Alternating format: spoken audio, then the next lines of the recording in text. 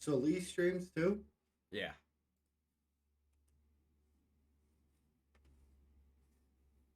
But I met him be on RuneScape before we both were streaming. Okay, I think it should be fixed.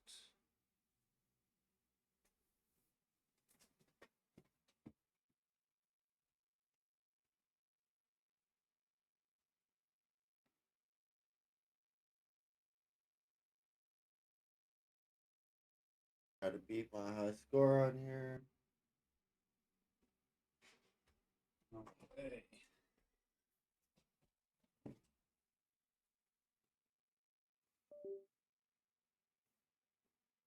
Let's see. Is it good? Yeah.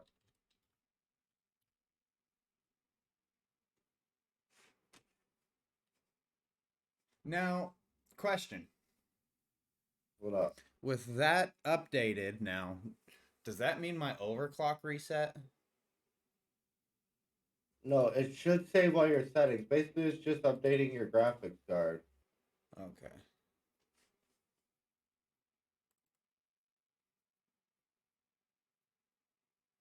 Ooh, I'm throwing so bad right now. Oh my god. You're what?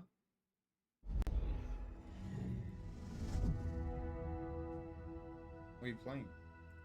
I'm doing my aiming. For this?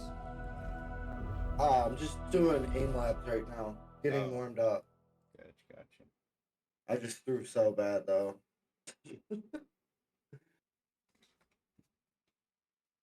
I accidentally switched the DPI in my mouth, so it was moving way too far. Hmm.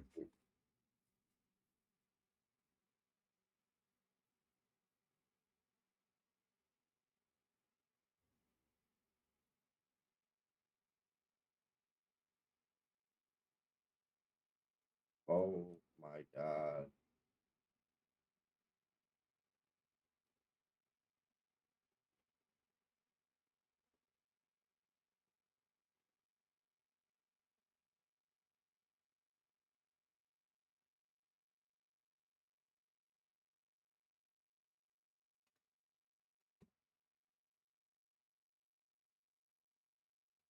The graphics card update reset like everything, so I had to reset the computer.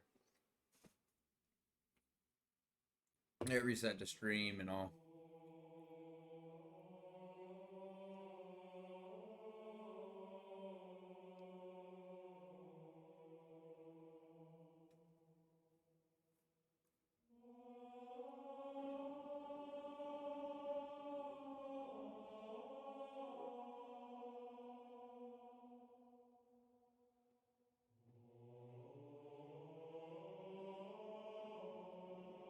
I think the last time I played Halo, I was probably fucking like 13 or something.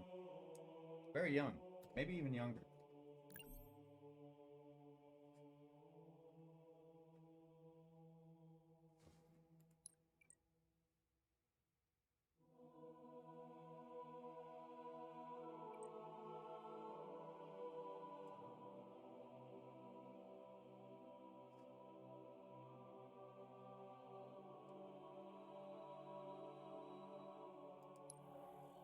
Close out that.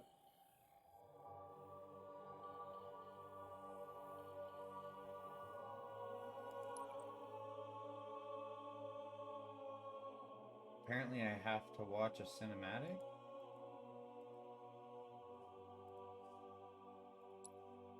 Maybe? No, I don't. Can I stop it? I don't want to watch that.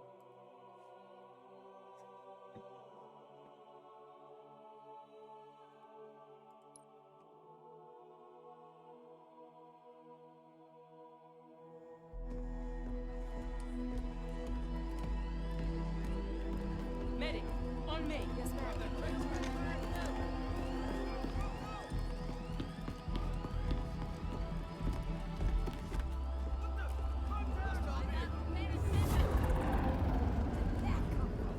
They aren't hostiles.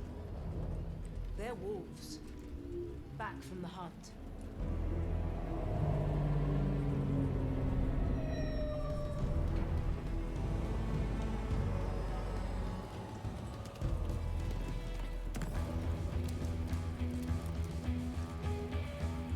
I guess I can watch it. This Neuralink is corrupted, ma'am. I'll have to pull the chip. No! Do that, he dies. And we lose everything he risked his life for.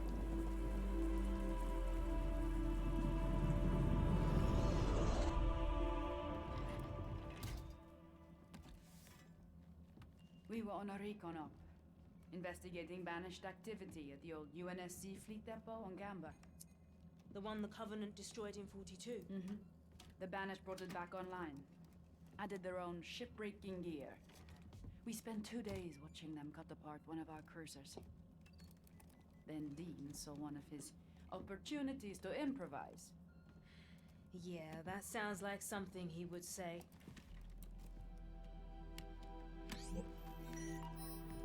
Got a good link. Okay, show me.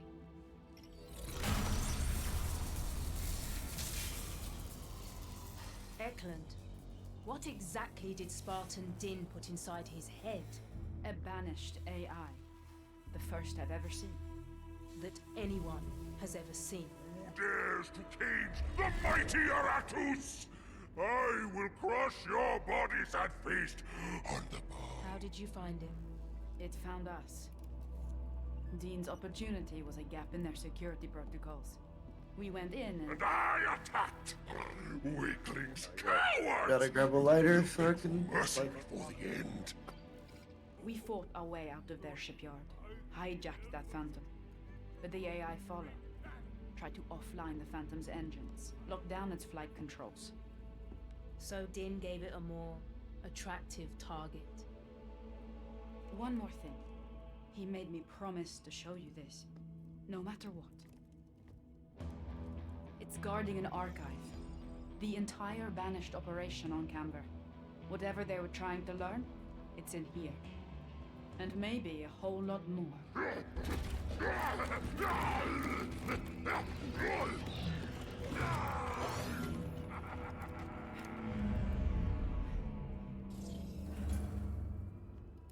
He's stable. Barely. We gotta get that thing out of him. I feel you, Lee. Wow. And then get it to tell us everything I'll it knows. take a poll off each for you. Right, I'm about to light up a blunt right now. Some Larky OG.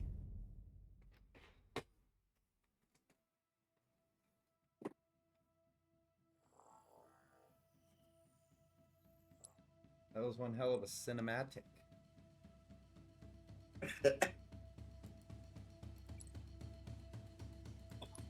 It like totally kicked me out of online though.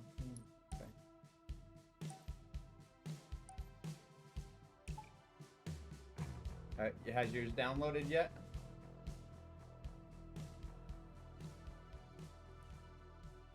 Yeah.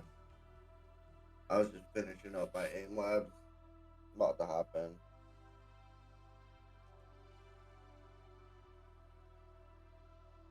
I started one just so I can see how controls work. If they work. You said they should. Bro, Lee, I'm in between both of those. I want to go to work and I don't. And I'm just like, fuck my life. Yeah, me too. I need to get a life. All I want to do is work, spend time with my kid. That's it. I'm like, I need to start streaming. Stop bullshit. You see, I want to work, but I can't work because of my car. Right. At least you can go to work if you really, really wanted to. King of the hill. Yeah. I mean, you probably couldn't because you got to go in at midnight, but you know. Okay, what the hell do we got? What is this? What do we do? Is it Battle Royale? Yes. It's Battle Royale. Are you serious? Halo came out with a Battle Royale? Oh, fuck yeah. And I think it was probably the best thing they ever did. Hold on, did you just have somebody from NRG on your fucking squad? Kiwi, on the other hand, My controller's not doing anything. These guys even hate me. Go back into settings. Hill ready. Enemy team took the hill. What do I do? Lost a teammate. Hey, Lee, no, I ain't even taking that personal, bro. I do need to stop slacking for real. Yo, what do I do? What do I do? It says it's on. But it ain't doing nothing.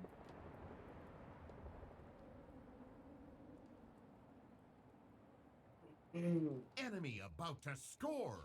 Bro, what the hell is going on? What the fuck? I can't Enemy play team like score. this. Hill incoming. There you go. Oh, you're on keyboard mouse right now? Behind you? Down there. I don't know how to switch. We've lost a teammate. It says it has it, but Enemy team took the hill. What the fuck? do I have to go grab an Xbox controller? I've got a different kind of. That'd be the funniest shit if it wasn't, Lee. I'd fucking die. With this Xbox controller, if that's what it wants, it's no issue for me. This is a little bit better. Are you using a Bluetooth? Yeah, but it's not. Enemy I about to lost my score. Bluetooth Oh. case. Oh, see, I don't use Bluetooth. I got a wire. I got a Elite to play if I use controller. camo inbound. Bro, these dudes are gonna report me. Hill control. Type in chat like, "Hey, sorry, issues." Enemy team took the hill. Enemy team scored. Hill So incoming. do I start stream or do I not? Hill That's ready. the question right now. Well, because it's my first ever fucking.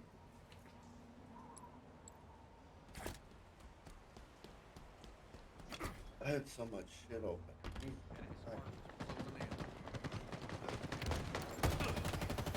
Hill control. Shields down.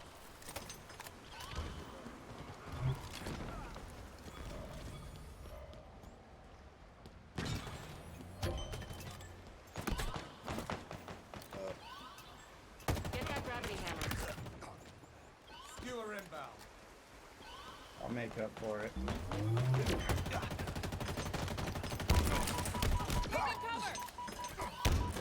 Good Skewer tracking. available.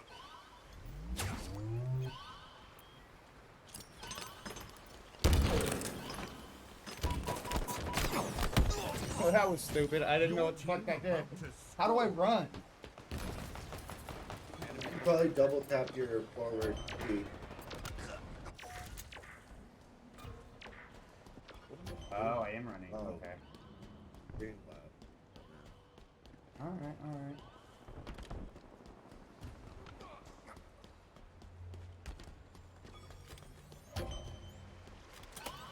Repulsor acquired.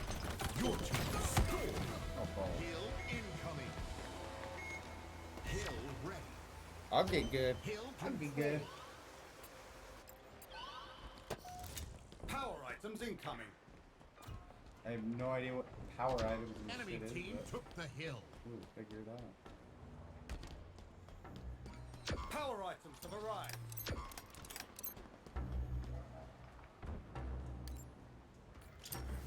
Oh, This one, oh, Expertly thrown, Spartan.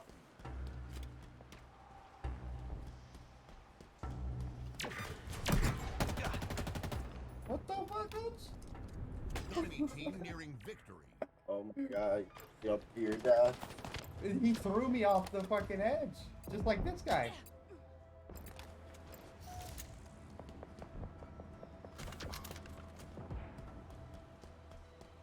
Oh yeah, I didn't even think about that. It has to be compatible with Steam. Defeat. Alright.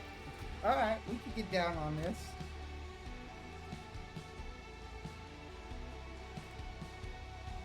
They're gonna blame me for that, but that's okay.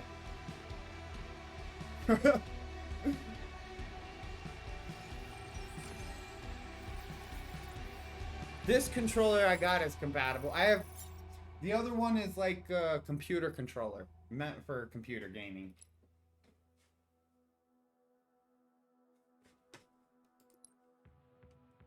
NRG or an NGP, is that the one you saw? Yeah. Huh? Evo? I need to turn Yeah, you, that's what I seen. I need to turn you up or something. I can barely hear you. What'd you say?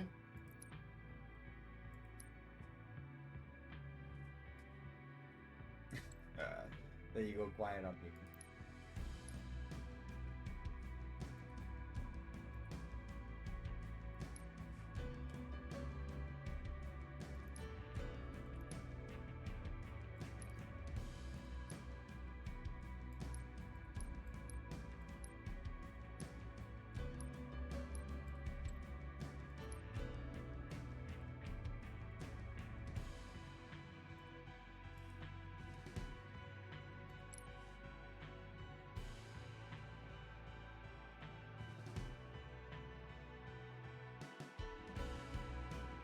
Got you. I like this controller better anyway. How do I add people?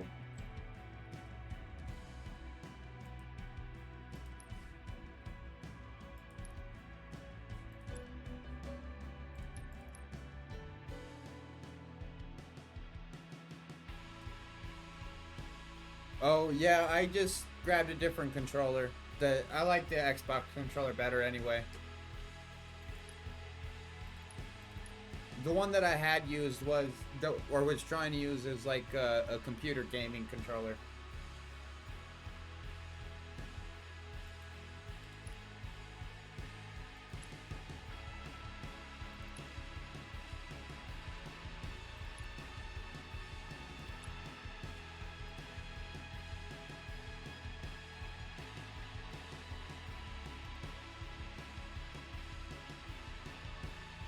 Oh wow.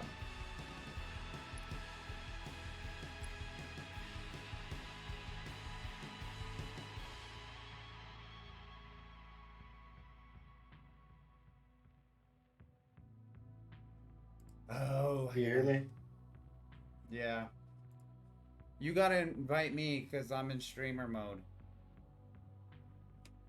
Or I guess I could disable streamer mode. Let me see if I can get this going. Nope, I still can't.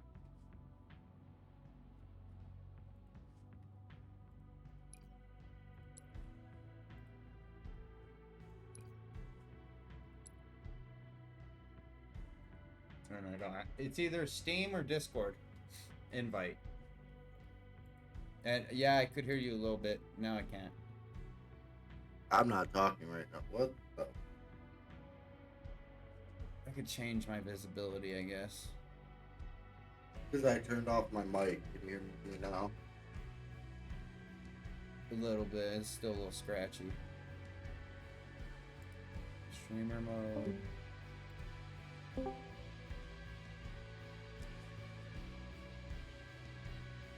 Alright, can you hear me? Yeah.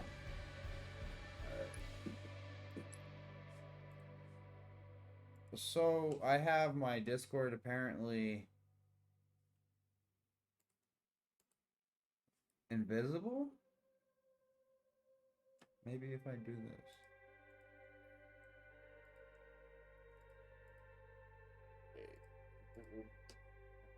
Now can I invite you? I don't understand. There should be a friends icon if remembering correctly.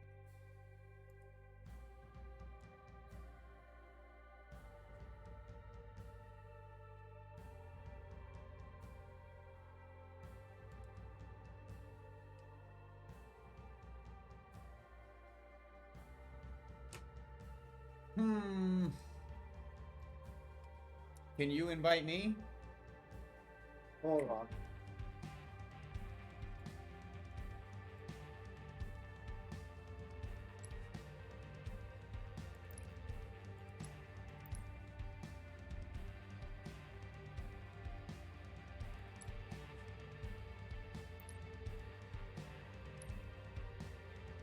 I gotta sign in and everything.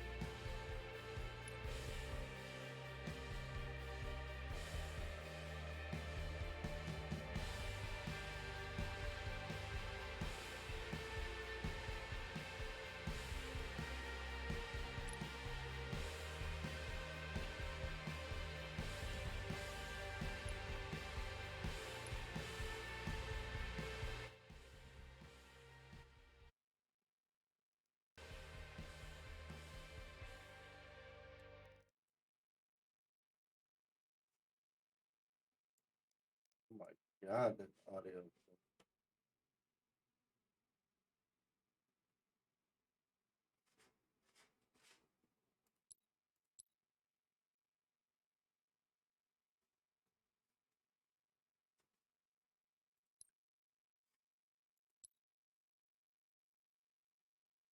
Hey, why is it?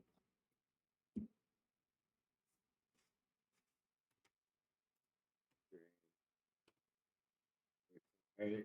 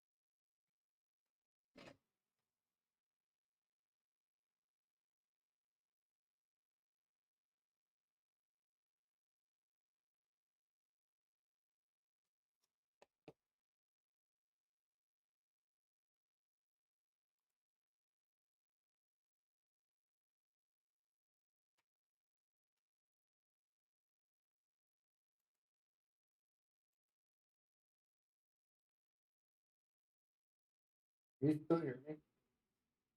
What? I was just making sure you can still hear me. Trying to find out why my live scene is not working. The what?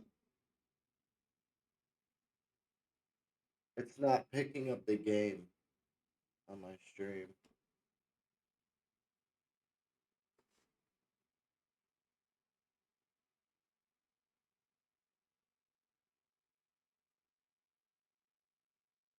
Just display capture it.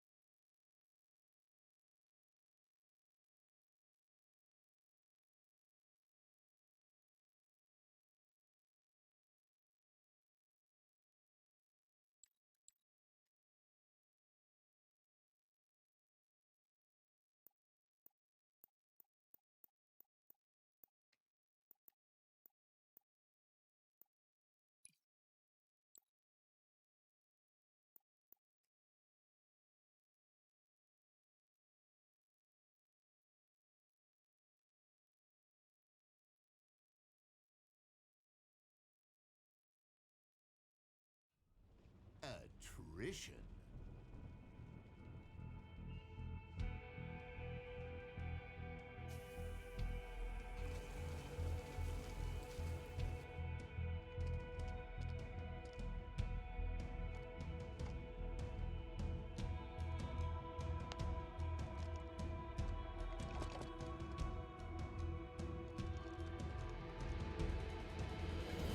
Round one. Whittle down their lives until they are utterly spent.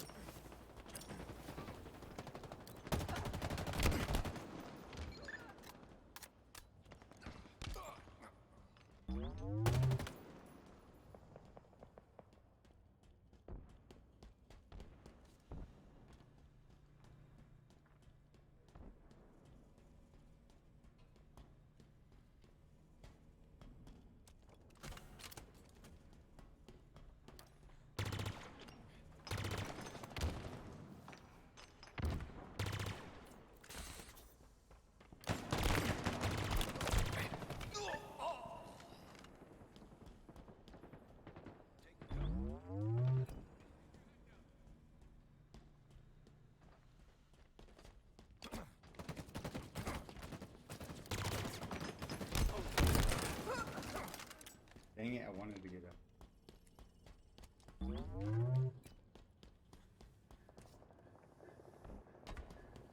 The enemy is nearly out of lives.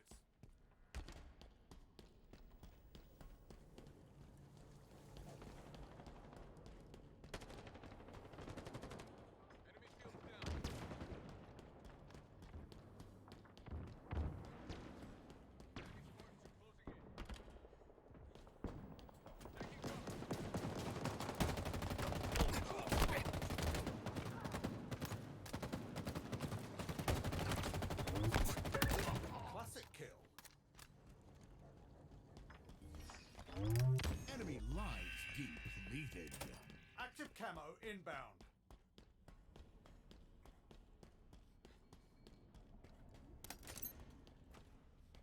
Active camo available.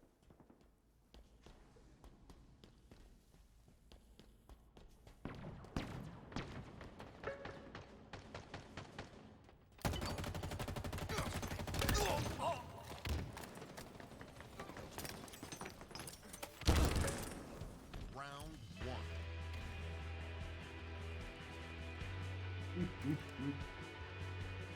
Enemy team facing elimination. Round two. A win is in reach, Spartan.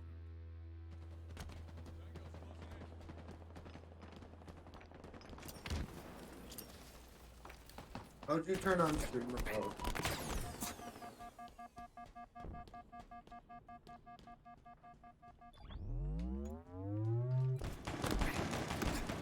Damn it.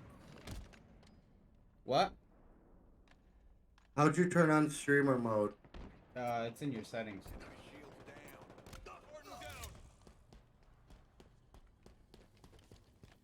Under what? Gameplay?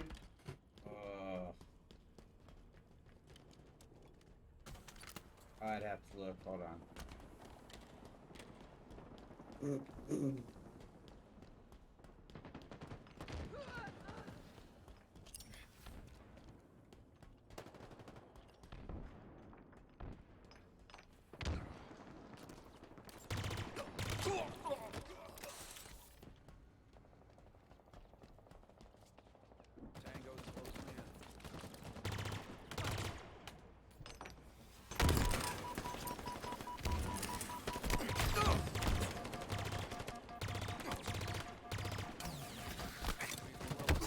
Damn it.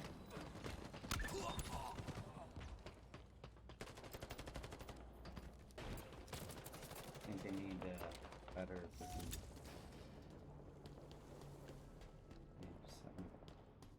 Sensitivity. Lives nearly depleted.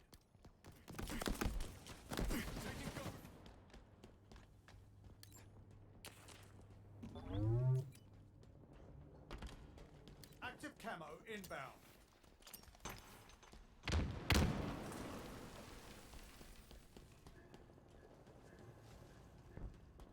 Active camo available.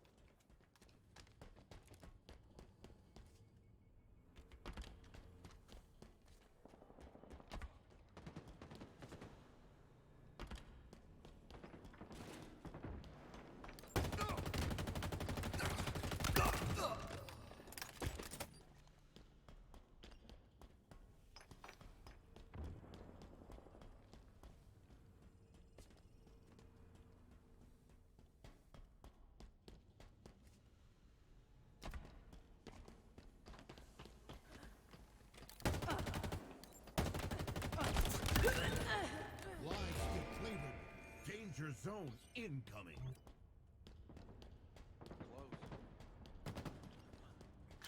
Enemy lines depleted.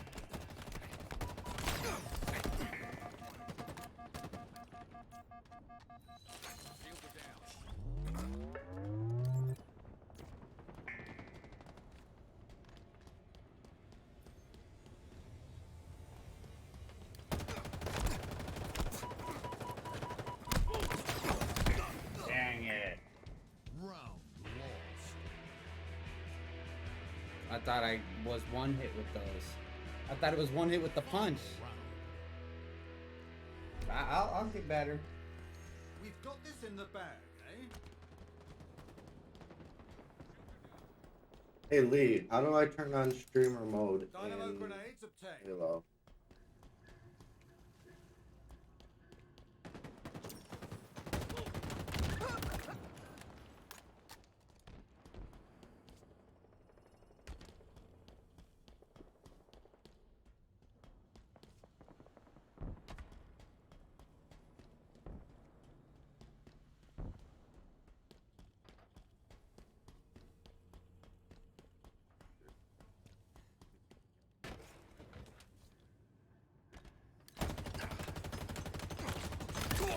What a reliable weapon.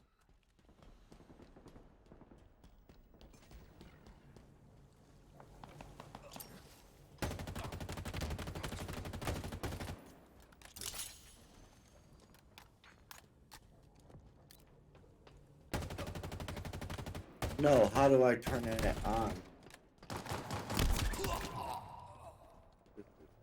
We're wearing them down. Press on.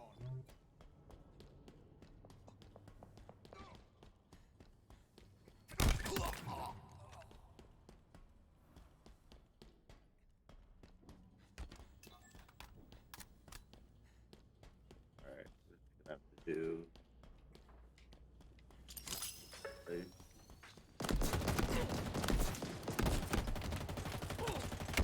Dang.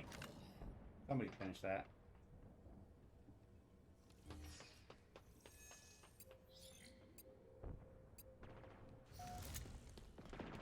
Active camo inbound. Enemy lives depleted.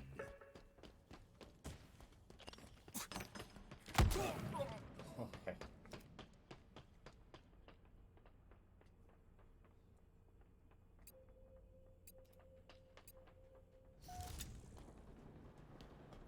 Lives depleted.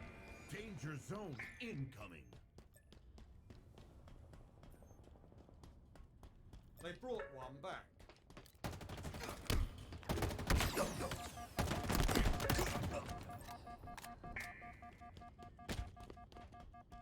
They brought one back.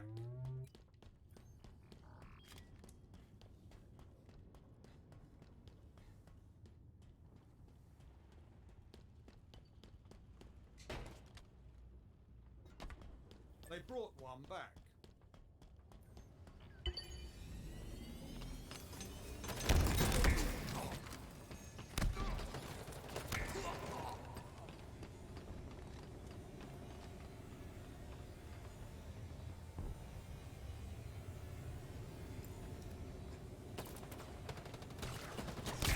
Defeat. Damn good.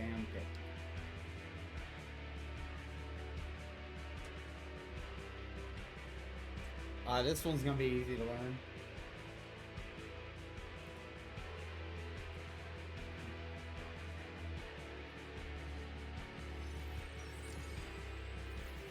Gotcha.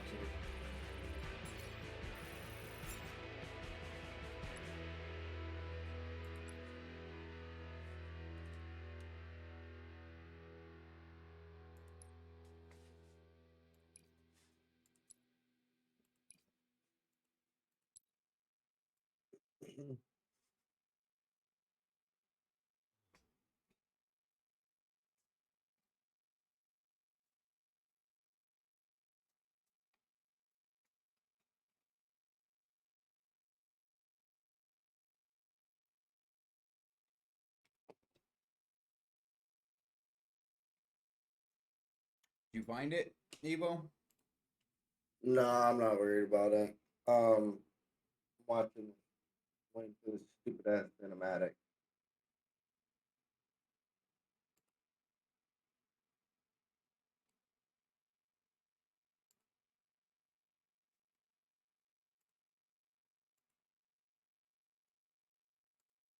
Oh, it's in settings. There's an actual thing that says streamer mode on the side. That's one of the Yeah, it don't show me that. It shows. God under damn it. under app settings in Discord. Oh, you're in streamer mode on Discord. Yeah. I thought you were in streamer mode in the game. No, Never no, no. mind. No, but I can't invite you. You got to invite me because I don't I show will. I don't show Discord what game I'm playing.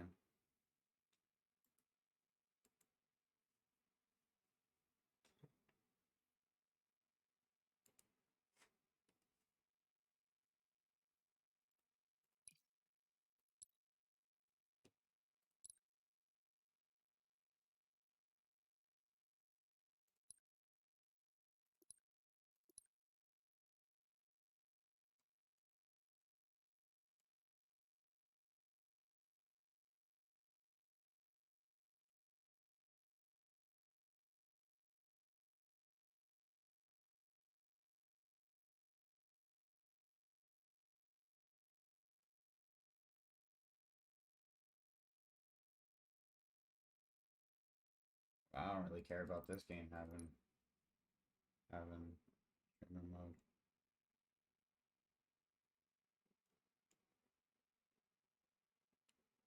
I'm sure it's somewhere in these thousands of options they got.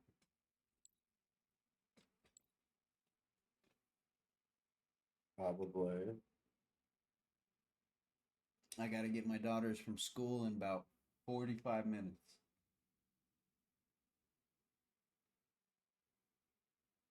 For sure. I mean, worst case, we'll just fucking play it up after you get back.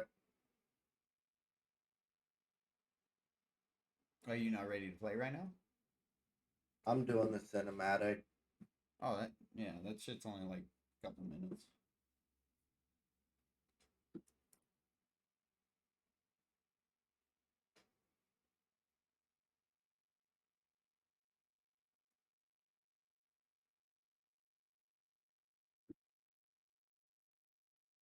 Set check.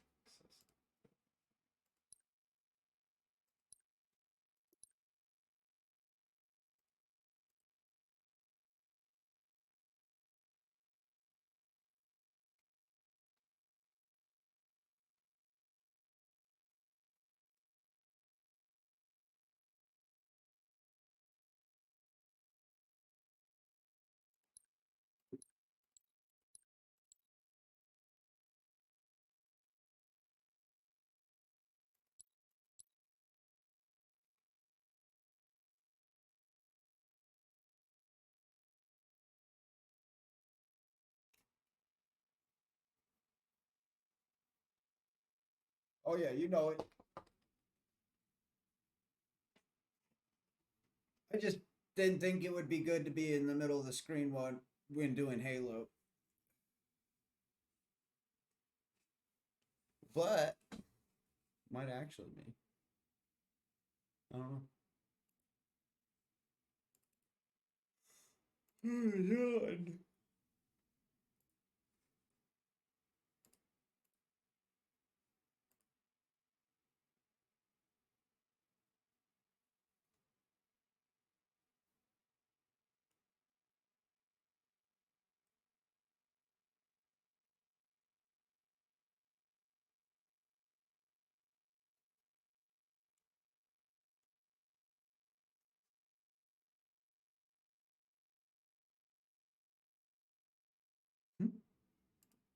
Why did you choose Jamie, your friend? He was the easiest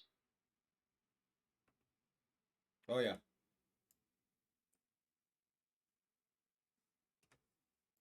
out of anybody because he would have followed me because we're such good friends. Why did you make the suggestion to Jamie to go inside the school today? I Oh was planning shit. to murder. We're not even friends on Xbox. No, you got to do it through Discord. Yeah. Go to the not setting, the tab, and then G. And it's got Steam or Discord.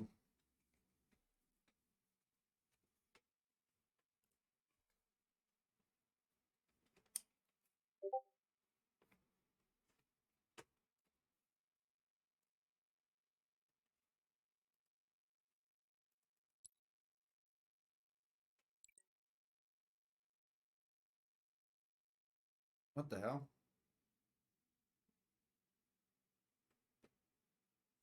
Are we in a party? It just made me join their Discord group. What the fuck?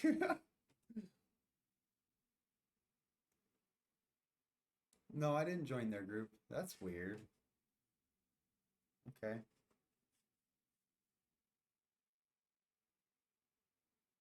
No, yeah, I think we're in a party. Yeah, we are. Doesn't show you. Push tab and you'll see me. Oh, okay.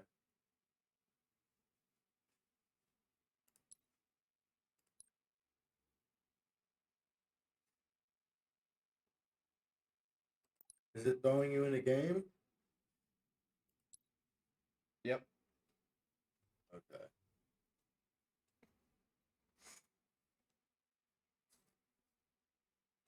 The guy next. Yeah, hit right. Okay, got you.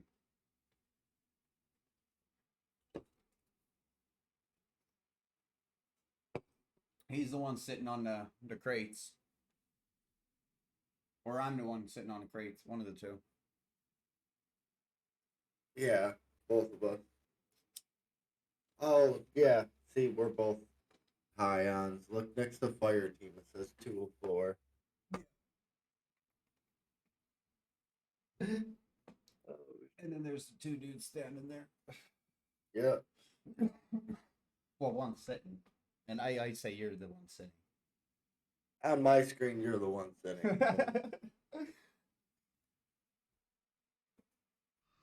Capture the flag. Here we go with this shit.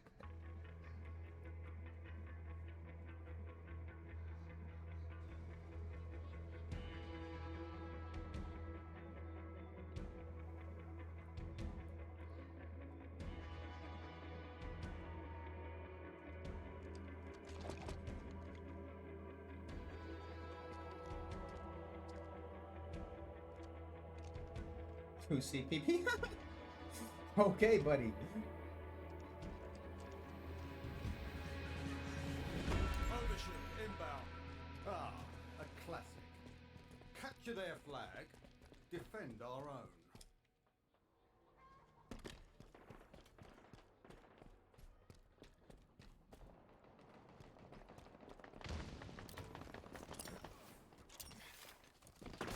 They've taken our flag.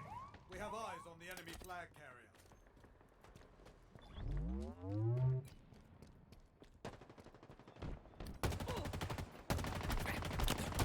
What the hell was that?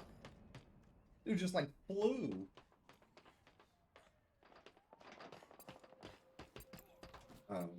Okay. Enemy captured your flag.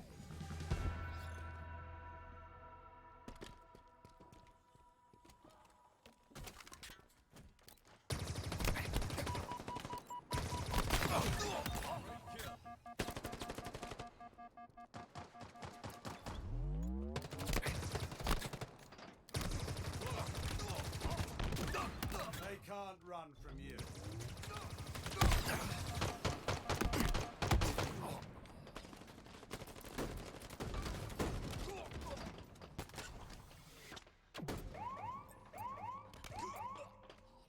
What?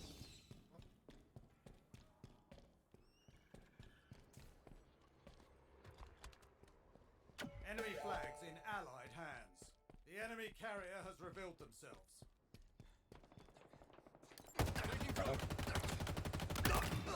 Keep it up.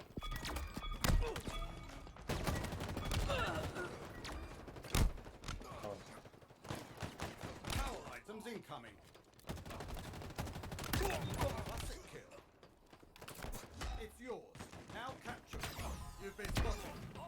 Damn it.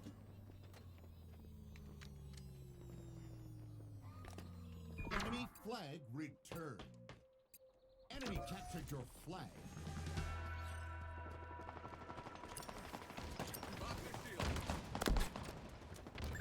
That was a good kill. Dynamo grenades acquired.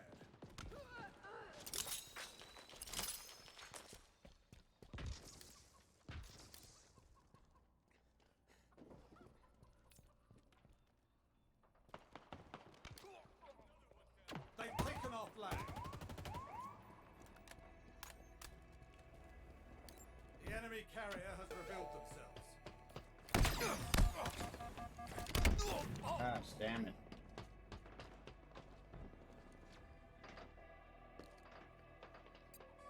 I think I need to put my sensitivity up. Enemy flag returned.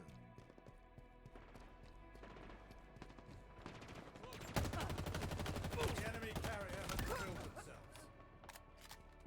Enemy captured your flag. Defeat.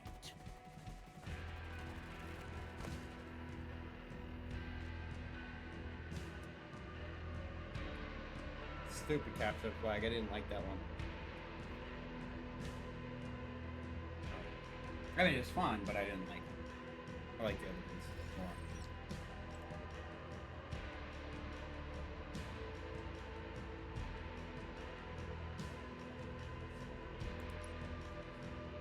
Yeah, it's definitely easy to lose that game mode. Still trying to learn how to control.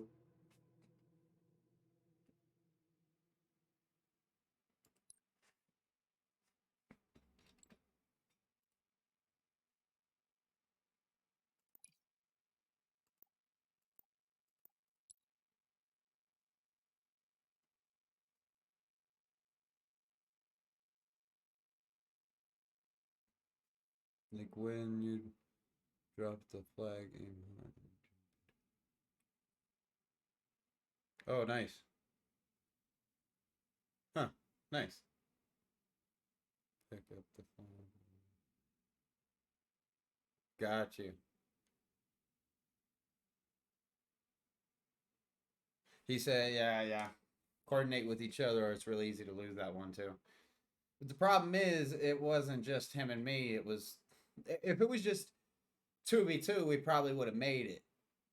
But we had two other people that didn't give a shit about the flag on the team. Once we get all of us in here, shoot, we'll be killing it.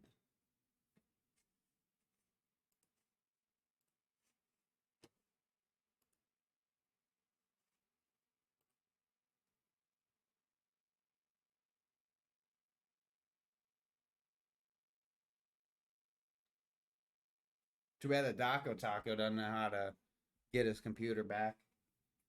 He just gives it to people.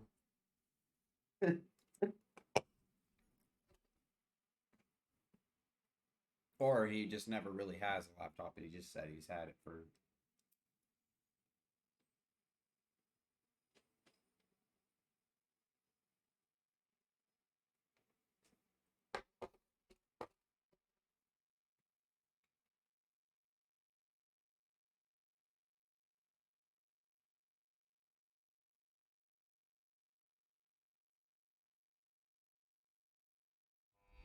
What do you question, Marky?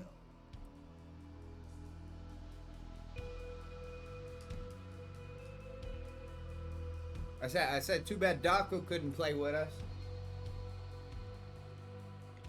Yeah, uh-huh. I said, the first thing you probably missed was, I said, too bad Doc can't play with us. I said, if all four of us was here, we'd be killing it. If we had a whole 14. Hill incoming. There's a hill that needs conquering, Spartan.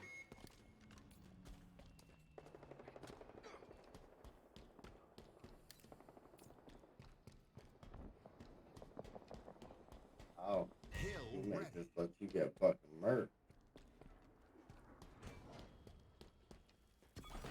Okay, it's not. Hill controlled.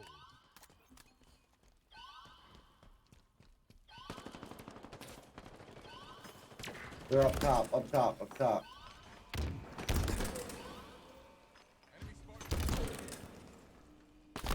He's chucking a bunch of grenades.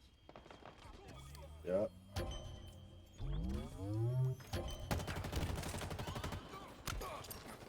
Behind us. Both sides. Enemy team took the hill.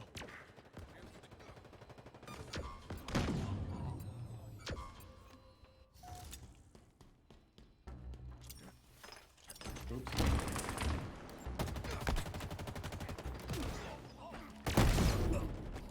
What the fuck is that guy doing? Yeah, I know. Bro! Hill control. He just slammed the ground and I'm dead.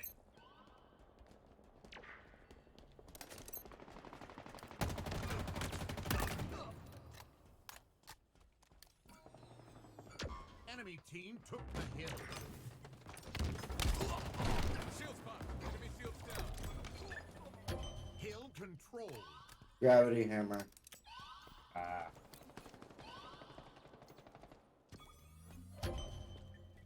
Your team about to score. Active camo inbound. Freezing? Come on, bad timing. Shields are enemy team took the hill. They're under us. Enemy Spartans are closing in. Enemy about to score. Oh, dude.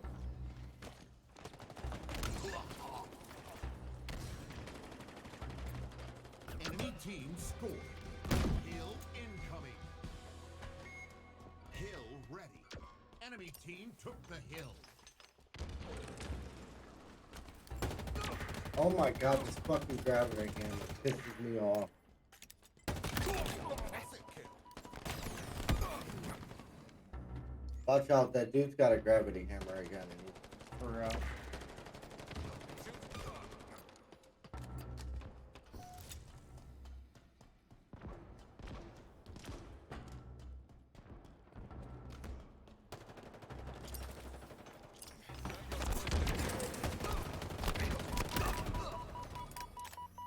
Hill control.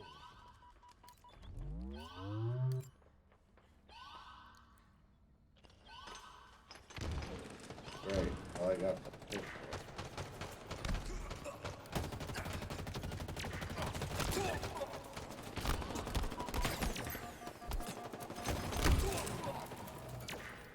Fucking grenade. Yeah, man, grenades are a huge thing in this game. I Enemy about to keep fucking score. pressing the wrong button for him. Ouch.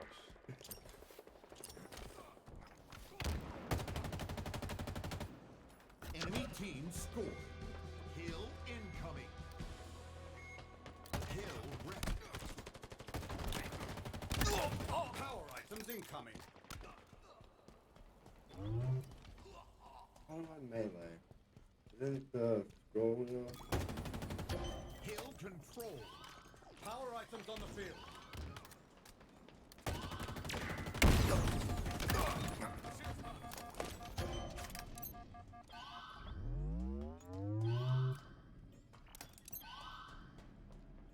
Coming in the back. Coming in the back.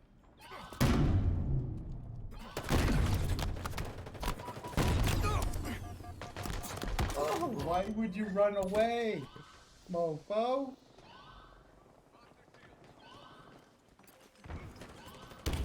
Your team about to score.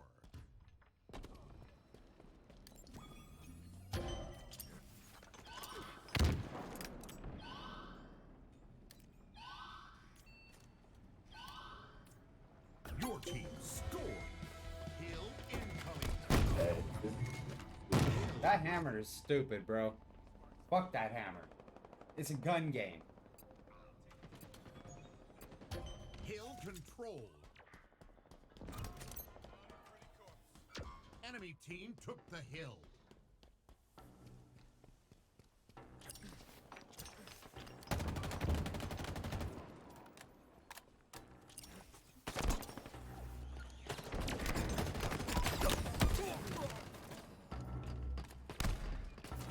yup, dude's got the hammer. He's still putting over my body. That At least the sword, little sword they had back in the day, that had skill. This is just slamming on the ground.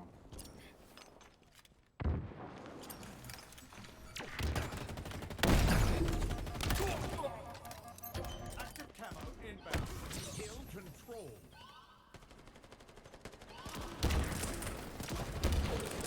They're coming from the better side. Yup. And our fucking teammate is just not doing shit.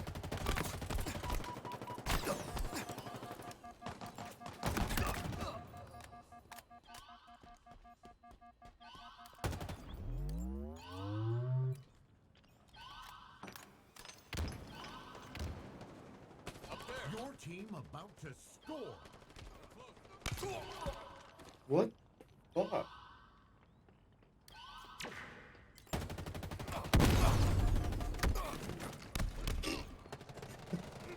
That fucking hammer, bro. I It is, know, dude. I The just, hill.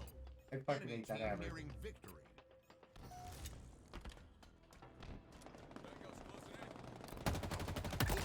What a reliable weapon.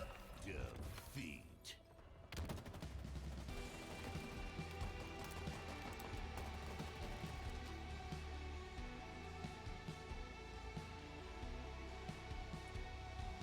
They still have the sword. It can be. Bro, fuck. That hammer shouldn't be here. Fuck that hammer. Hell no. That hammer was bullshit.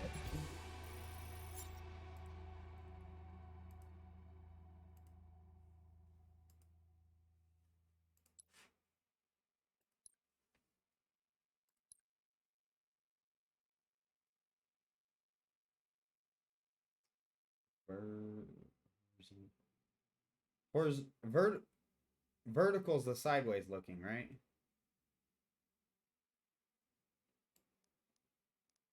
Yeah, I think so.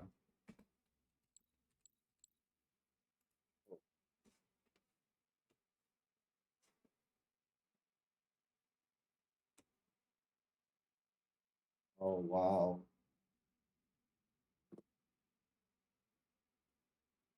I guess I should be looking on the sides of the walls more for those weapons.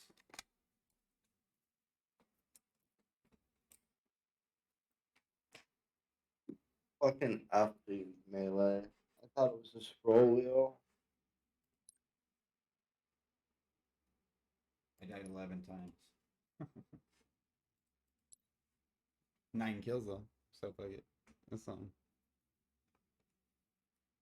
Yeah, I did dog shit.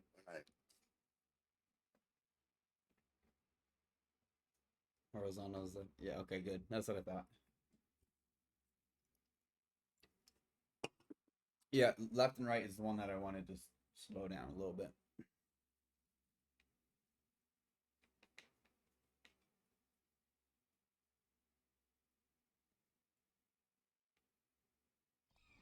Capture the flag. Oh, Oh man. Fucking captured. fucking hate this already.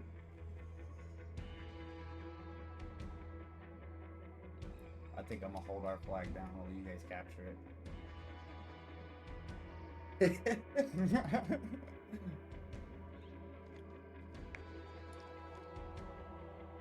Look, he's got some uniform on. You and me the only basic bitches. I know, right?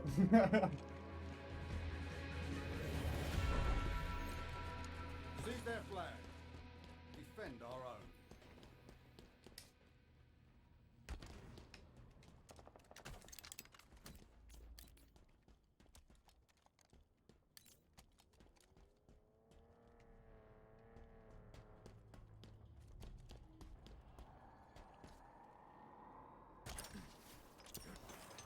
Our forces have seized the enemy flag. Oh, they're in fucking.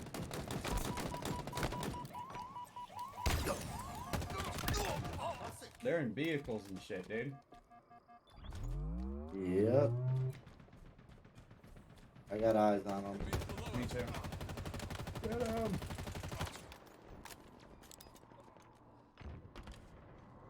The enemy carrier has revealed themselves.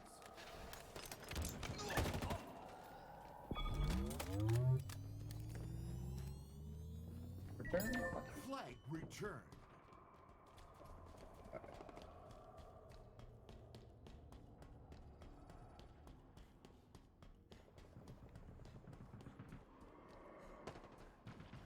Tango's closing in.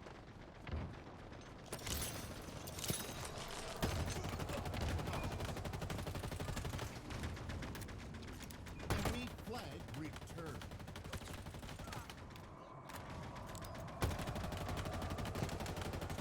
Oh.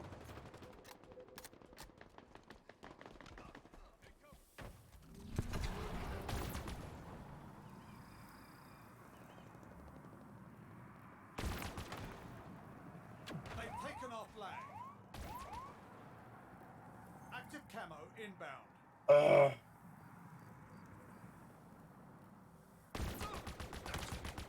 Enemy flag carrier spotted. Shit, that's a good way to defend that motherfucker. Bob, Killing. I said, yeah, that's a good way to defend. I took over this fucking machine, bro. You know, I know how to use it. They apparently didn't. This thing's stupid. Flag returned. They're not gonna be happy, I'll tell you that. You're on a roll, Spartan.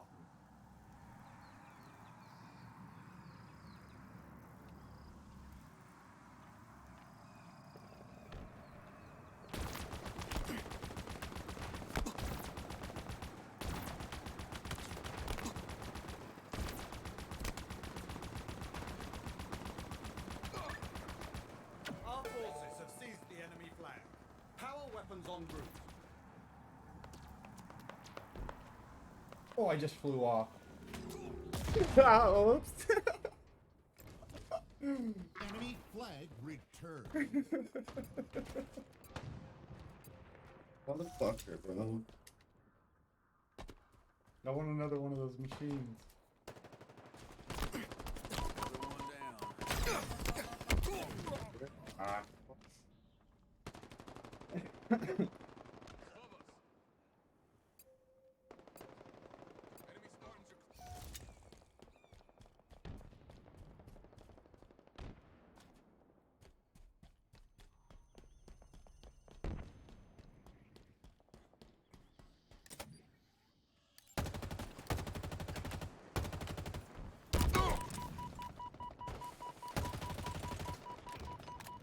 Active camo inbound. Spartan down. They've taken our flag. Hurry the flag back to base. The enemy carrier has revealed themselves. You're exposed. Watch out, there's one behind you. Camo available. Look there. He's like Enemy one shot, flag though. carrier.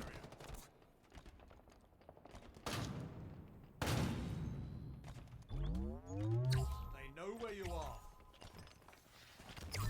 Flag returned. Oh, no. I was so close to making it. Enemy Spartans closing in. Shields are down. There he goes. Return it. Flag captured. There you go. Enemy flags in Allied hands. Really? Nobody got cover? Is that you behind me? There's two of them here. Returned. It's yours. Good Now capture it. shit. You're exposed, Spartan.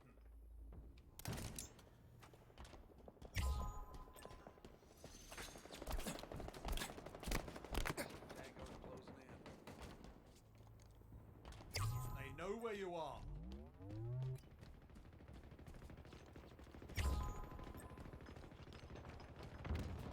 Another one down. Dang it. It's right there. Somebody's got to just put it on. Dude, that, yup. Good Enemy shit. flag Whoever got him. returned. They returned it.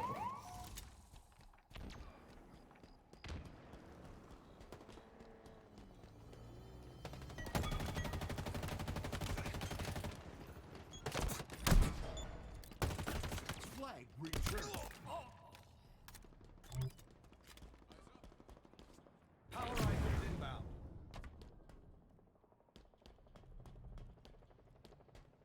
Spartan down. fucking Power motherfucker. items on the field. That.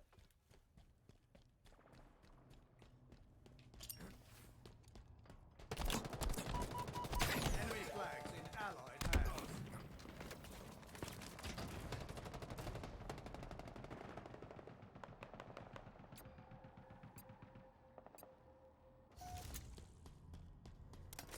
Enemy flag returned. You're right, you're right.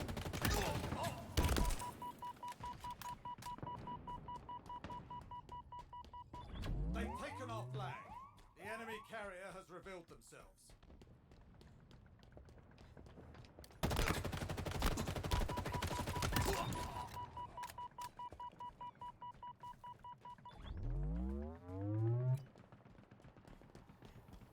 The enemy carrier has revealed themselves.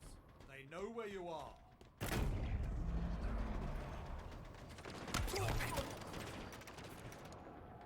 That fucking Banshee. Or what are those called? There are eyes on you, Spartan. Come on. Look there, an enemy flag carrier.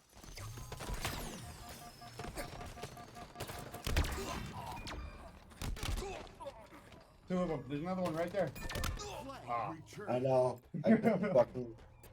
Enemy flag returned.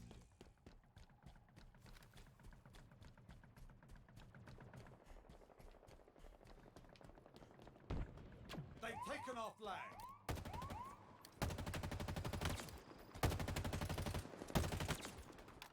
Active camo inbound.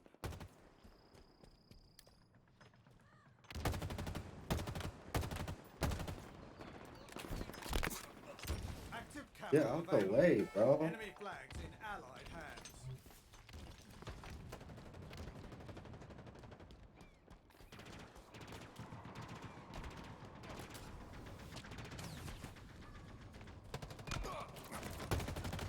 The enemy carrier has revealed themselves.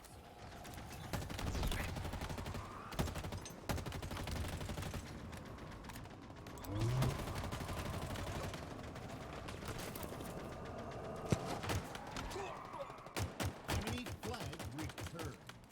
We have eyes on the enemy flag carrier. Enemy captured your flag. They've taken our flag. We have eyes on the enemy flag carrier. Power weapons incoming.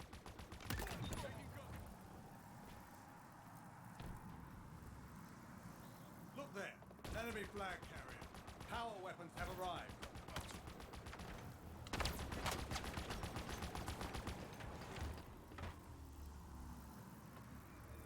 Flag returned. They've taken our flag. We have eyes on the enemy flag carrier.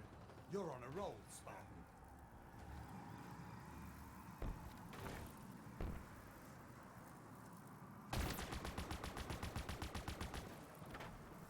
Enemy flags in Allied hands.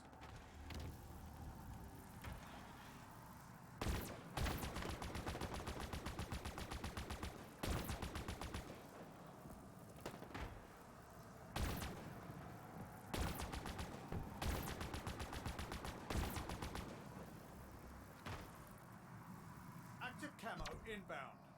Flag returned.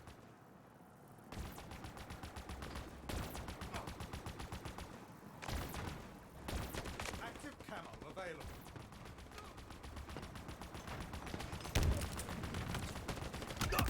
Oh. I do hope we're insured. They have our flag. Take it back.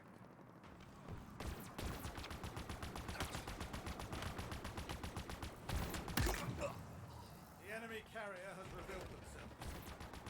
He's on the left side.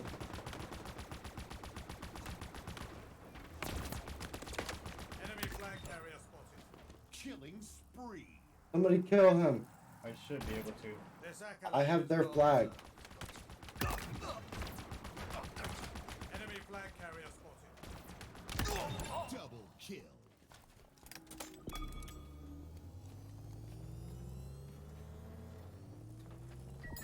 Flag returned. Coming at me. Flag captured. Fuck off, you bitch.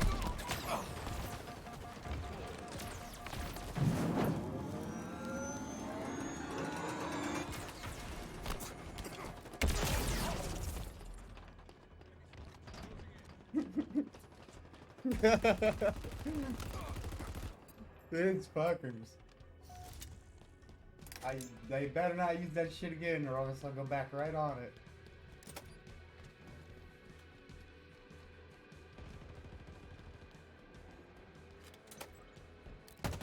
Oh, they got motherfucker, bro. You magnificent warrior. They know where you are.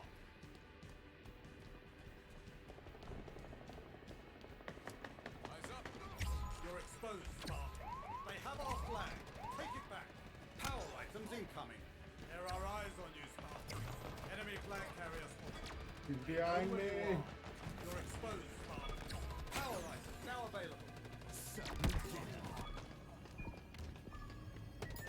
Flag return. Victory. Woo! Yeah. Okay, I gotta go get my daughter real quick. Yep. Yeah, he hijacked me and I hijacked him instantly right back. I should have clipped it.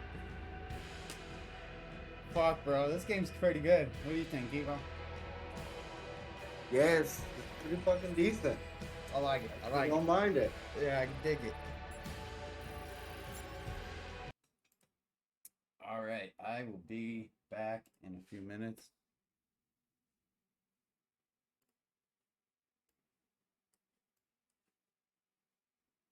Two return capture. 11-7, not bad for this match. I didn't even see my score. I should Came have out about looked. even.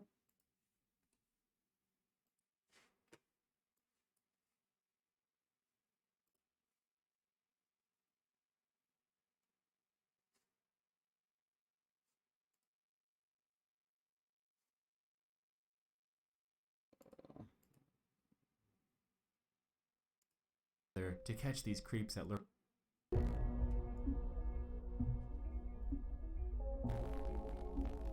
Well, what about that flag?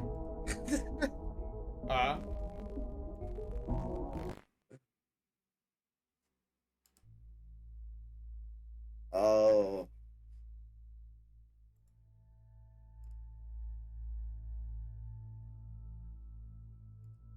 Across the internet, strange and obscure content's out there that just might send a chill down I your don't know why spine, it does this. or at the very least, leave you feeling at least slightly unnerved. Hold on, With that being said, I'd like to welcome you all back to Disturbing Things from Around the Internet. This is my series where I consolidate bite-sized creepy discoveries that I've recently stumbled upon online. Reminder that this is part 4, so if you're new to the series, be sure to go check out volumes 1 through 3 on my channel. It's time, once more, to dive into 5 more hand-picked and disturbing things from the internet.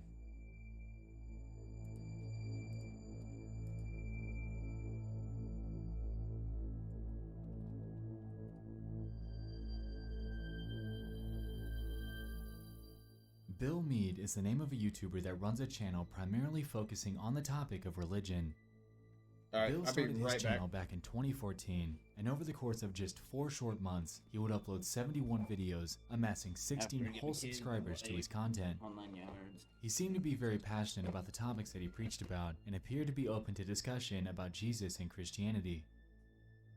Over the course of the channel's existence, Bill would make it evident that he was dealing with other What the complications. fuck are you putting on? What? It appeared that he contracted a severe form of mouth cancer, you say? and over the course of the 4 short months that he was on YouTube, were able to see the progression of his condition as it became worse What do you say, and Evo? worse I said, what and the hell? worse. Oh, it's His very last video was uploaded on October 21st, crazy shit on the 2014, internet and it was ARGs. titled, in I'll all mute the caps, Discord so 10 you hour don't surgery hear tomorrow. through that. Strangely, in You're this good. and the upload with the I have your duplicate stream title, I was muted, unable so- to extract any type of audio, Oh, okay. almost Right, as if it was Lee? completely muted by accident. In the description, I'll be Bill back. asks I'll be us, back. I'll be back. in jumbled text, to pray for him and the doctors as he undergoes this operation.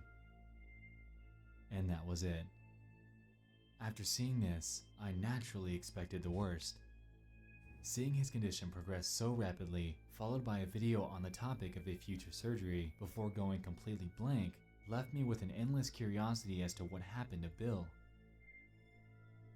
I went back to his YouTube channel and tracked down his Google Plus page. With that, I was able to discover that he lived in California and had a wife named Doris.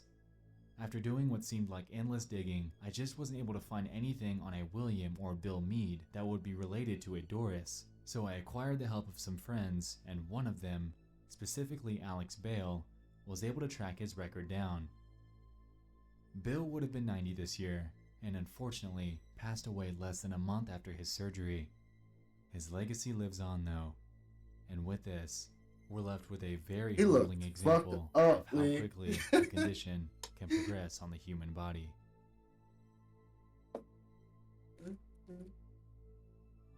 I mean, look at his jaw though, bro. Oh, these big ass bullets. This entry comes from a user on Facebook by the name of Rico Malik. In his post, he claims that he doesn't normally post on Facebook, but this is a true action and awareness post. In his words, "This is very hard to watch. It hit very close to home as I've been in this situation before. This was my 19-year-old niece coming home late last night in Converse, Texas, to some home invaders in her bushes. Now just pay attention to the recklessness our society has come to. Get this to the media. These guys were out to murder anything moving last night, and they have to be dealt with. This is to be treated as if they murdered everyone in that car." With this, he's linked a video. In it, we're able to see a man as he's obviously hiding outside of a house, behind a tree. Apparently, the people in the car pulled up to their mom's house, who was asleep inside. After calling the cops from within the car, things begin to take a very dark turn.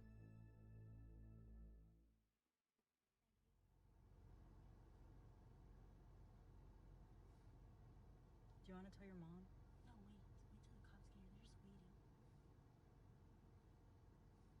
I locked the door, so I was like, yeah. Because if they, that doesn't mean they're alone. Curtis, no. No, Curtis, there's another one. Lock the door. Hi, I'm in Converse at 8. There's somebody standing at the side of my house. Looks like they're trying to get in. They're trying to run. I'm reversing. Oh, they have a gun. 8310 J. I gotta get out of here.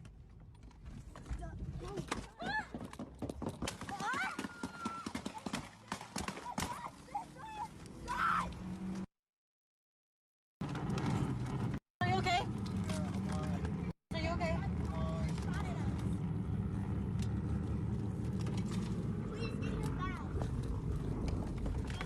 They shot on my tires. They shot on my tires. They shot on my tires. I can't. Get down, get down, get down.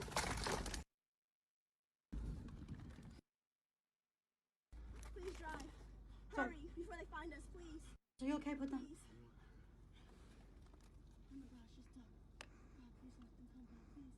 God, please, God, please, God, please. God, please. God, please don't let them come. God, please. God, please. Do you see anyone? Can you see? No. Can you see? Don't look. She's stuck.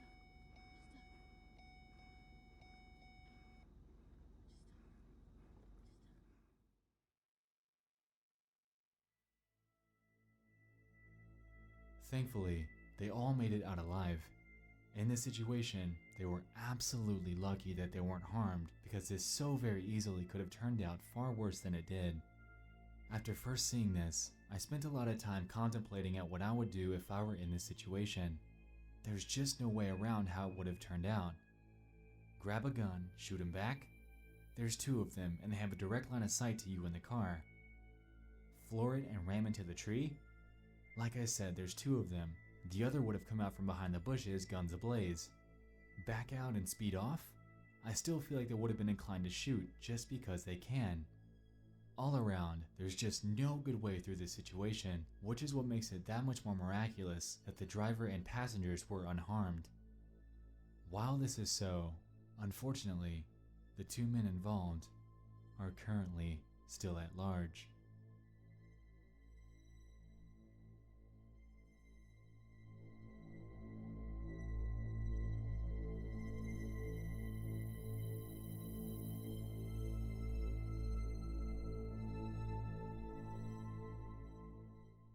This entry comes from a user on Reddit by the name of Gloves Are Effed. The post is titled, Warning Men of Halifax, the Glove Man. He opens his post by claiming that he's seen threads in other subreddits about this guy and that he finally had an accidental encounter with him. He claims, quote, "Last weekend I was on my way back from downtown, walking alone on Spring Garden Road and scouting for a cab when a well-dressed guy in a black SUV pulls up beside me to ask if I'm looking for a cab. I said yes, he asked where I was going, and I told him.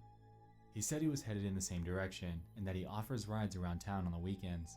Thinking this was some friendly guy running his own Uber service, I got in hoping for a cheap ride and handed him a $10 bill out of my pocket. Side note, I'm 6'3" and 200 pounds, so I didn't feel threatened. Stupid of me." He then goes on to explain that the guy was wearing a leather jacket and gloves, and as soon as they start driving, he talks about this glove business that he's running before handing him a business card. When they finally approach his street, the guy eagerly says that he wants the OP to try on some gloves. Despite it being weird, the OP submits to humor him and ends up trying them on. After doing so, things begin to become strange when he realizes that they fit really tight and that the guy began breathing somewhat forcefully. After putting two and two together in his head, he tried to drum up the most non-confrontational way out of the situation. However, the man kept insisting that he stay and try on more of his sets, all while breathing in a very unnatural manner. After an antagonizing few minutes with him, he ends up quickly thanking the man for his time, jumps out of the car, and books it towards a nearby house's yard in hopes of preventing the revelation of his own address to the man. He claims that the guy idled outside for a solid 5 minutes before driving off, and closes his post by warning men of Halifax about this guy, supposedly nicknamed MJ, that offers to pick up young men, forcing them into trying on his gloves in order for him to become aroused. The post was then verified by the moderators, and other users had jumped in, claiming that they had heard or had encountered the man themselves. One of the other posts that the OP references even has the glove man's business card in order of proof. The entire situation is chilling and hopefully makes you think before you jump straight into a car with a random stranger that might have intentions that don't exactly align with your own.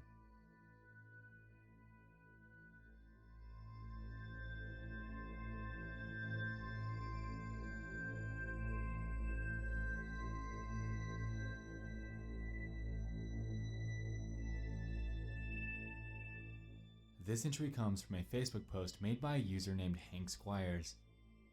Back in June of last year, he made a post showcasing a strange phenomenon that he had captured on his baby monitor. His post reads this: "I'm very much a skeptic, and I'm going to try to explain this one. Last night, Cora woke up and started playing with the stuffed animal. Hannah thought it was cute, but she recorded it from the baby monitor. When she showed it to me, I told her that it was way too cold in her room, 66 degrees when we keep the house at 70. Then, the freaking teddy bear behind her moved. Watch the video."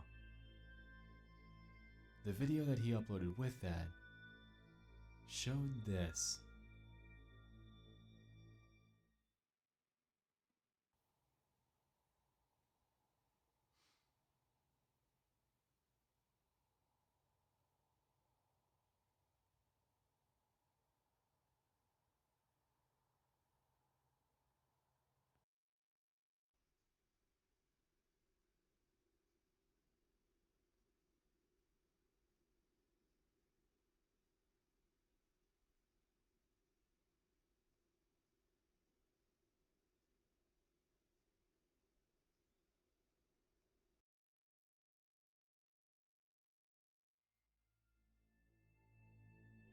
The video garnered tons of Facebook attention, and people threw in theories that the entire thing could be faked for attention, with many reasons given.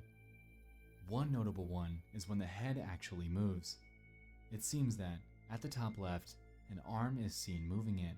However, I'd personally like to counter this by saying that there simply would be no room for anyone or anything to squeeze their arm into that tight space. Unless there was some sort of modification done to it, nobody would have been able to fit back there. Another theory people have thrown up is that it's a battery-operated bear.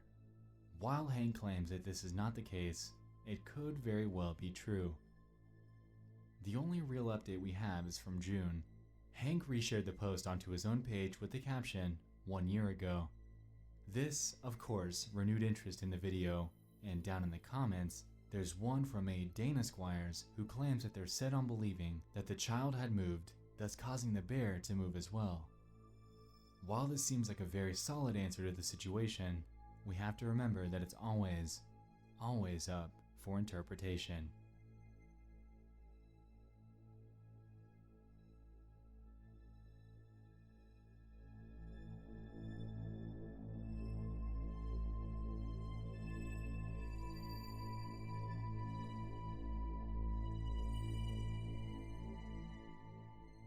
Last year, a post was made on the X-board of 4chan claiming that there was a user on Facebook that discovered a strange profile by the name of Ori Chef. Apparently, Ori had commented on a news article clamoring on about nonsense. After they attempted to translate it, things got strange. The 4chan user went forth to say this. So I was just on Facebook like a normie that I am, and I came across a comment in a post that's a bit unnerving. It's from a posted article from a page that has a few comments, so I saw it. The comment was obviously not entirely in English, but she explains how she wants to be cremated before her husband, or some type of thing, and she kept talking about her friend Susie or something. So I got weirded out by this and tried to click on the Facebook account to know what the fuck is up with this lady. This is where it gets weirder. This was her profile. I immediately saw that she had no posts or even uploads of pictures, so I assumed that she was a dummy account by some dude who's doing God knows what. Then I saw her friends list.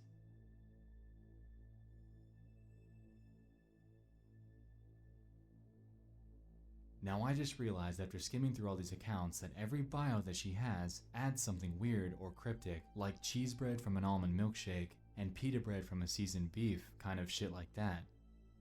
It seems to be so many that I can't imagine the reason why some person would do some kind of shit like this and what purpose.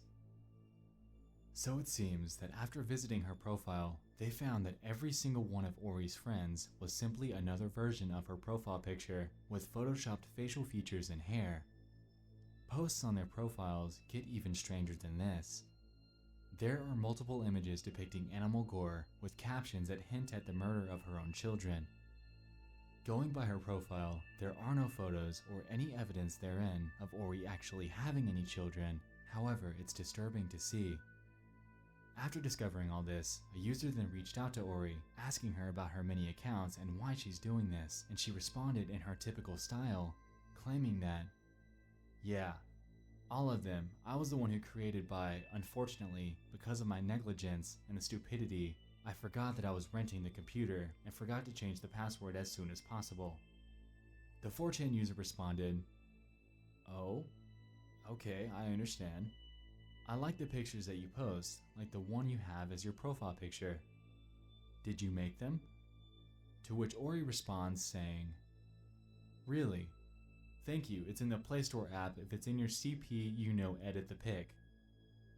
He then asks her how many accounts she uses, to which she responds, saying upwards of 15 to 24. When asked why, she made the excuse that she uses them for requests in Facebook games.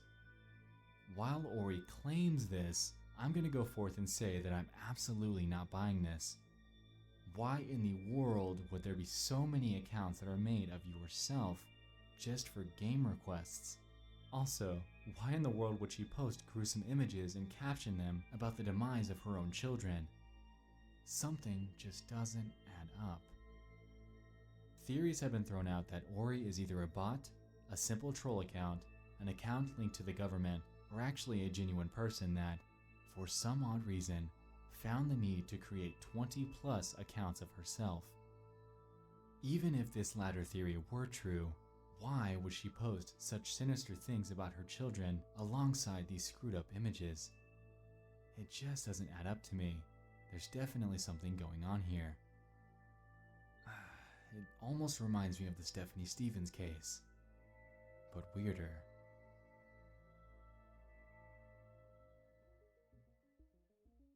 As we said before, disturbing and obscure content can exist all over the internet, and like we just witnessed, this definitely holds true. I hope you all enjoyed this entry into the series. I'd love to hear your thoughts. which one freaked you out the most. Lastly, thanks so much for watching. I'll see you in the next one. I love you all, and good night.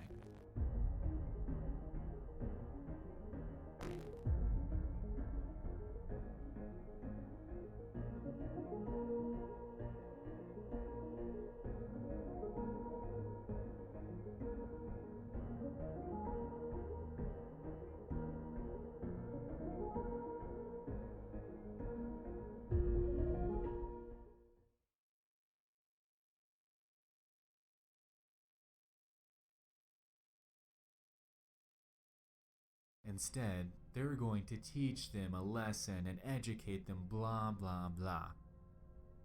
Creep catchers and Anxiety War were on the right track, doing the work that the police wouldn't.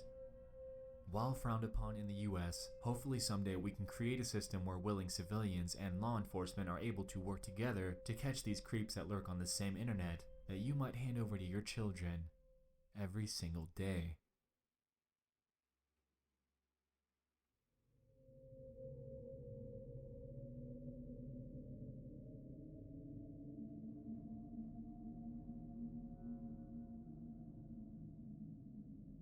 Last week, police were called to the residence of a man living in Phoenix, Arizona to arrest a woman named Jacqueline Claire Aids.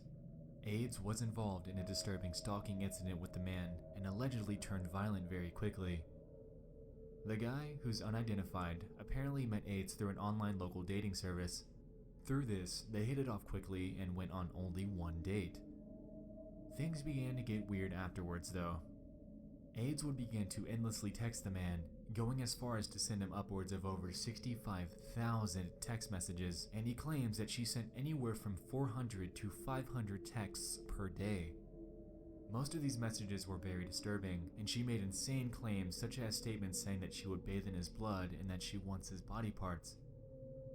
It doesn't even stop there though. She then began to vigorously stalk him, showing up at his place of work and claiming that she was his wife. What finally led to her arrest was when the man was out of the country. She showed up to his home during this time frame, and he was only able to find out due to wireless cameras placed throughout his property. After witnessing her in his house, he called the police, who promptly showed up to find her there. They claimed that in her car that was parked in his driveway was a butcher knife, and she could have very likely had a disturbing intention for having it. She claims that she never intended to hurt the man and is facing intimidating, stalking, and harassment charges. There's another part of this that I'd like to share with you though. Recently, an interview has been released of her from prison where she makes statements that she was in love with him and that nobody quite gets it. Take a look.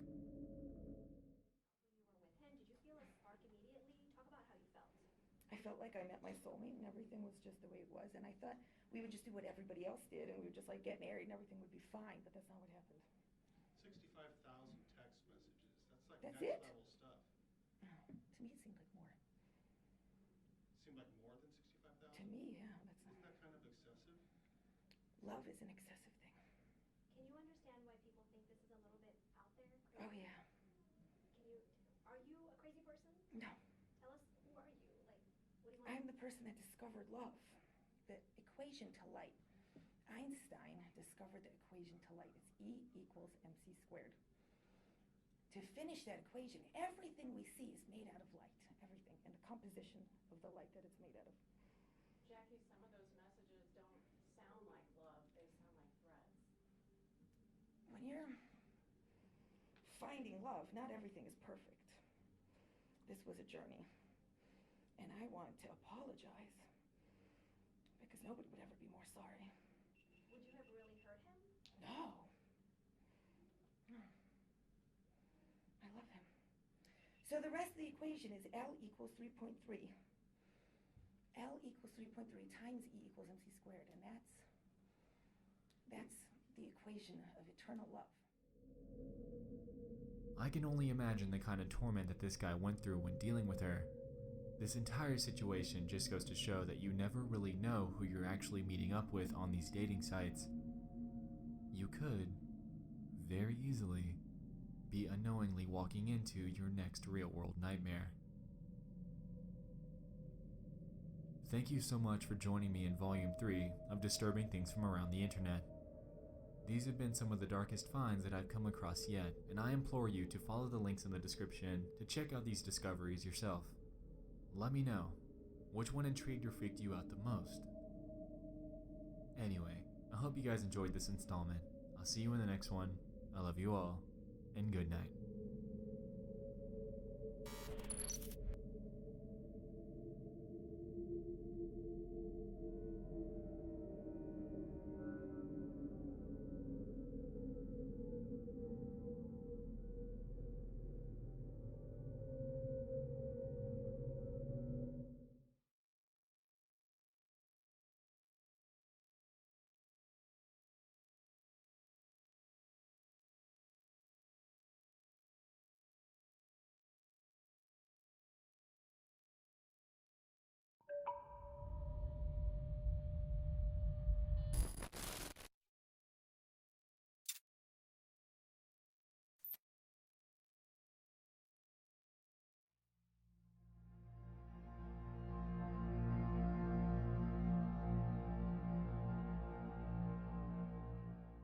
Welcome back to Disturbing Things from Around the Internet. If you recall, this is my one-stop shop for bite-sized creepy finds that I've recently stumbled upon. Just last month, we covered a wide array of disturbing things, ranging from Facebook posts to Reddit conspiracies. Today will be no different. It's time to dive into 5 more hand-picked and disturbing things from the internet.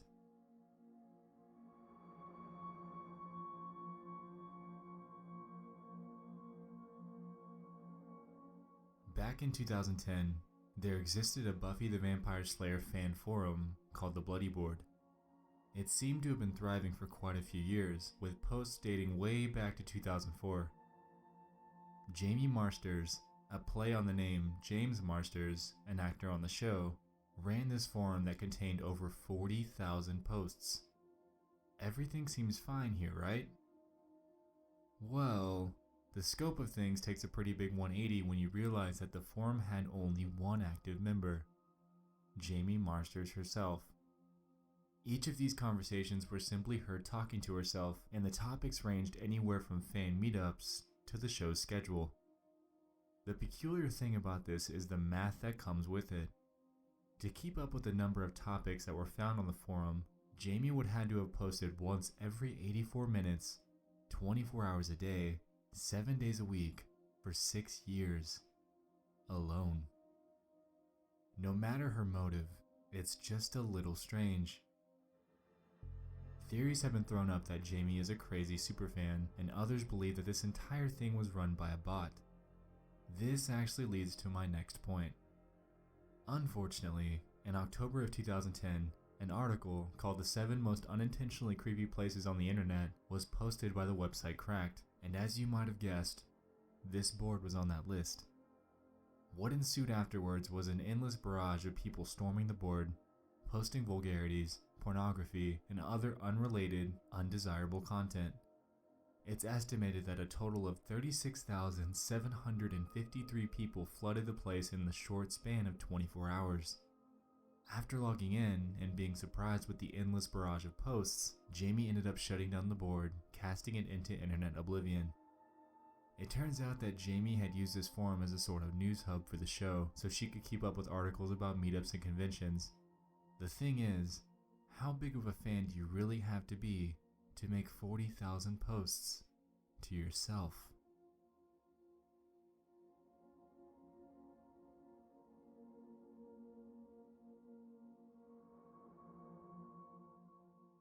In July of last year, a Facebook post was made by a user named Kiana, who claimed to have had weird things happen to her for a while.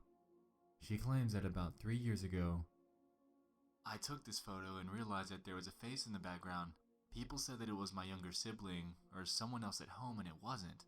Even if it was, I was using front-facing flash, and dark-skinned people like me and my brother don't show up in the dark when using front-facing flash. Anyway, people thought it was a lie, and it never was. Little things happen here and there, like my lights shutting off when I knew I had them on, or things moving right in front of my eyes. I try to ignore them, but tonight, I just so happened to be recording what I thought was a cute video of me petting my cat, and then you see my cat jump. The photo in question is this. If you're unable to see what she's talking about in the circle, I've done some enhancing for you.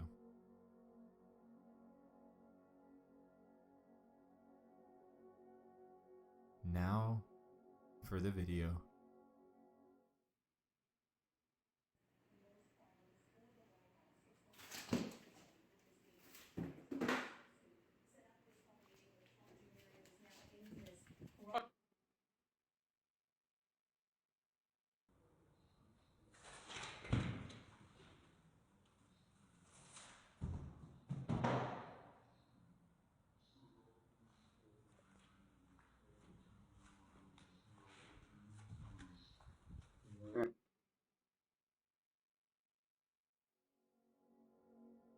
Whatever you make of this is up to you.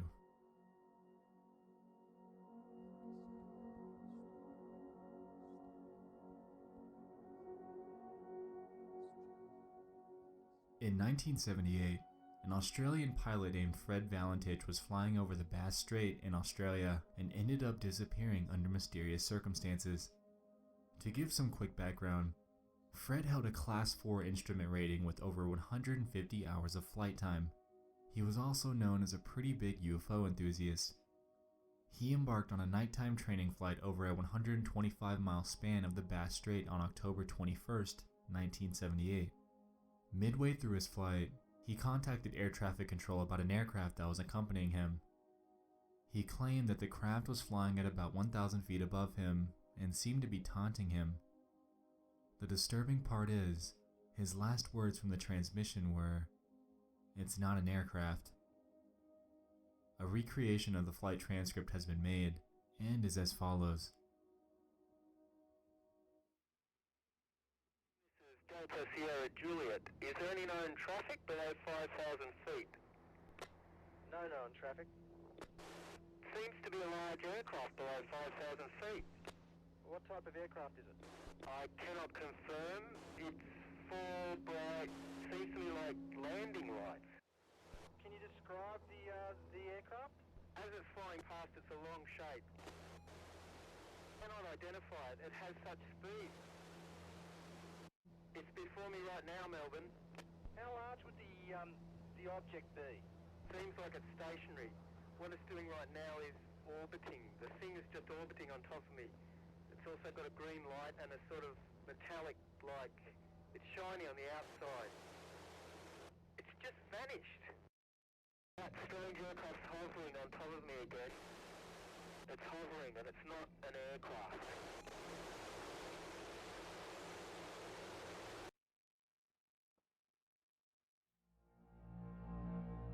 Many theories have been made regarding what he was actually seeing.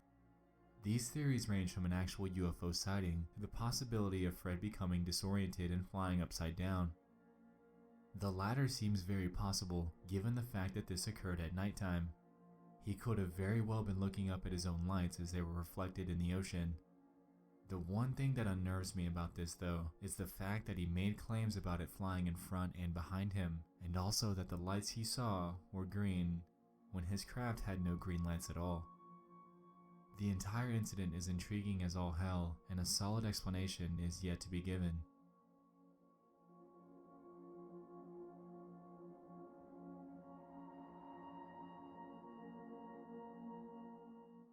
In 2014, model and fashion designer Lauren Scott was found dead in her New York apartment. She died by hanging herself with an improvised satin noose.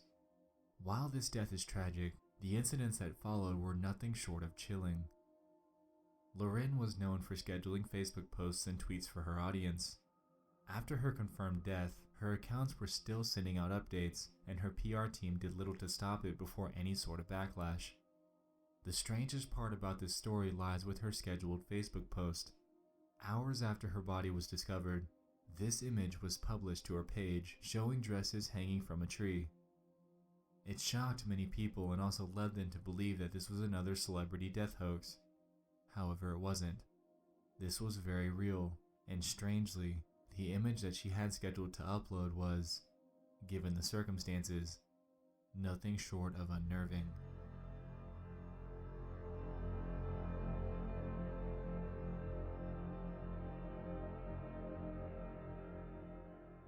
There exists a channel that goes by Human Being 15 that has only one upload to date. In this 9-minute video, you're met with what initially seems like a random, ordinary person rummaging through some old notebooks and storage. Things begin to take a strange turn when you realize what this channel is trying to convey. Let's see if you can spot what's off about this before we go any further.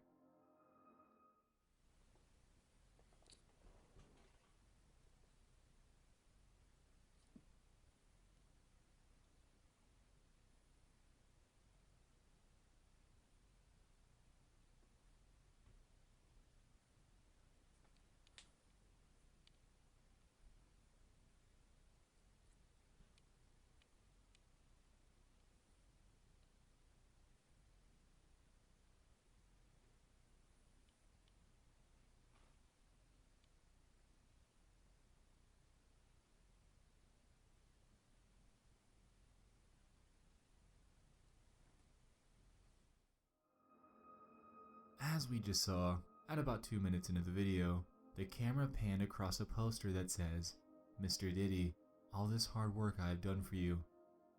The same thing actually happens at 3 minutes and 21 seconds. We then are shown hundreds upon hundreds of other notebooks that this person's got stockpiled in one of his rooms, and at about 6 minutes and 20 seconds in, we're finally shown what's in one of the books. It's the phrases, "Please Mr. P. Diddy, please respond," and "Brother Diddy, please accept," over and over and over. Human Being 15 then goes forth to show us more of his stockpiled notebooks before the video ends. Allegedly, this video is a re-upload from their previous channel, namely titled Human Being 151. The creator would go by the name Insomniac and had over 1,000 videos showing this sort of behavior. His video titles ranged from things such as "Diddy Dear Diddy Please Read This" to "Diddy TV Official." There were even some that had song lyrics in the title, presumably to somehow gain his attention. According to the site Cracked, which we mentioned earlier, whom at the time had access to his endless library of videos, the content on Human Being 151's channel started with insanity from the very first video and went downhill from there. While the original channel has long been deleted, at least we have this re-upload which tells us all that we really need to know about the kind of guy Human Being was. Obviously, this guy has an indivisible obsession with the hip-hop artist P. Diddy. Why him out of all people? I really couldn't tell you, but this guy clearly wanted to be noticed and went to extreme lengths to get his attention in the most disturbing manner possible.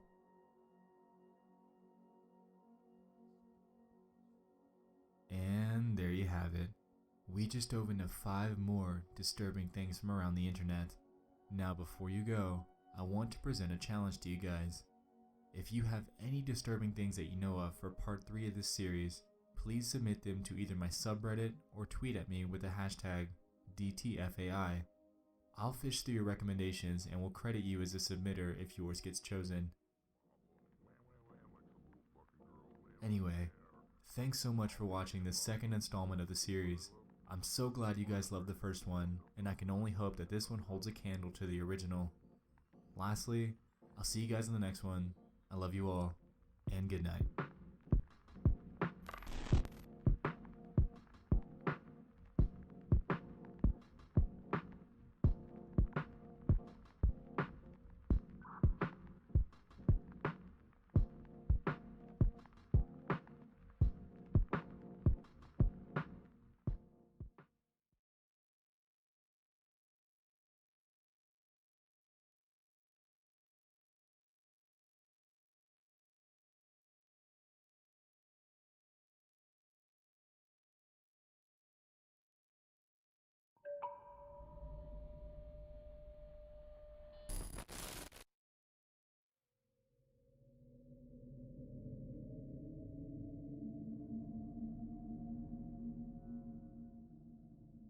Back in November, I mentioned that I was discontinuing my Unnerving YouTube channels and Unnerving YouTube videos miniseries to a mixed response. I told you guys not to worry, and that's because what you're about to watch is its direct and far improved replacement. Welcome to episode 1 of Disturbing Things from Around the Internet. This is essentially a one-stop shop for creepy finds that I might have stumbled upon recently while browsing online. We'll dive into not only creepy things from YouTube, but from all over the net as well. Today, we're going to dive into 5 hand-picked and disturbing finds from the internet.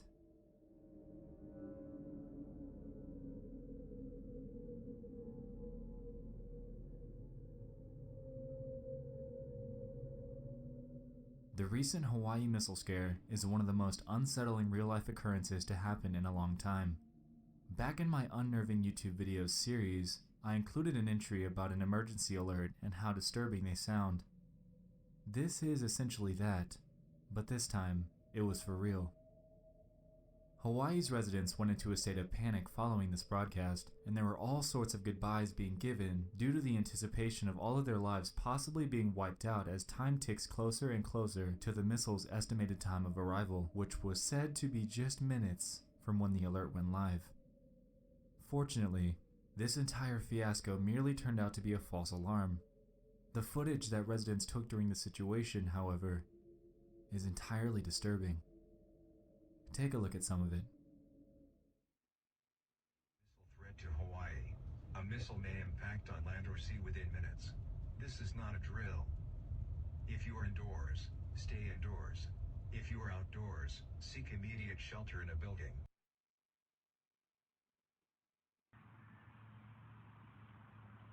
If you're watching this video, that means I didn't make it because of the missile that's coming towards Hawaii. I just parted the last hole and I just hit the shiznick out of my ball. So I love you all, but I'm playing golf. It's the last thing I'm gonna do.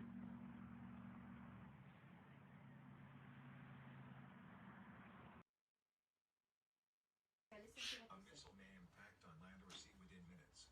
This is not a drill. If you are indoors, stay indoors. If you are outdoors, seek immediate shelter in a building.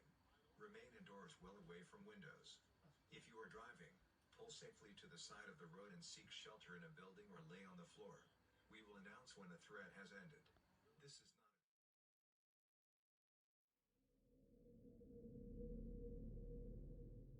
The sheer terror that comes with an emergency alert, coupled with the idea that these residents believed that they only had a few more minutes to live, really puts things into perspective here.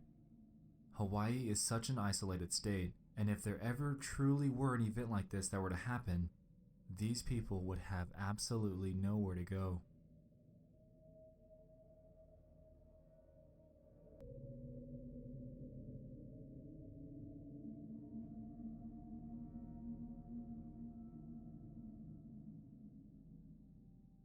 This YouTube video showed up in my recommended feed a few months back, and I've seen it a couple of times since then. It involves a family's venture as a tornado rips through their house. It opens with the husband filming a tornado a short distance away, and after a few seconds, it's evident that the storm is moving straight towards them.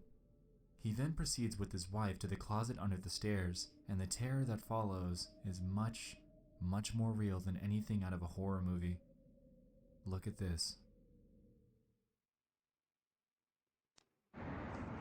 Holy shit. Holy moly. Alright. Holy shit.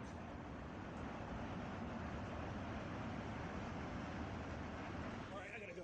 I'm coming, honey. Shit, where you at, hon? God damn, it's bad. I see.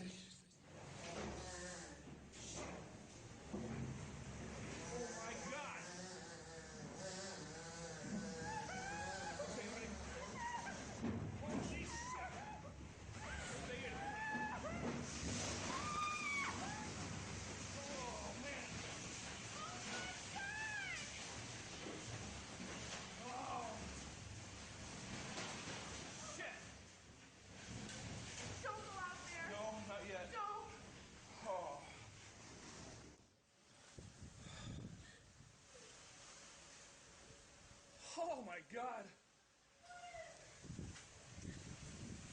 Our house is freaking destroyed, Josie!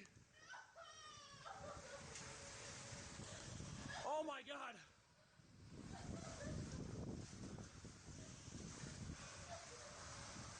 Where's Autumn?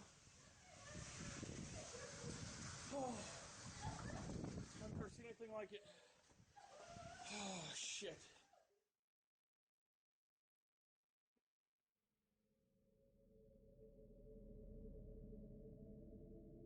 The way that they kept their composure after an event like that is absolutely mind-boggling, and if that were me, I don't think I'd be able to stay that calm. The sounds of the tornado alone are enough to put a horrific image into our minds, and the aftermath of their home is nothing short of grim and depressing. This video isn't anything like a movie, it's genuine and unfiltered, and I can only hope that this family successfully recovered. No matter what kind of storm it is, this really is something that can happen to any of us, at any time.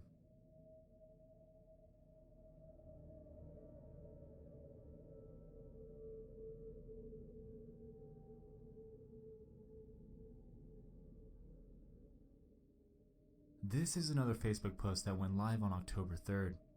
A user by the name of Terry made a post asking people if they heard the eerie radio broadcast that went live on nearly every station in Louisiana.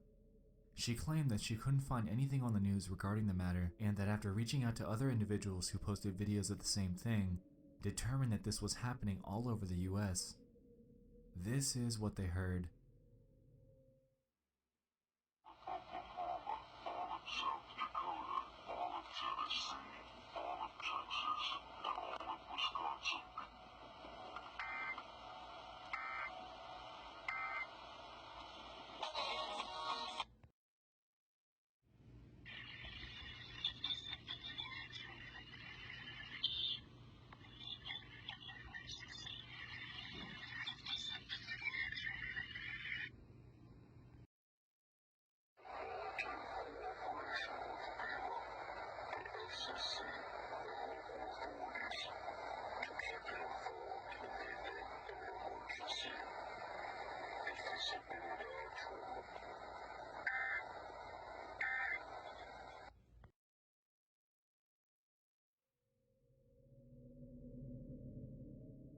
Now, it sounds like a distorted voice naming off states, and hearing it obviously raises alarm. Allegedly, according to radio broadcast stations, this was an emergency alert test that was sent out, and apparently this happens all the time. The stations claim that it's due to a difference in sampling rate from the raw broadcast to the radio station. If they're out of sync, it causes creepy distortion like you just heard. This is, of course, what the radio stations claim. What was actually being broadcasted, however, is to be determined.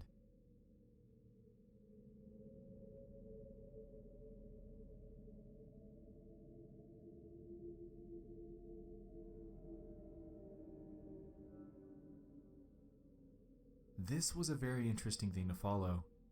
Back in 2015, a Reddit post was made in the conspiracy subreddit by a user claiming that they lived very close to a supposed daycare that had an extremely strange look to it, and in all 5 years of them living there, have never seen a kid arrive or leave. As expected, this struck interest in Redditors, and people started throwing in suggestions for what it could be. Some claimed that it could be a money laundering center, while others suggested that it could be used for child trafficking. There was also, of course, a group that believed that this was simply a real daycare and that there's nothing more to see. Things got interesting though when one user named Deathship commented this: "I'm going to advise you guys to stop looking into this place." This just drove the interest in the building up even more. After looking into Deathship's background, they came to the consensus that he's potentially just a troll trying to scare people. However, that doesn't discount the other comments left by users claiming the same thing that the original poster did: that they live in the area and have never seen a kid come in or out in years. They also went to the Funtime Kids Care website and described it as being super sketchy and plain, with a bunch of stock images and a phone number. When people decided to call it, they were either sent a voicemail or a lady would answer in a very eerie tone before hanging up on them. One other user claimed that it's indeed a real daycare and that they used to be a mail carrier for that neighborhood. However, one part of their response was a little strange. They said that it is in fact full of kids, But every single time that they deliver mail, no matter the time of day, it would always be nap time. Pretty strange stuff, but that's not even the end of it. People took to Google Maps Street View to check out the place, and they determined that the windows to the daycare had been covered up for years and have hardly ever changed. One of the few instances of somebody being outside of the building is one snapshot that a user caught where someone is out in the backyard for some reason or another. This led to even more speculation, prompting people to check out the place in person, which quickly became a large problem. One Redditor claimed that they traveled to visit the daycare, and at night, when they got a glimpse inside, they saw nothing but a chair aimed at a TV, showing surveillance footage of another room. Of course, many other people visited the daycare, even during, quote, operating hours, to try to get a peek into their windows. This led to another large issue in itself regarding grown adults trespassing on a private property to peek into a window of a supposed daycare with supposed children. People even began taking photos of the few children that they saw outside the place. This inevitably led to an even larger issue, so police began to monitor the place and Redditors were urged to stay away. One person managed to get pictures of the inside, and it seemed pretty ordinary. After doing even more digging on the place, Redditors dug up the owner's name, and it's rumored that the building owner purchased the daycare for his mother to give her something to do with her time. Allegedly, she's been running the daycare for years, even though they have multiple violations on their state record. This is, of course, speculation and determinations from Reddit, so take these with a grain of salt. All in all, the general consensus is that this is indeed a normal daycare. A strange, eerie, and creepy one, but a daycare nonetheless. We just dove into 5 disturbing things from around the internet. I hope you guys enjoyed the concept of this, and if you have anything that you'd like me to look into, no matter what it is, for a future installment, please do let me know. Anyway, thanks so much for watching. I love you all, and good night.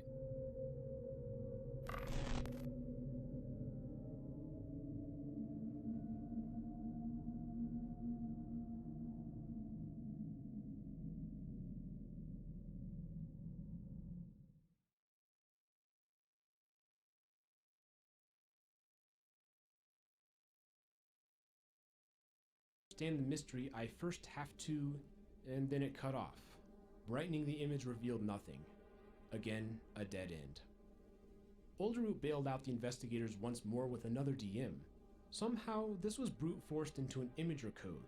I'm not totally sure how they did it, since the post describing it is missing. Nonetheless, a new image was discovered. He won't be able to see, hear, or communicate. He'll be practically brain dead. Then there was a link to another imager picture. The shadowy figure from before appears again. Although the text is broken up, it wasn't too difficult to decipher it. Who is Oldroot? Why is he doing this? What is the Raven? I'll show you. But Oldroot would not show us until November 20th, 2015 with the DM de Gazavin. The Oldroot symbol made another appearance, engraved in a sea of red text. This text has issues though. Subtle typos interspersed throughout. Putting these typos in order revealed the next clue. What to do with this one? You think you can give us a new clue? 4 numbers? What did this have to do with anything? And once again, the community had no choice but to wait for another morsel of help from Oldroot. That morsel did not arrive until January 16, 2016, when We Are the Answer tweeted out an image. It's a death certificate for a male person named Wester Allen. The cause of death is written as paralysis agitans, another name for Parkinson's disease. But on top of that is red printed text which reads falsification. This implies that, for whatever reason, this death certificate is invalid. Wester Allen died for a different reason. A few months later, Horderlock received a link to another image. It says "You're getting closer" on the top and bottom. The jumbled up text in the center is harder to decipher, but it appears to say oldroot.tumblr.com. Hidden in the blog was a template for a web address. Soon thereafter, a new image was found in the blog. Horderlock recognized the text to be something written by his alt account. Oldroot had obviously done some digging on the people investigating the puzzle. And then another image was discovered. This one was extremely similar to the first one of the darkened figure, and it did confirm that the text said shadows of the past. Even so, people were unable to find the key to the next clue. Nowadays, this image is typically considered to be yet another dead end. On March 26, 2016, Oldroot posted another video to YouTube, simply called 5.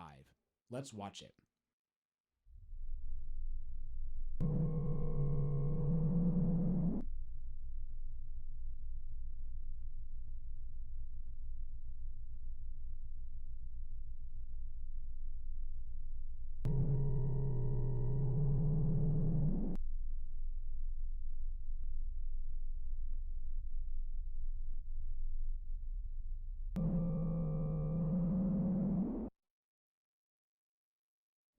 There are two voices, the clear text and the distorted text. During the conversation, it becomes obvious that the clear text is intended to be Wester, the person from the death certificate. The mysterious voice says that Wester can do so much more than simply listen. Then there are an extremely rapid sequence of images, all of which include the Oldroot logo. The first two are not interesting. The third, however, seems to show images of a shell, as well as the words "become void." The following frame is more mysterious. There are several images of a family portrait, but the parents have their faces scribbled out. The son appears to have no face whatsoever. Could this be the mysterious faceless person represented by the Minecraft character? Additionally, there's some encrypted text, which decodes to "before the madness" when shifted by 13. The next two frames simply show the Oldroot logo disappearing. This video appears to make some sort of connection between the previous clues, and it continues on with some similar themes. But it didn't tell the investigators where to go next, and the puzzle stalled for 3 months, until Horderlock was DM'd by Oldroot once more. It was a bunch of numbers with some stars. An observant redditor noticed that the second row appeared to be digits of pi. Upon further investigation, all of the rows were parts of pi. By filling in the missing numbers, an ASCII string was created, the link to the next clue. The sequence of numbers was chaotic at first. They weren't even aligned vertically. But then someone suggested that the layout was similar to a keyboard, and sure enough, 7 more digits were found. Although the capitalization was unknown, investigators were nonetheless able to link to the next clue. It appeared to be an extended version of a previously discovered image, now adding, "I realize that this is difficult to hear." Another image or link was on the right side. Again, more ciphered text, this time reading, "If you want to know the future, you must know the past," a phrase which had already been discovered. But what about the numbers? I'm actually not totally sure what they did, sources are limited. However, I do know that Redditors were able to somehow find the link to the next image using this code. This appears to be pretty simple, just 2 circles. Brightening it reveals the Oldroot logo with some text. Unfinished. An author lies dead. An author unknown. Remaining unread. Remaining untold. And that's actually it. A few months later, Oldroot posted himself on Reddit. In his post, he announced that he would no longer be adding on to the project. He reflected upon the puzzles and talks about how he wanted to create codes that couldn't be easily cracked. Oldroot talked about how needing to DM people cryptic hints devalue the project. The solution, he said, could be found without him doing anything. Nonetheless, he expressed his doubt that a complete solution would ever be discovered. We now know that Oldroot is Alex Bale, who has a YouTube channel. He actually commented on my Minecraft Iceberg video, so in retrospect, it's pretty cool to see that there was a real person behind the puzzle. So what do we do now? I think it's worthwhile for me to express my thoughts on this, having researched it over the past several weeks. I thought that the main idea behind Oldroot was really cool, the chain of connections from one image to the next. Modern art takes many forms, and Oldroot is really at its best when this is happening. However, as time continued, I felt that the story seriously lost its focus. It ended up being a constant waiting game, looking for the next clue to be DM'd to somebody. This hurt the overall continuity, and I get the sense that Oldroot feels the same way from his Reddit post. Things work best when there was a clear link from one image to the next, and near the end that became rarer and rarer. But just because the link wasn't discovered doesn't mean that the link wasn't there. And in the process of researching this video, there's some things that I still don't understand, some questions which might lead to new ideas. First, why does this image have a border? Is there information hidden there, perhaps some sort of code? Can we analyze the difference between the gradients to possibly learn something new? And what about the first video posted to YouTube? That URL seems pretty unconventional. Is it possible that there's something to it? We also never discovered the meaning behind several misspellings found throughout the story. Furthermore, there are some cases where letters are missing spaces. Why is it constructed this way? Another question I picked up in editing is why is there such variation in aspect ratios? The first several images are the same, but then suddenly they start changing. Does this have a meaning? Also, why is this image a JPEG when everything else is a PNG file? If this truly is solvable, then the small details matter. Old Root told us at least 4 times that if you wish to know the future, you must know the past. There are things missing from previous images. One of the purposes of this video was to get everything all in one place. Hopefully this makes it easier for the community to make connections and progress on the puzzle. There's some deeper analysis that I would like to do on my own, but I felt that this was not the correct video for that. Instead, I wanted to give the community a solid roadmap of the story so far. So I encourage you, whoever's watching this, do some research for yourself. It's likely that I missed a clue somewhere in there, and all it takes is one person to make the right connection. The solution is out there. Will we ever completely solve it? The only way to know is to try. As always, I encourage you to join the Retro Gaming Now Discord. Have you found something new? Come talk about it here. It's a great place to spitball some ideas, and maybe we'll eventually discover something. I'm going to do my best to put all my findings into a document, and I'll update the description of this video so you can see it all in one place. Anyways, I hope you enjoyed the video. It's a bit different than what I typically do, but I think this is a topic worth exploring. As always, I love reading your comments, so let me know what you think. We'll go ahead and end with that. This has been Retro Gaming Now, and I'll see you all in the next video.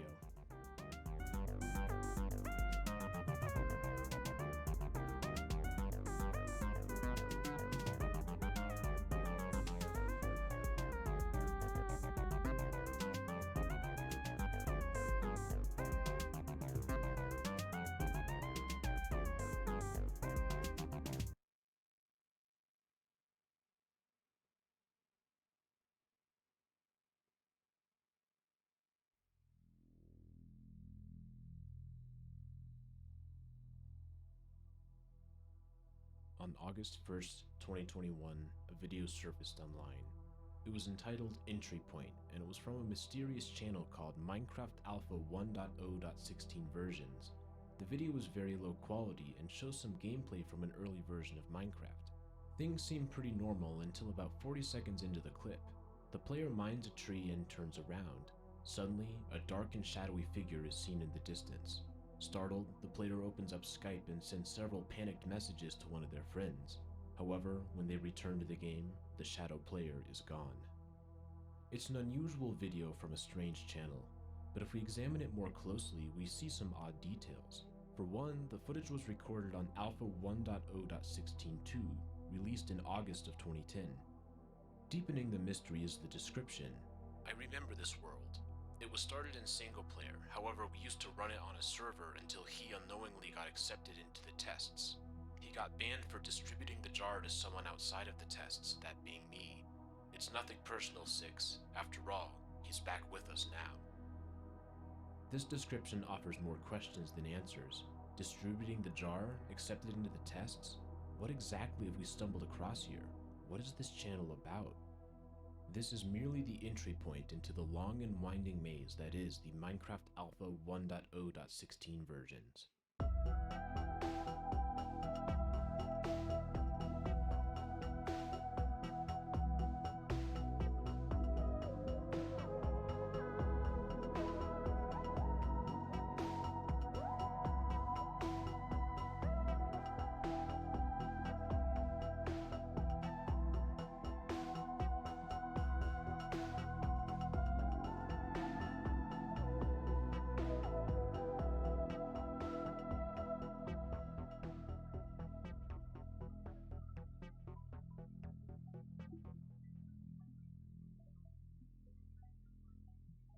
Entry Point is not the only video that was released on August 1st. In fact, there are 2 more. The first is entitled Version 01. The login screen tells us that the person recording has the Minecraft username Exorcist6890. This tells us that the player recording must be the same person from the previous video. While this video is short, there are a couple of anomalies. First of all, the version number is Alpha 1.0.16.0501. This is a version that does not have any sort of record on the Minecraft wiki. The last known version to exist is 1602. Somehow, this video appears to be a recording of an unknown version. While the gameplay seems to be normal, there's a subtle difference here. The Mojang logo is not the same as the one that was used during this time frame. On the left is the logo that had been in effect since Alpha 1.04, and on the right is the logo from the video. It's a change that, while seemingly minor, is still difficult to understand. This brings us to the third video uploaded on that August day. It's called The Search. It's about 2 minutes long, and it includes Exorcist and a player called DJP155. The description says, "We try to find the thing from a previous video. We couldn't find it." The video shows the two players chatting and attempting to find the shadow player, though no matter what they do, everything seems to be normal. There's nothing special about this video whatsoever. That seems to make sense though. During the year of 2010, Notch released several updates called the Secret Friday updates. They were released on certain Fridays and were accompanied by a Tumblr post. The version of this gameplay footage is 1.0.17, which is the 8th Secret Friday update. Curiously, this version is also a missing version, but even so, there are no known anomalies such as shadowy players appearing randomly. Let's take a step back. We have 3 videos so far with 3 different versions. The first is 16.2, the last is 17, and the middle is 16.05.01. The version numbering seems to indicate that it should slot somewhere in between 16.2 and 17. There's another implication here. If this is 16.5, then where is 16.3 and 4? And of course, there's the other bewildering issue. Why do none of these versions have any records of their existence? A salient attribute of 16.05.01 is that it has a second underscore number not typically used by the naming scheme. This is what the title version 1 is referencing, 16.05.01. The reason for this is not clear. Why would there need to be such specificity? In fact, it appears that the entire channel is dedicated to these specific versions. At this point in the investigation, the reasoning is far from obvious. A video released the following day only deepens the mystery. The description tells us that this is the only found footage of version 3, and sure enough, it's 16.05.03. Once more, this is Exorcist's recording, as we can see the same desktop background as the previous videos. From the very beginning, things are just a bit off. The opening shot has a few subtle issues with it. Notice how the brick texture is slightly different, a bit more on the gray side. Furthermore, the torch geometry is altered, adding a bit of a guardrail to the edge. As we continue the video, Exorcist leaves the house and jumps into the water. They stumble across an iron door on the riverbed, kind of an odd location. After examining it for a few seconds, Exorcist leaves the water and heads back up. Suddenly, out of nowhere, a player join message appears, although there is no username. Panicked, Exorcist leaves the game, and the video ends. A nameless player joining is certainly unexpected, but it's actually not the weirdest thing in this video. If we return to before the jump, we notice that there is a cobblestone bridge across the river leading towards the hill at the house. But once Exorcist exits the water, the bridge is gone. It's an eerie detail that's very easy to overlook. Yet, there it is. A few days later, another video was released called version 05. It has the description, "Just footage of me walking around. I want to believe that the thing with the weird white doors is just a glitch, but on this version, I can't be sure." This is Exorcist playing in the same world, although they've upgraded to version 5. There are a few more texture changes. Sand, dirt, iron ore, and ladders all look slightly different now. Exorcist goes down to do some brief mining.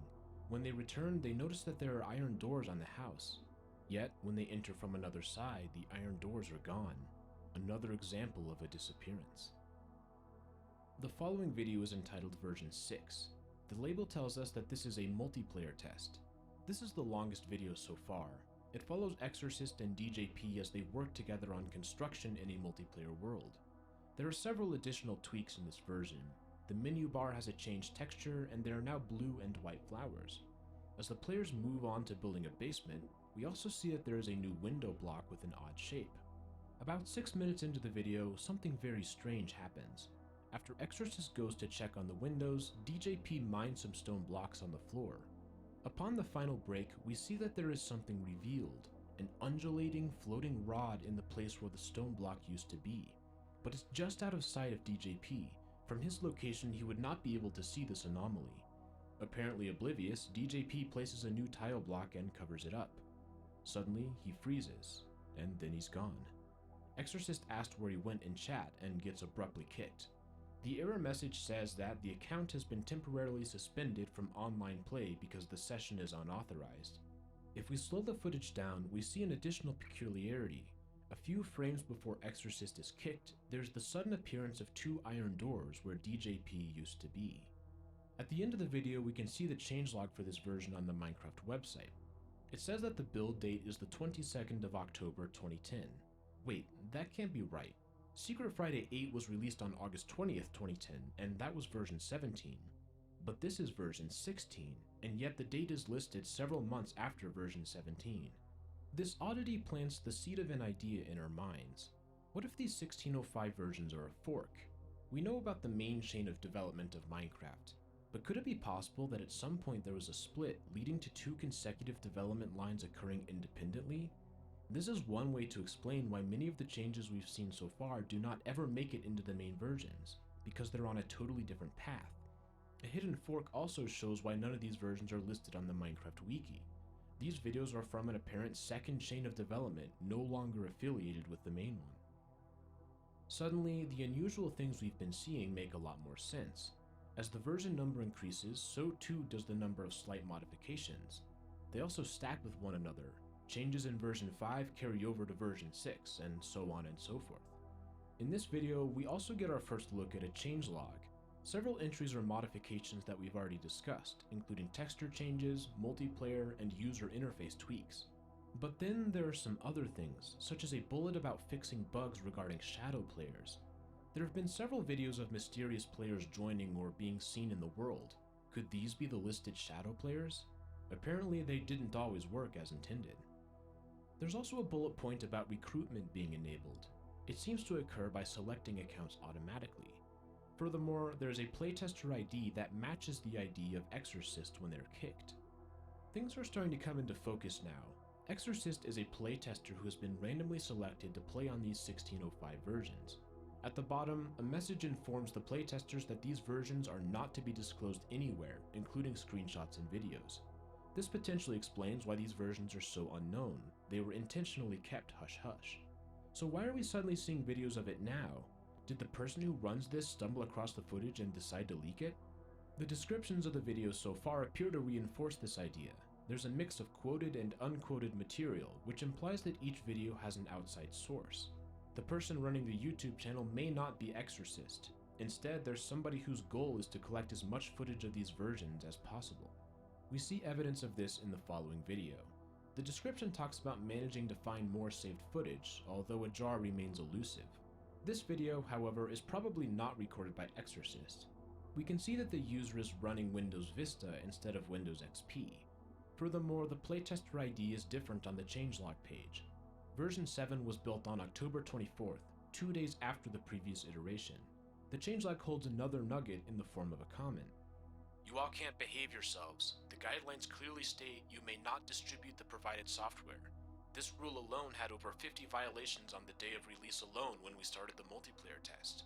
If you were kicked out of the game with the error message, "Session unauthorized," this was the cause. That's exactly what happened to Exorcist on the previous video, and presumably DJP as well.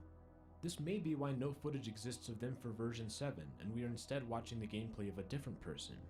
Speaking of which, if we view the video, we see more and more minor changes, including a new furnace block, different heart containers, a tweaked pointer, and some new UI. About 23 seconds into the video, a shadow player appears named Obstruction. The player is totally invisible except for the name tag, and is apparently immune to attacks. Near the end, they send a message. 1. Warned again. 2. Why? It seems as though this new player hasn't been following the rules either. Then, the channel went dead for a few weeks, with no new footage uncovered of these alpha versions. But the wait wouldn't last forever. On August 31st, a new video was released, and this one was different. Let's read the description. We paid them Mojang, so they let us do that, and even gave us access to the auth system. How the project manager pulled it off is beyond me. Don't reveal my name, chances are they still know who I am. The full version along with some other videos is on my FTP server. I don't think I need to say this, but do not post these full videos anywhere until I give you the green light. And what you're seeing here in this video is me playing. The fact I even got to record this without being caught is already something. The anti-leaking policy was strict. As for what I do in the video, get real. Who wouldn't screw around with other players' worlds like this, especially back in 2010? The message is from someone only known as Six. For the first time, we get to see the other side. The clip shows gameplay footage of someone, presumably a Mojang employee. They're running the recruitment client, and it's shown that this is a recruitment in progress, with the option to disconnect or accept the candidate. The developer builds several upside-down T's in the world. Then, a player named Samurai 2001 appears and the video ends. Since this video was shot on a camcorder, we can see some of the desktop as well. On the left side is a text document. It begins by explaining that unauthorized recording is not allowed, something that the description tells us that the employee clearly knew. Then there are 4 guidelines for recruitment. The first explains that the client must be on a certain version, and the second ensures that the client is not being run on the development branch. The third is more interesting. It says that the player character must not be discovered in-game. If it does happen, they should tell management and not attempt to take down any images that appear on the internet. Finally, the 4th bullet point gives some guidelines on what types of players are ideal candidates. Let's briefly pause and consider what we have. In the summer of 2010, Minecraft had a fork in the alpha versions, with several new alphas that were distinct from the main Minecraft version. These alphas were closed, only certain players were allowed to be playtesters. They also had new features, including UI changes and new blocks. Additionally, there were shadow players who were apparently Mojang employees who would mess around with the world with the goal of recruiting people. This YouTube channel represents a location for any sort of footage that has been discovered regarding these versions. What's not yet clear is the motivation for this.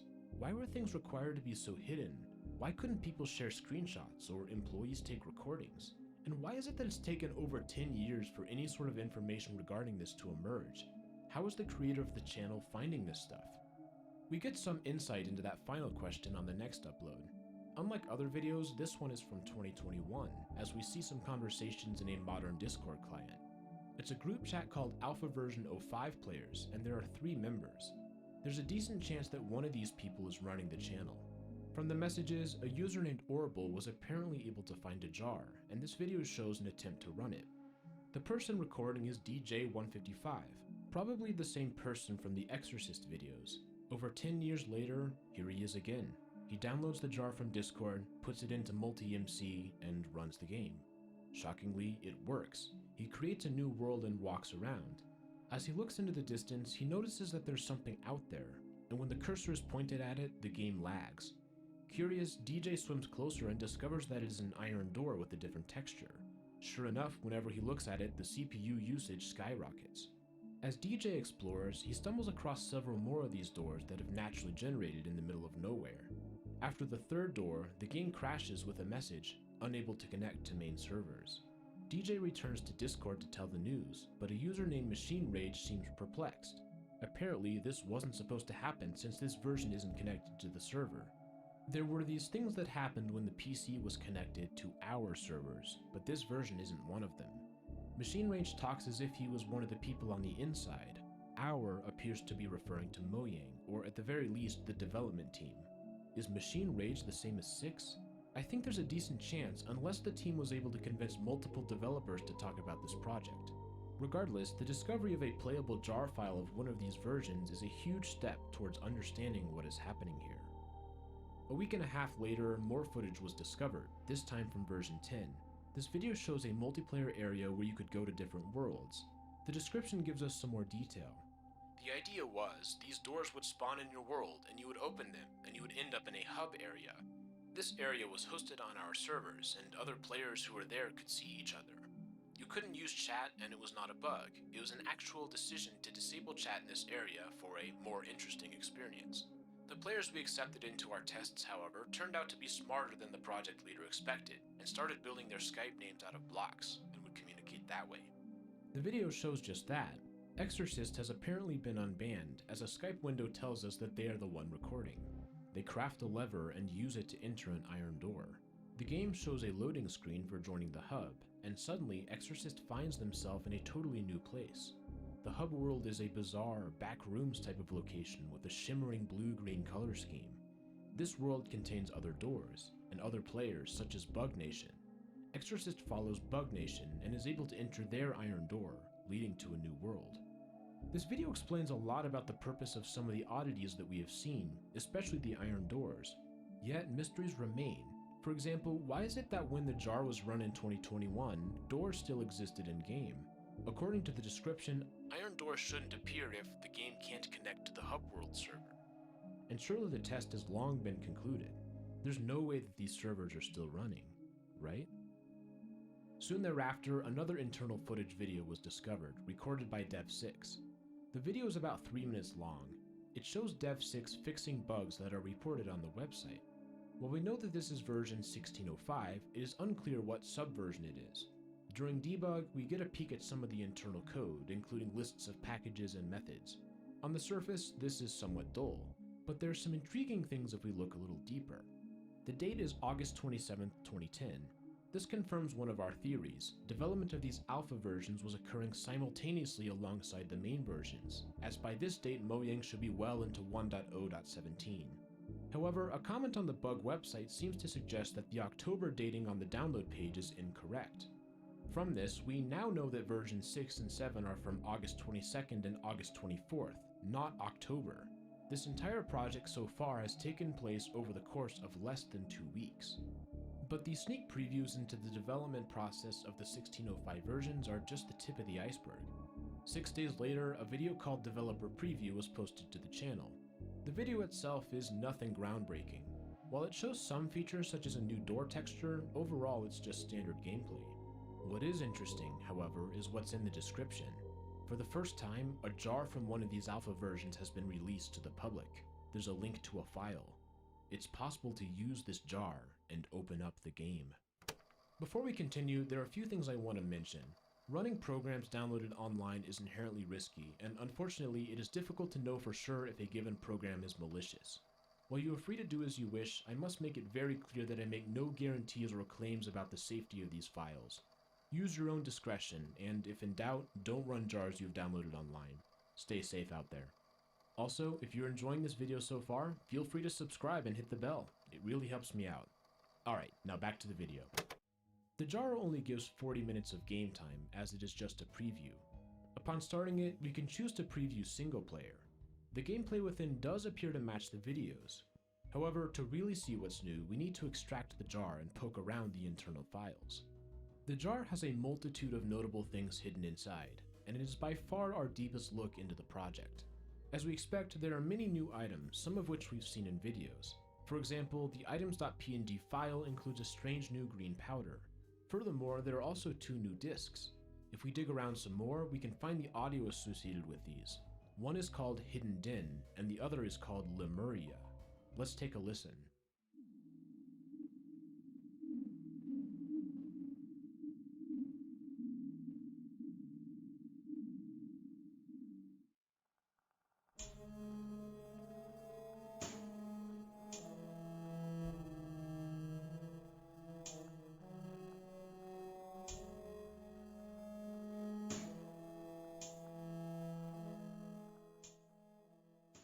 Clearly, both of these tracks are new, and it doesn't appear as though they were written by C418. The style is wonky and edgy. There's also the addition of 3 background music tracks, including Moon 2, Norway, and Sadway.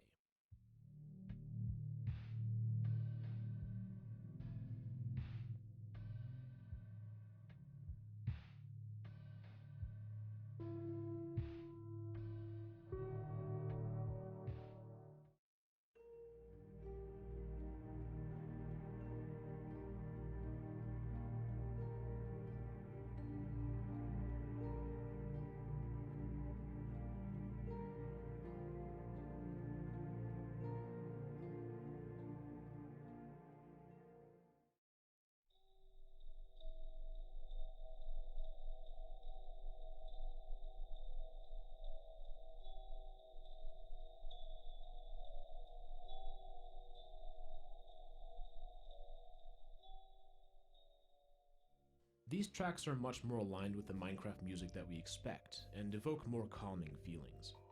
The jar also has new block textures. Many of these have been seen in previous videos, but there are a few that haven't, such as a green torch that can be lit and unlit, as well as a new green ore. There are several new blocks as well, the purpose of which remains unclear. The minor differences continue with the mob textures, most of which have been tweaked slightly. But this is relatively boring compared to another major change.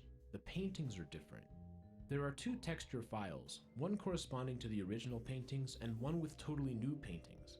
Some of them appear to be images from in-game, such as this one of a house or this one of double iron doors. At least one of these connects to a real-life painting, a portrait of a poet named Lermontov from 1837. This direct connection to a historical figure is notable, though the reason for it is mysterious. This painting replaces the Wanderer Above the Sea of Fog painting, which is also based on real art. That's not the only painting with a real-world connection, however. One painting appears to be of the Crab Nebula, a famous supernova remnant. There are some other paintings where it seems plausible that they also represent photos, but concrete connections have yet to be found. There are two paintings that are derived from the original Minecraft paintings. For example, this one is a modification of Sunset Dents. By subtracting one from the other, we can see the difference between the two. Similarly, this painting is a slightly modified version of Plant. Once again, the meaning remains unclear. This painting appears to be a monkey in a top hat. There's also a painting that may be of a Minecraft cube of some kind, as well as a painting that says Demo. Then there are the paintings where it's difficult to tell what they even are, with abstract shapes and colors. This one in particular seems notable, as there's almost a pattern of 4 colored squares. Perhaps there's a code embedded within, although I was unable to find it. Finally, the splash texts are different. Of the 7 listed in the file, 6 of them are totally new, including the somewhat ominous "knows where you live." If we continue to explore the jar, we find a strange folder called Sample, which contains 3 labeled .dat files. These files take up a relatively large portion of the overall file size. What are they? Well, it turns out that if we run the jar outside of MultiMC, it dumps these files as PNG images. They are titled S1, S2, and S3. All of them are dark screenshots of gameplay. Unfortunately, we do not yet know their purpose. Things went silent on the channel for a while. Eventually a new video was found. Let's go ahead and watch it together.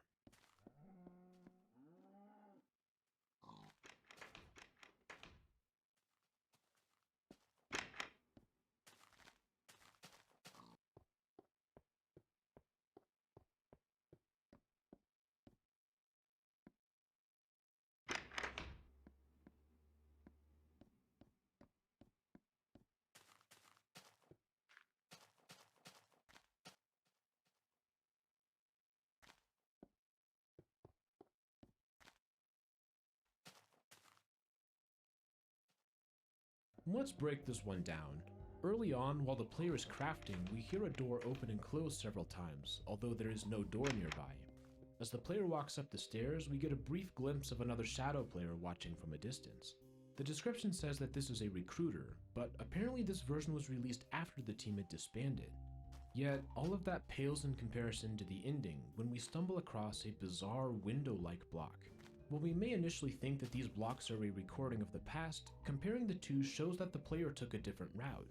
That leaves a somewhat chilling possibility. What if this window doesn't show the past, but the present? Is that shadow player right behind them, walking up? Again, we have a video that leads to more questions than answers. After it was released, we have our largest gap in between videos to date. The next video would not be found until early November. This one is an unrestricted preview. Not much happens in the video. It's the description that's truly interesting, because once again we have a jar file. What's that? 2 jar files? Client and server? That's right, we have our first multiplayer version. But there's a problem. When we try to run the game, it asks us for a key. To find it, we will look at the description. We will be able to figure out how to find it. After all, we found what I've hidden in the first preview. That could be referencing several different things, from the textures to the music. Yet the most clearly hidden things were the images disguised as a different file format. Sure enough, if we look in our new jar, there are 3 more DAT files that we can convert to PNG. S3 is an image of a darkened cave with a torch, but unfortunately we don't see any sort of code here. S2 does have a number written on scrap paper, and it turns out that this is the code that we need to get into the game. How about S1? Well, if we adjust the colors, we can see that there is a set of numbers hidden in the top right corner. It turns out that this code enables cheats. This is how the developers were able to spawn in items in the internal footage videos.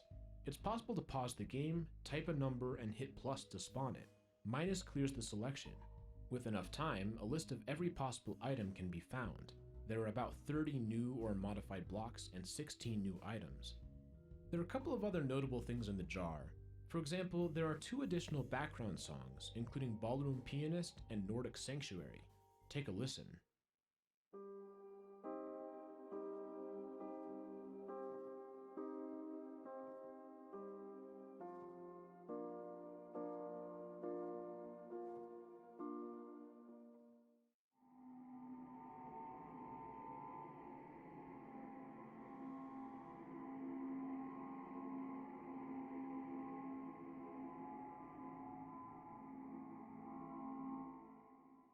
It's at this point in time that the story takes a bit of a turn. By now, this mysterious channel had gained a bit of notoriety, and there was a group of people on a Discord server who were following the uploads closely. They created a multiplayer server for this version on November 2nd, 2021, and sometimes when they played online, weird things would happen. Shadow players would join the game. The first sighting began 2 days after the server was made, when a user noticed that there was a strange man within the trees. Soon thereafter, an invisible player named Desecration appeared. They left 4 bizarre messages in chat. You made it work, did you? Well, I guess I can't do much. Technically, you're not breaking anything, so might as well let you be. Farewell. Later that day, an unnamed player joined the server. They started sending cryptic messages such as question marks. At one point, they sent a long hexadecimal number. Putting it into a translator, it reveals the message, Walk upon derelict halls. The following day, a user named Artificery joined and left 4 numbered messages. These blocks are fake. They are not of nature. They are special creations. Artificial. On November 10th, a different user named Aprobation joined and sent more numbered messages. Testing input. Lorem ipsum dolor sit emet. 54321. Input working. Leaving a probation site. This was soon followed by a poem with 7 messages. Again the beginning, the first one of all. Again the new milestone at large at home. You won't need these again. Not anymore soon. The ante is rising much like a monsoon. And on this high note I must leave. A storm is coming soon. Au revoir. These 5 sightings caused the team to change their approach. They set up a player to act as a security camera on the server. And it worked. The camera caught 2 players joining, Obstruction from version 7 and Construction. First, Construction blocks off the view of the security camera player. We can hear blocks being placed out of view. After about 25 minutes, the barrier is removed, revealing a staircase. Perhaps it is the staircase to knowledge. There were several more examples of invasion players for a total of 12. I've listed the dates here. The meaning of these incidents is not clear. The messages ranged from humorous to completely bizarre, and despite their occasional hints, they provided little in the way of actual explanation. The next video released on the channel was called Feature Testing, and it shows a totally different world. Each chunk has a name, and there are floating crystals in the sky. These crystals can be broken and put onto these weird lily pad blocks, which can set zombies on fire. The description claims that this is the last version to ever exist. It's so far removed from the normal Minecraft as to be approaching the level of unrecognizability. A few weeks later, the third and final internal footage surfaced. Dev 4 is recording, and Dev 6 shows up in the video. Early on, there's an absurd number of new players joining, leading to confusion amongst the developers. Later, the footage cuts to a Linux desktop, where they are in the hub world. They eventually use an iron door to teleport to an overworld location, where they build for several minutes. We do get some cool shots of the creative inventory. Again, the most interesting things to appear are in the description. There's a link to a file called ost.rar, and shockingly, it contains an entire soundtrack for the game. Some of these tracks have been heard before, although there are several new ones, including Rostrum, Pattern Ponder, and Faux Divinity.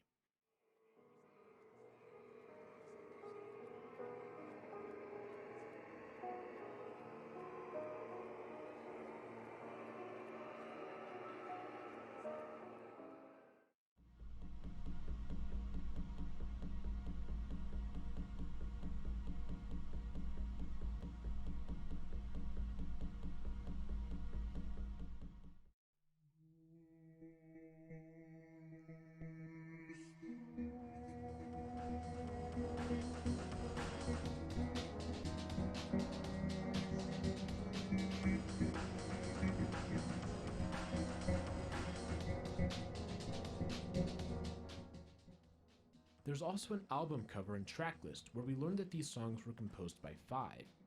The metadata has some noteworthy things. For example, Moon2.ogg is listed as Moon2 on the album cover, but Fjord in the file.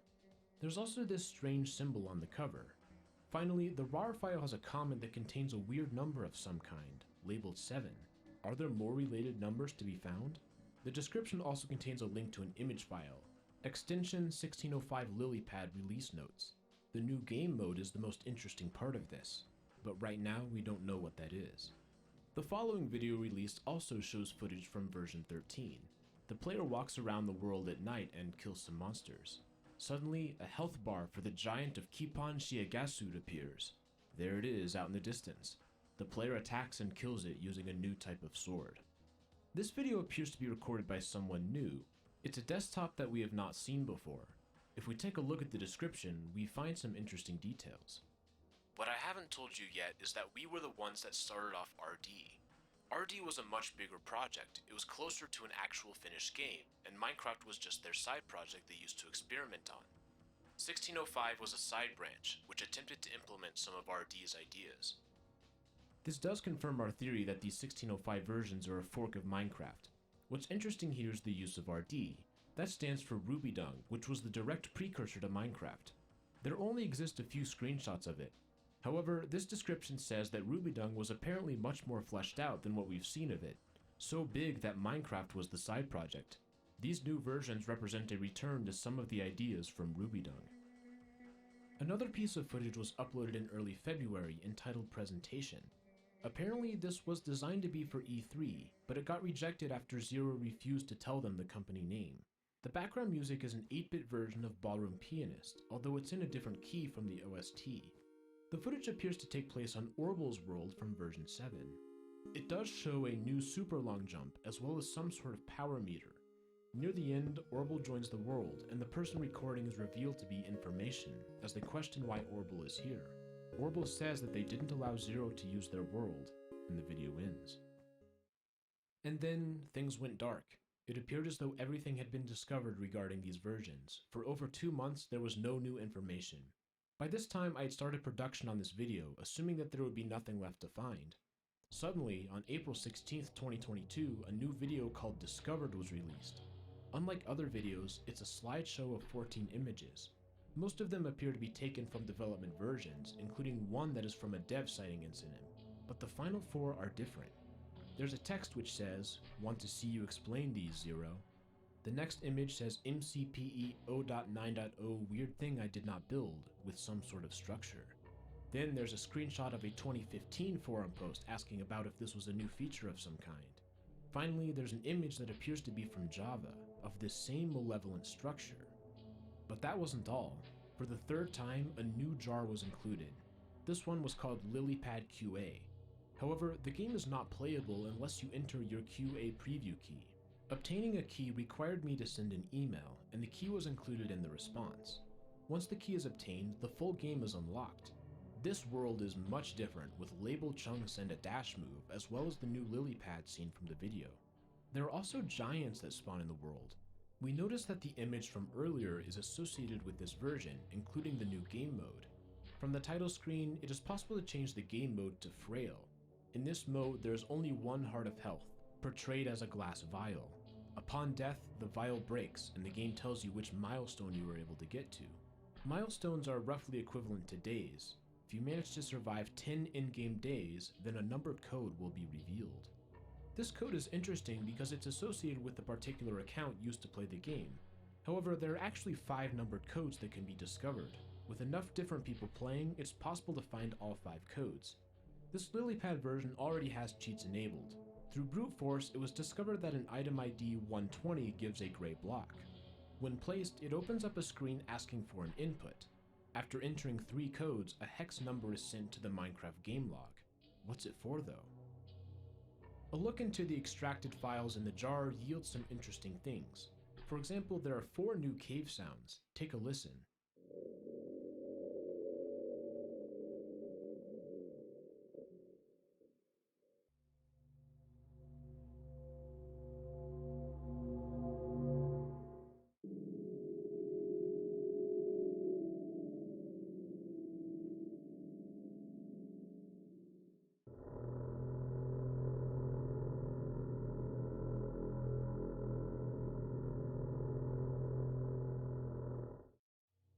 even more intriguing are two mysterious .rar archives in the root folder called PH1 and PH2.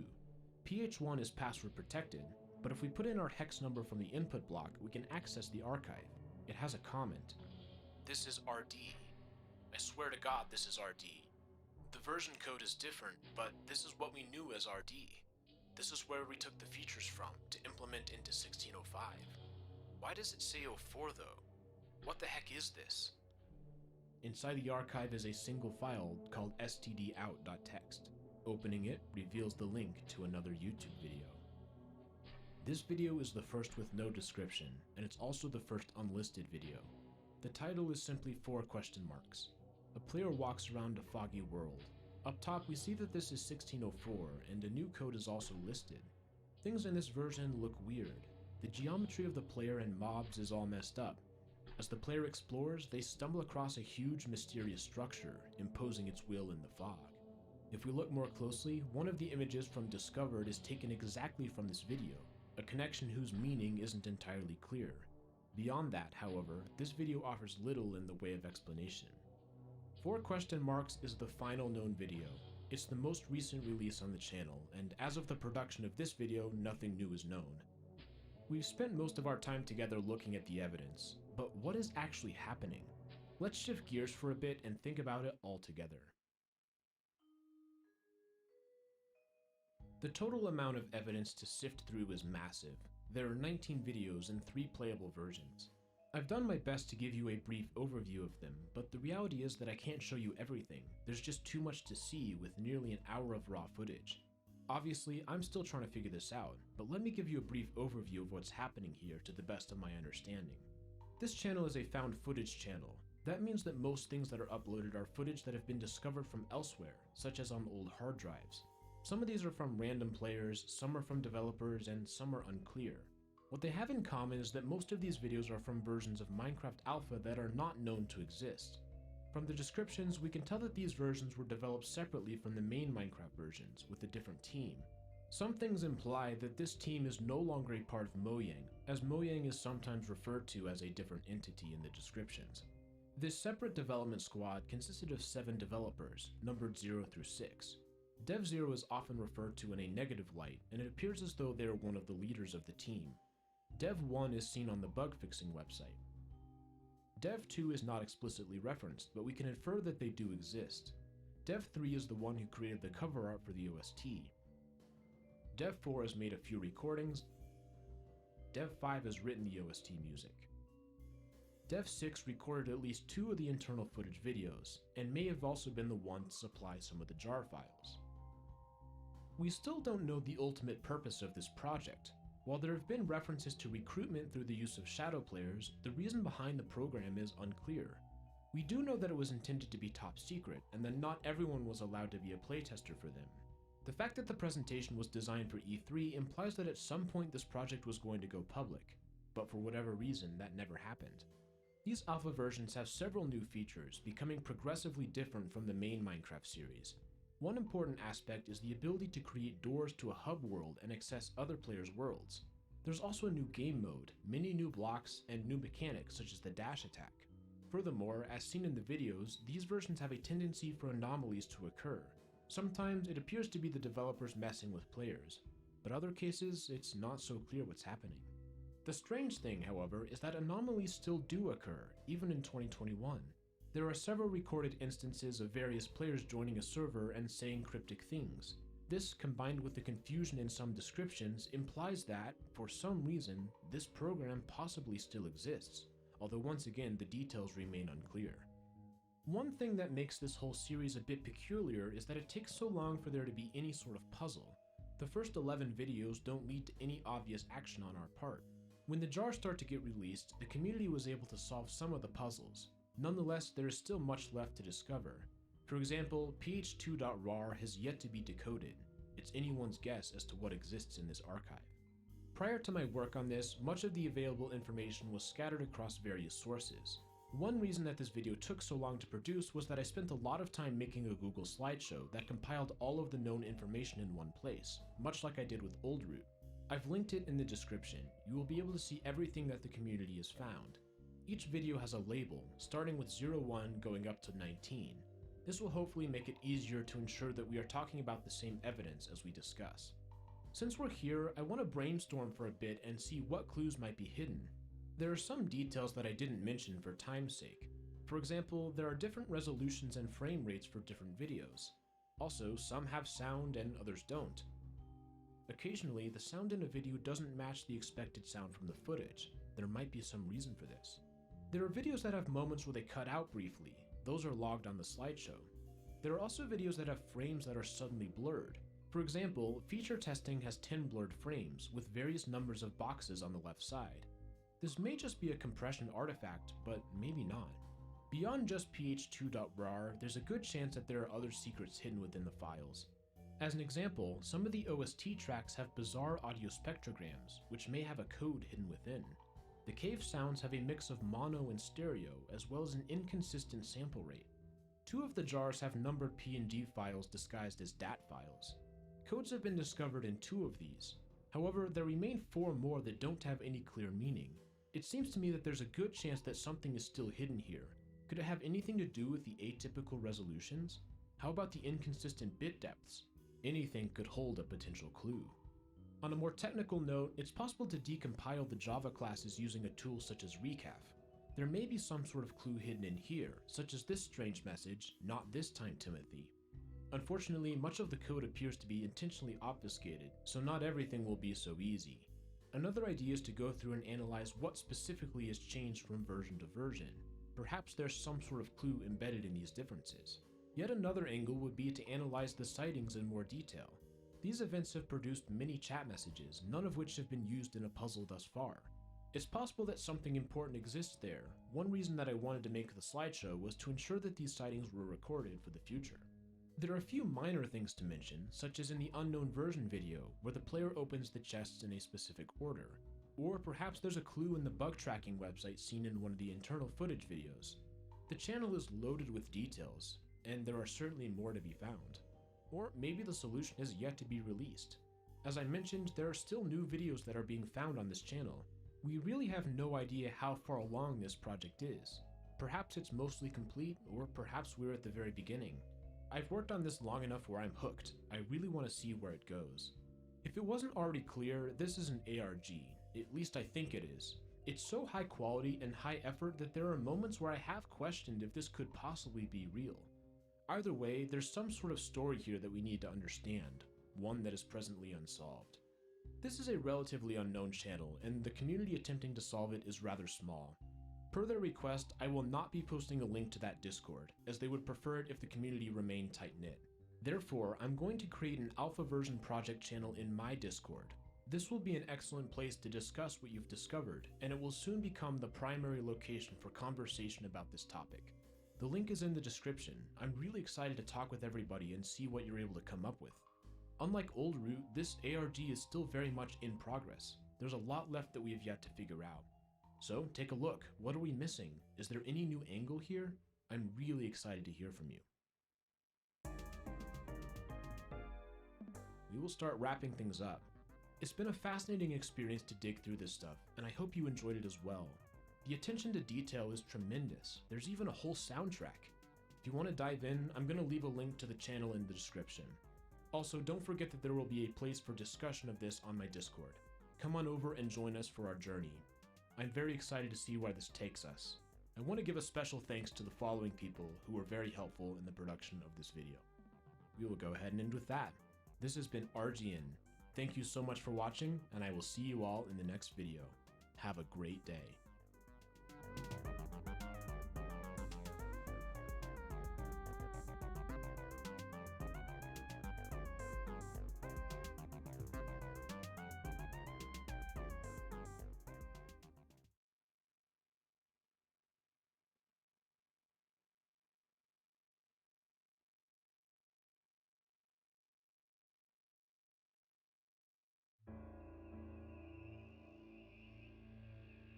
We've all played or at least heard of Minecraft. It's one of the most popular games of all time and has sold over 200 million copies. But even such a well-known franchise has its secrets. There are layers of the iceberg that most of us will never see. Today, I want to take all of my viewers on a journey down below. I'm going to address the elephant in the room. This video was inspired by the Super Mario 64 Iceberg video by Mishkaz. However, he has stated that he doesn't have any interest in doing the Minecraft Iceberg, so I decided that I might as well do it. Thanks so much for the concept, and I love your channel. I am going to use one of his ideas, which is the health meter. For every theory I talk about, this health bar shows my confidence in its accuracy. 1 heart means that the theory is clearly proven false, and it gets more and more likely as we go up, until we reach 10 hearts, where the theory is definitely true. One more thing. I'm not entirely sure where this iceberg originated from, but I've included a few references at the end of the video. I didn't make it, I'm just explaining it. With that out of the way, let's dive under the waves and see how deep the Minecraft iceberg goes. Steve posting done by Mojang. Steve posting was a meme that originated on 4chan in 2018, which had an uncomfortably realistic render of Steve, Minecraft's main character. A user on the V board created a post trying to convince others that Steve should be included in Super Smash Bros. Ultimate. From there, people posted various spin-offs. The theory is that some of the Steve posting was straight from Mojang themselves, maybe to legitimately push for Steve in Smash, or maybe just for some obscure viral marketing. Regardless, I can't actually find any information that leads me to believe that this is true. However, given the anonymous nature of 4chan, it's certainly not impossible. The Farlands. The Farlands is a terrain generation glitch that existed originally in older versions of Minecraft. If a player went far enough from the spawn point, the world generation would become crazy with choppy columns and bizarre structures. There were several different variations that it could generate depending on the location. In the Java edition, it was removed with version 1.8 in 2011. However, a similar effect remains in Bedrock edition, although the exact look and feel of these Farlands is different than Java. The Farlands hold an important place in Minecraft folklore, and rightfully so. The overworld generation is supposed to look similar to real life. Well, supposed to. So finding a place where all the rules were broken that generated naturally was clearly a cause for discussion. It sparks the imagination to know that the Farlands are always somewhere out there, if only you're willing to walk for long enough. Herobrine and Notch's brother. Ah, Herobrine. If you're a player like me who's been playing Minecraft for a long time, the name itself should bring you back to an era when zombies dropped feathers and hunger didn't exist. It was a simpler time. And yet, with a game so pure as Minecraft, myself and countless other players were haunted by a single image of a ghostly Steve with dead white eyes. An accompanying text posted on 4chan tells the story of someone who created a new world and would occasionally catch glimpses of the figure in the fog. Confused, he went to the Minecraft forums, only to have his posts deleted. He received a message from a non-existent user called Herobrine with only the word stop. The player was able to connect with some others who had seen Herobrine, and one of them revealed that it was supposedly the brother of Notch, the game's developer. The player emailed Notch asking if he had a brother. His response? I did, but he is no longer with us. I could make an entire video on Herobrine and his place in Minecraft history, but others have done this better than I ever could. For now, I'll stick to the facts. First of all, Herobrine was never coded into any version of Minecraft. Data miners have not been able to find anything that matches the story's behaviors and textures. Notch denies Herobrine, stating that there's no such thing as Herobrine and that Notch himself doesn't have any dead brothers. Still, there are quote-unquote canonical references to Herobrine in Minecraft. Almost every changelog from a major version includes the note, removed Herobrine. To me, this is just a running joke between the developers and the community, but who knows? Minceraft. Minceraft is a funny little Easter egg included in the Java edition of Minecraft. Every time the game starts, there's a 1 in 10,000 chance that the title screen says Minceraft instead of Minecraft. It's so subtle, but it's definitely there if you look. Makes me wonder how many times I've had Minceraft and never noticed. Building past 255. In Minecraft, every block has an XYZ coordinate location. X and Z are virtually limitless, but the vertical y-axis is restricted between 0 and 255. Although players can fly outside of these bounds, no blocks can be placed past 255. In my research, I was unable to find any way to increase this limit without the use of mods. I'm not sure if this entry is implying that it's possible or just stating that there's a vertical limit. Regardless, the lack of examples speaks for itself on this one. Entity 303. This is another creepypasta about a disgruntled ex-Mojang employee that hacked into players' games and was going to destroy Minecraft. Strictly speaking, this one's not impossible, but I think the story takes advantage of people who don't really know what hacking is and are easily scared by computer jargon. Additionally, 303 was supposedly going to ruin Minecraft by the end of 2014 or 2015. Yet, here we are, discussing a game that remains wildly popular. I think of Entity 303 as a bargain bin Herobrine. It's a similar type of idea, but without the intrigue and novelty that made Herobrine so fascinating. Red Dragon. The Red Dragon was a mob that Notch planned to add to Minecraft. It was intended to live in the overworld in order to balance out the Ender Dragon. However, since Notch left Mojang, the mob has yet to appear in vanilla versions. In 2013, the developer Dinnerbone said that it was never promised. We have no plans of adding a Red Dragon at this time. A few months later, he said that Red Dragons would be added one day, but not right now though. That was over 6 years ago, so it seems to me that Red Dragons are relegated to the list of scrapped features. The Nether Reactor. When Minecraft Pocket Edition came out, there was no way to access the Nether. As a result, the developers added the Nether Core block. When blocks were placed in an appropriate configuration, the Nether Core could be activated, generating a structure of netherrack called the Nether Spire. Then it would spew out items such as glowstone, quartz, and melon seeds, as well as spawning pigmen. It was an interesting solution to the technical limitations of the mobile platform, but to me, it's not much more than an oddity in the history of Minecraft. Creepers based on a real plant. Creepers have been described by the developers as crunchy, like dry leaves. I think this entry is referring to the possibility that creepers were based on a real-world plant. No, not these creepers, but rather a type of moss called sphagnum, or peat moss. In order to spread its spores, it releases them in an explosion that propels them up in the air. There's a game theory video that goes into detail about this, but the gist is that creepers are doing the same thing as the moss. When they explode, their spores get attached to a host, which can then carry them far distances. My personal opinion is that this theory is just a theory. A game theory! Sorry. The evidence for this to be true is pretty limited, and it doesn't seem likely that Notch would have put so much thought into a mob that was supposedly created by flipping the height and length of a pig. More on that later. Still, it's certainly possible, and some would even say plausible, that this is true. The Aether is in the base game. The Aether is a mod from the alpha days of Minecraft, which added a fantastical sky dimension with new mobs, items, and dungeons. The Aether mod was incredibly popular and introduced a lot of people to modded Minecraft, myself included. However, it was never built into the base game.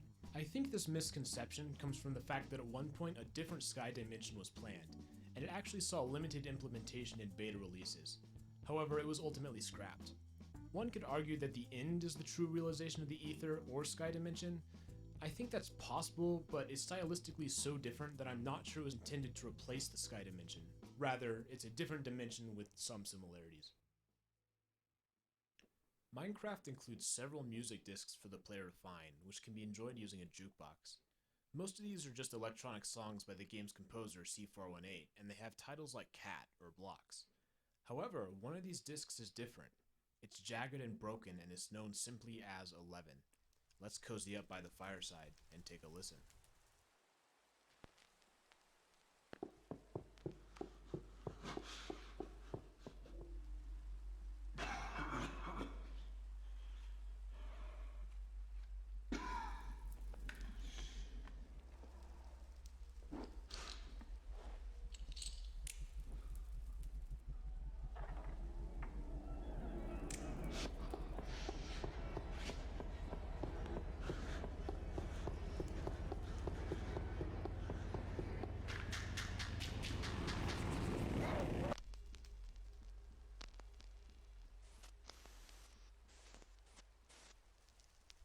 This disc was deeply unsettling to myself and many other players when we first heard it, especially compared to the bright and upbeat tunes from the other discs. Some people say that this is an Enderman attack, but that's unlikely to be true since the audio existed in the game files at least 8 months before Endermen were added. To understand what's happening, we need to go deeper. At the conclusion of the disc, some strange otherworldly sounds occur. We can analyze the audio file using a spectrogram. At the very end, we can just barely make out several numbers. 12 is equal to C in hexadecimal, so it spells out C418, the game's composer. It's a neat little Easter egg. However, if we scroll back a few seconds, an image of a creeper appears. Is this another Easter egg, or is it implying something else? A Reddit user named DirtPiper has come up with an idea that explains what's happening pretty well. He uses audio from another disc called 13, which has mostly ambient noises. At 1:30, the sound cuts off for 11 seconds. DirtPiper suggests that this is where disc 11 should be played. Combining discs 11 and 13 creates a story about a character in a cave who flees from a creeper and barely survives. You can read the details on his post, which I'll link in the description. The two discs line up in such a convenient way that it's hard for me to see this as dumb coincidence. But disc 11 is another one of those rabbit holes that has a lot going on, and no theory is bulletproof. It's a fitting end to the top tier of the iceberg.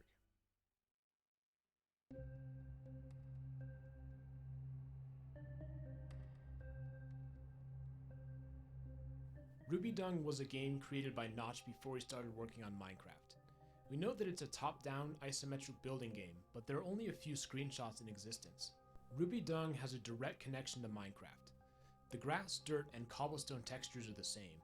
In fact, the earliest versions of Minecraft had the RD for Ruby Dung in the name, as Notch was initially modifying its source code. Given this evidence, I find it very likely that Ruby Dung was in fact a direct precursor to Minecraft.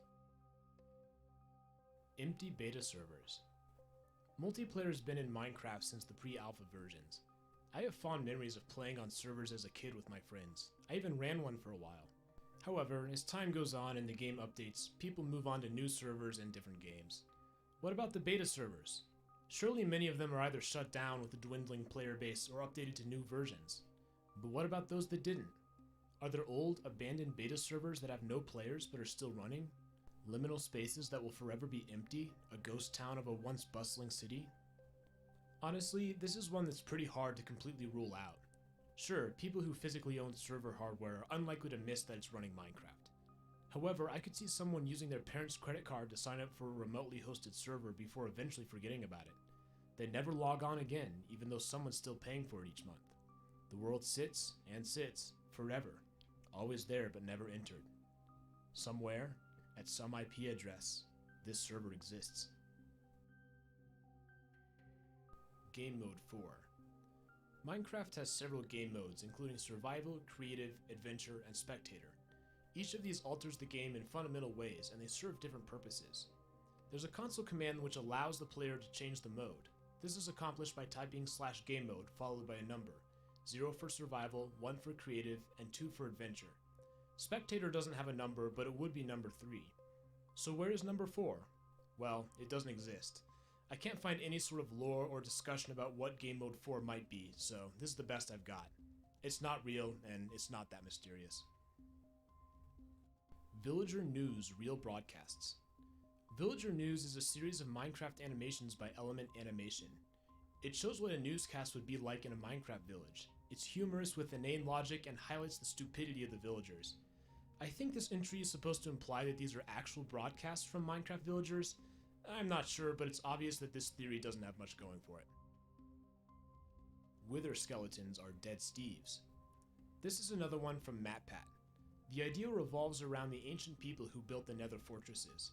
Apparently when they were buried, the Netherrack sucked the souls out of them, creating soul sand and leaving behind the withered skeleton. Thus, the wither skeletons that guard the Nether fortresses are the remains of the people that built them. It would also explain why the chests in the fortresses have items from the overworld, such as diamond and iron. I think this one is somewhat plausible. It's certainly a convenient explanation as to why wither skeletons are at Nether fortresses, but it doesn't explain why that's the only place they spawn. Soul sand can be found throughout the Nether, which implies that wither skeletons should also exist everywhere. Still, I think this theory has some merit.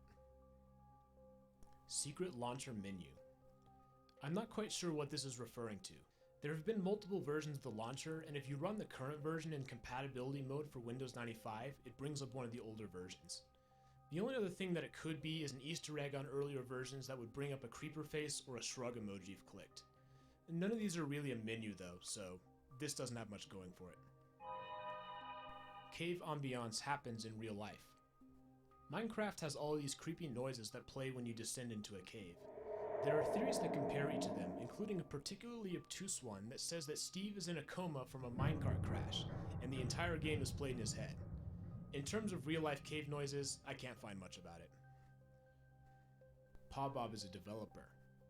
Pawbob is a player on the legendary Anarchy server 2B2T, who has been around since nearly the beginning. He helped the server's admin by writing a plugin that stopped people from getting stuck on the Nether roof. Conveniently, that plugin also included a backdoor that allowed for infinite items, flying, and teleportation for Pawbob and all of his friends. They created an appropriately named base called Plugin Town. He had various other clever exploits, including developing hacking software and using Thunderbolt sound data to pinpoint chunks with active players. The theory states that Pawbob is actually the developer of Minecraft going undercover. It could potentially make sense given his deep knowledge of the game's inner workings and ability to exploit them. But he could also just be a Java developer who knows how to find vulnerabilities. The theory is possible, but I wouldn't say it's likely. Fake multiplayer. I can't find much for this one. Some mobile games are known to have fake multiplayer, but this is clearly not the case for a game as advanced as Minecraft. Super secret settings.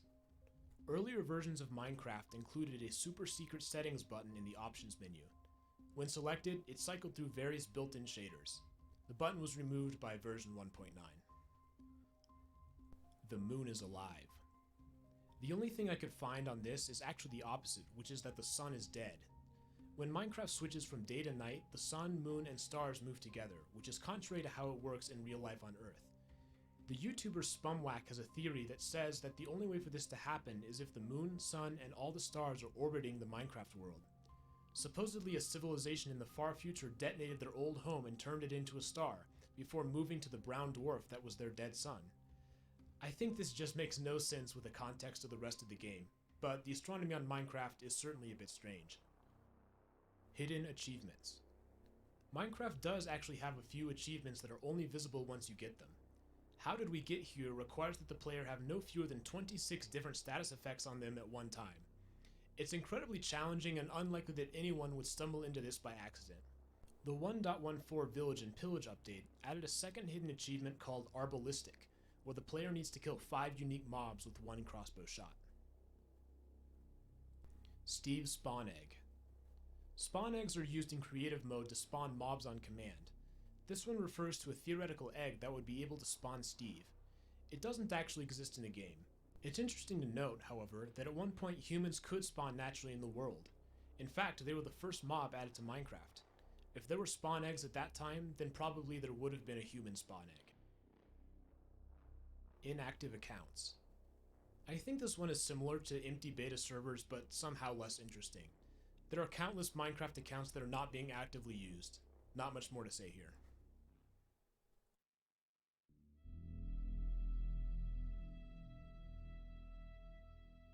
Mojang bought Microsoft. This one is clearly making a joke on the fact that Microsoft acquired Mojang in 2014 for $2.5 billion. It's inconceivable that somehow the reverse happened. Creepers were intentional. Earlier, I alluded to the story that Notch first got the idea for a creeper when he accidentally flipped the length and height of a pig. Well, I mean, the creepers were a mistake. I defined and I accidentally made them tall instead of log, so it was like a tall thing with 4 little feet, and that became the creeper. It was supposed to be a pig. The theory says that this story is false, and that Notch actually designed the creeper on purpose to look the way that it does. This is one that you can't prove either way. You can choose to take Notch at his word or not. I see no reason for him to lie about this one. Block ID 1111. Each block and item in Minecraft has an ID number that differentiates it from the others. For example, stone is 1, grass is 2, etc. The highest number is 453 before a jump to 2256 for the music discs. It's possible that this is an oblique reference to disc 11, which I've mentioned before. The only other thing it could be is block 111, which is the lily pad. In older versions, they were notorious for causing boats to break at the slightest touch, so maybe that's it. Real Nether portal. ThinkGeek released an April Fool's video showing a working USB Nether portal. Beyond that, I just don't know what this one's talking about. MK Ultra servers. During the Cold War, the CIA had a program called MK Ultra, whose goal was to develop drugs and other methods to force confessions through mind control.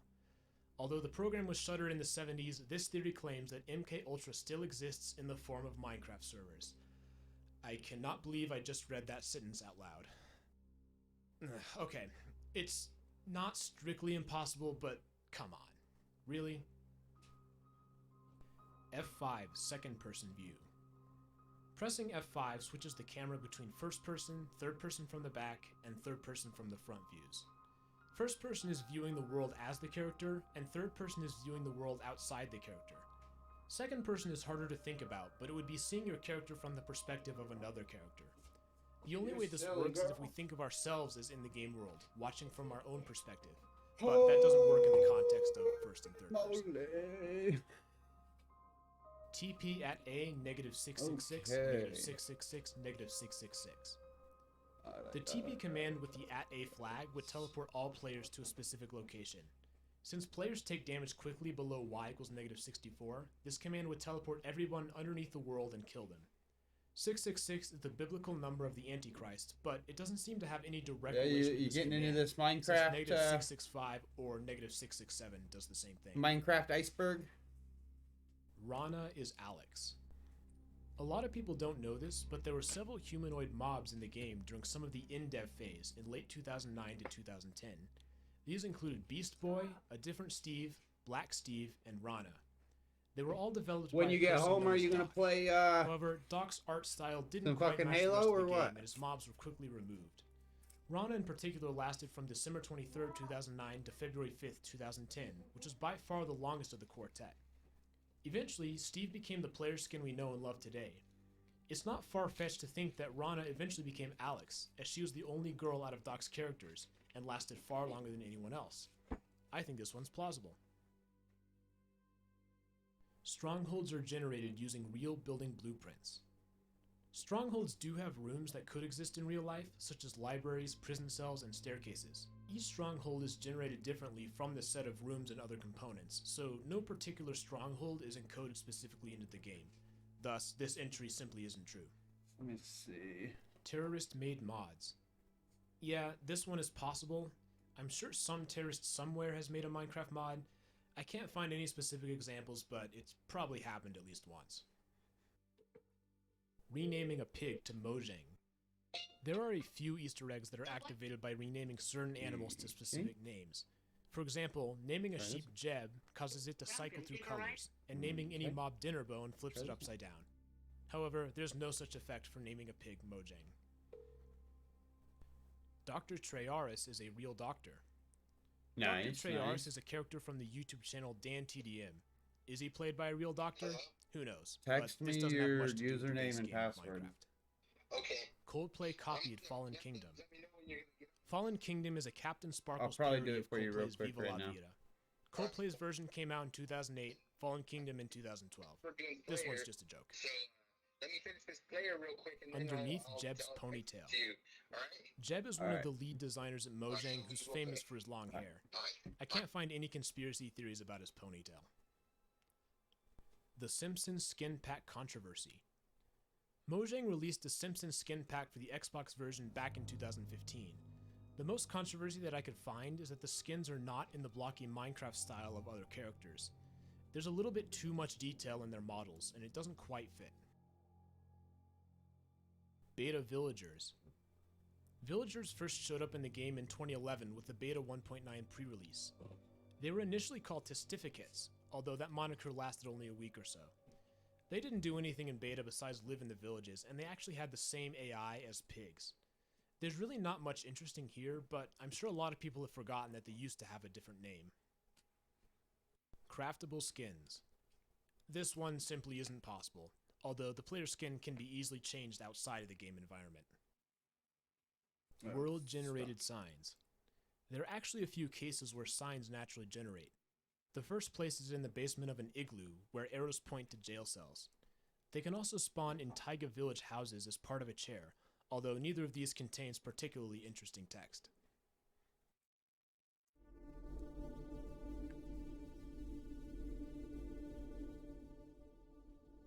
Void entities. The void exists below bedrock at negative Y values. The player takes a high amount of damage below Y = -64. Entities can actually exist in the void, although they are destroyed at -64. Interestingly, the Ender Dragon does not take damage in the void, so it would be the only entity that can exist at any Y value. Origins of the End Skybox. The inn skybox is a slightly purple field of static.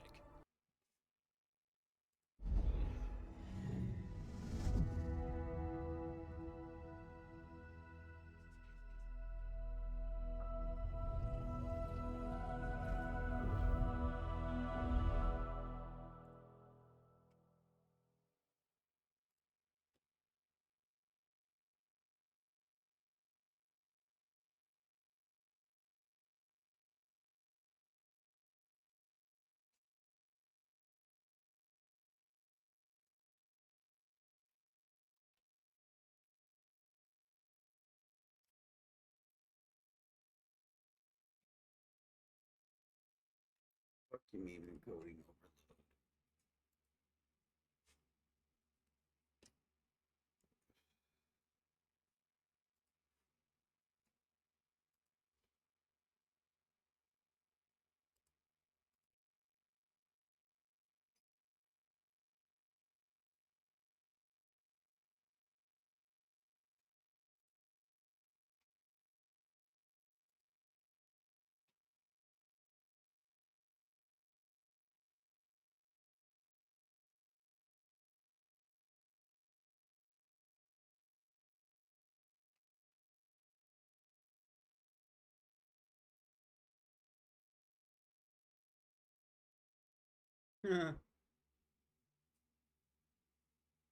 Oh, damn it.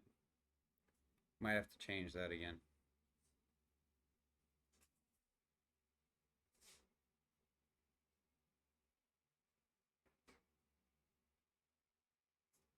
Alright, actually, I gotta do this first.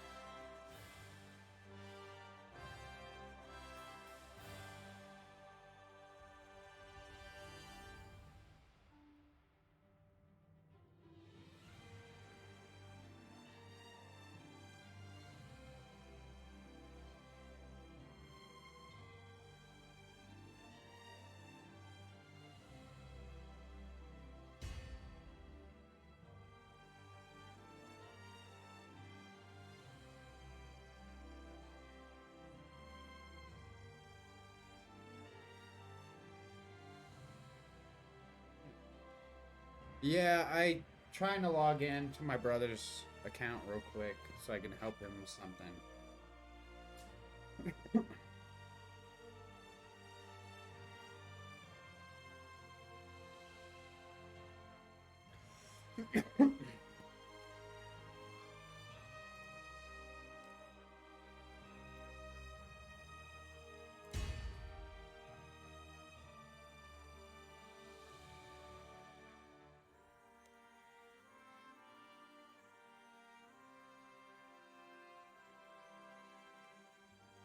Might as well push this back on here until I get this, It keeps with the theme of the Enderman. Beyond that, I don't know where it comes from. Maybe there's some story that I can't find. Pack.png. This one is really interesting and has a fascinating story. Minecraft's default server screen has a small image called pack.png, which is a pretty standard picture of a Minecraft world. It's existed in the game since Alpha 1.2.2, released November 10th, 2010.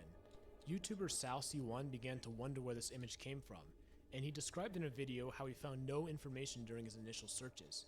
Thus, a collaborative movement to search for pack.png was created in early 2020. Hundreds of people contributed, from upscaling the original image using AI to determining the chunk location using the cloud coverage. The process was fascinating, and I can't hope to cover it in detail here. I'll leave a link to the SalC1 video that describes how it worked.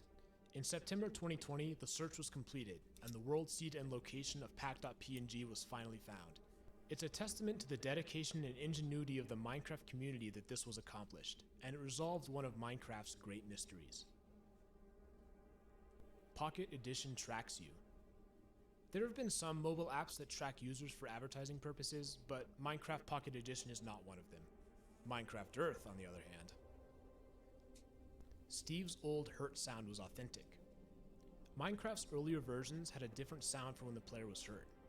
However, this was changed in 2011 with the release of version 1.0 because the player was no longer necessarily a male.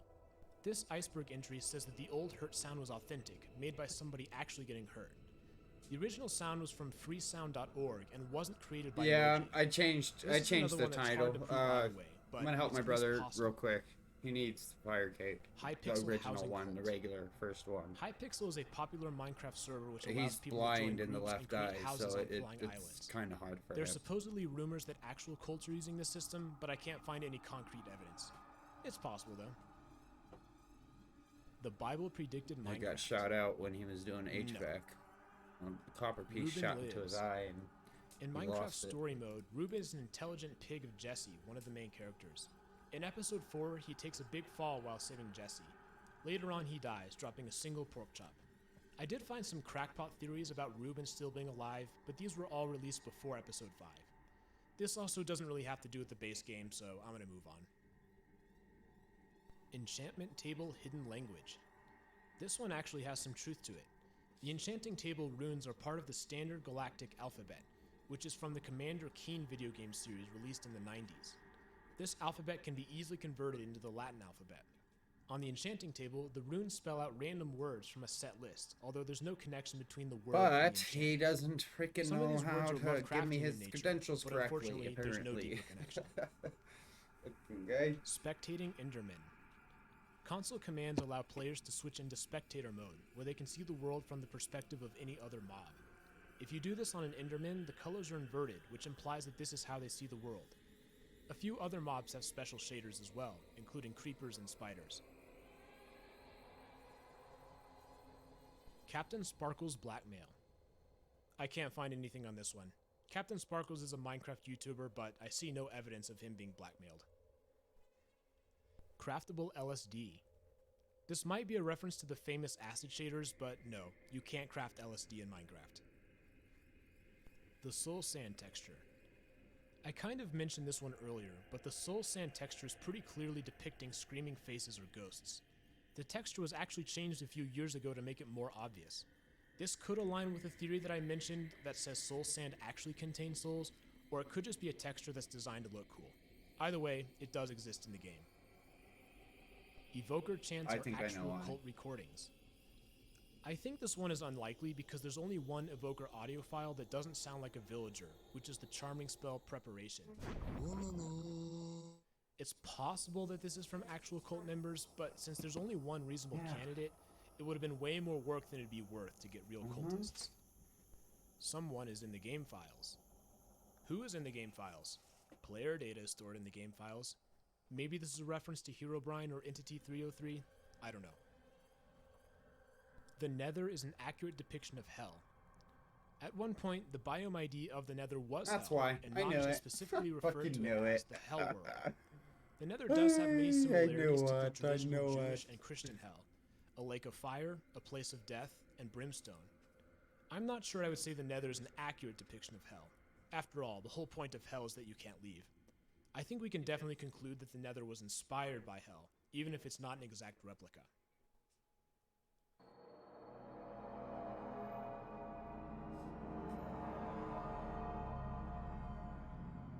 Calm 4 Hidden Frequencies.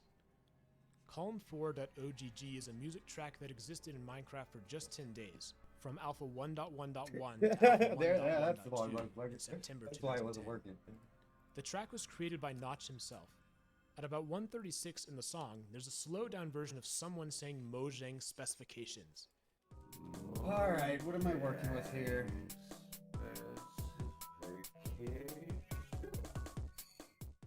It's not really known what this means, but it was in the game at one point. God damn, you're broke, bro. Minecon 2008. Minecraft didn't exist until 2009, and the first Minecon was in 2010, so I don't know what this one's about. Chicken AI. Microsoft once hosted the Marlowe 2018 competition, which stood for Multi-Agent Reinforcement Learning in Minecraft. It involved participants developing AI software which would be trained to accomplish various tasks in Minecraft. So far as I can tell, nothing major came out of this, and really, it's software which is outside of Minecraft, rather than in the game. Secret commands. Minecraft has several key commands that aren't typically used in normal gameplay. Most of these relate to the debug menu, accessed with F3. You can see all of them by pressing F3 and Q.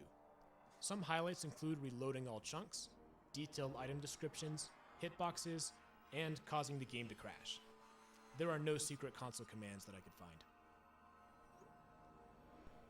Withers based on failed Siberian modification experiments. This might be the spiciest entry on the entire iceberg, but unfortunately, it seems to be completely made up. April Fool's Secret Hell Dimension. The 2020 April Fool's snapshot added a great feature that allowed players to create virtually infinite custom dimensions. They could either throw a signed book into the nether portal or use the /warp command with the dimension name. Most of these dimensions were randomly generated, but there were a few that were hard-coded, such as Sponge, which creates a giant Menger sponge fractal, and Fleet, which generates an infinite fleet of Ender ships. Unfortunately, Hell is not on this list, and though it does generate a dimension, it's random with no special properties. Secret room in Notch's mansion. In 2014, Notch bought a $70 million mansion in Beverly Hills after he sold Minecraft to Microsoft. It does have a candy room, but as for secret rooms, we'll never know. Cobalt is Minecraft 2. Cobalt is a game released by Oxide Game Studios and was published by Mojang in 2016. It's a 2D platformer/shooter. You need to come up with something really crazy to convince anyone that this is Minecraft. Why did my brother get that offer when I logged in on The Vindicators are building a Steve. This is yet another theory from MatPat. It involves the mysterious actions of the Illagers in the Woodland Mansions. It's known that they are banished villagers, but why? The theory claims that Illagers are kidnapping villagers and turning them into Ravagers using their dark magic. More so, the Illagers have at least some control over life and death, as evidenced by their totems of undying. The mansions have unexplained rooms of light blue and cyan wool, which MatPat connects to the colors of Steve's clothes. He says that the Illagers tried to create a live Steve but failed, resulting in zombies. I think MatPat has a pretty good case for this one. I'd recommend you check out the full video to get the details, but I don't think this theory requires too many leaps of faith. Brown bricks. Okay, even in an iceberg video, there are some things that should stay deep under the water. Research this one at your own risk. The true meaning of dedicated wham. There's a video of a kid at Minecon 2013 asking panelists how much dedicated wham to add to a server. I was wondering, what's the recommended amount of dedicated wham I should have to a server? I'm sorry, could you please repeat your question? Dedicated wham to a server. If you're wanting to offer per-seat. He was apparently trying to say dedicated RAM. You know, there's no deeper meaning to this one. It was just a kid who made a mistake. Minecraft post-credit scene. Do not watch.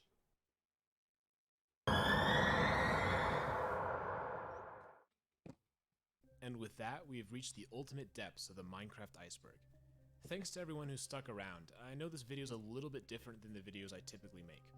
Let me know what you thought of it in the comments. Is there stuff on the iceberg I was wrong about? There are also a few things that I wish had been added to the iceberg, but I'll save those for another video.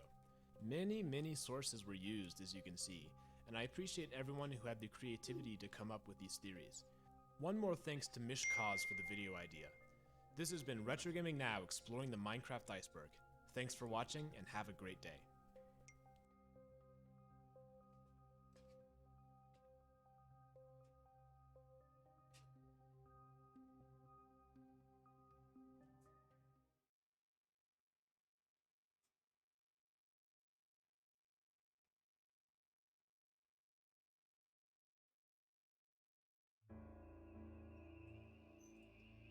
Well, here we are again, another Minecraft Nice. iceberg video. If you haven't seen my Nice. previous Heck 2 yeah, Minecraft Dodgy. iceberg videos, then check them out using the link below, or else the following might not make a whole lot of sense. The Minecraft iceberg format has become so popular that people continue to release new icebergs. I'm aware of at least 3 or 4 that have come out since the last 2 videos, and as a result, I have a bunch more things to add. I should say that this video is most likely going to be the final Minecraft iceberg video I do. Once we're done with this, we will have covered just about everything that could possibly go on an iceberg. With that being said, let's get started. I've created a new image which includes the things that I'm going to talk about that weren't in my previous videos. Once again, there aren't any jokes on this list. All of these entries have some element of truth. Join me for a deep dive beneath the waves. Well, I'm gonna get the Okay, fire this cape was for kind my of the brother. low-hanging He fruit, has and a I'm sure hard many time of you with were it. surprised that it wasn't in the He previous does it on a videos. phone, and The he final also stage of kind of lost Minecraft his is eye killing when the he Ender was Dragon, doing which opens HVAC up a long portal time back ago. to the overworld. So I'm gonna help When him the get player that jumps cape. in, the end credits roll. If you've And done this then, before, you'll understand when I say that what follows is pretty bizarre. Before showing Maybe the some names of the care pack, creators, but as probably would happen Halo with the Infinite traditional credit later. sequence, there's a poem, often referred to as the end poem. The structure is a conversation between 2 characters, Blue and Green. They claim to be self-aware and that the player is reading their thoughts on the screen. Who are they? Humans have called them by many names: God, angels, aliens, leptons, quarks. Some of their words are not understandable and they show up as gibberish.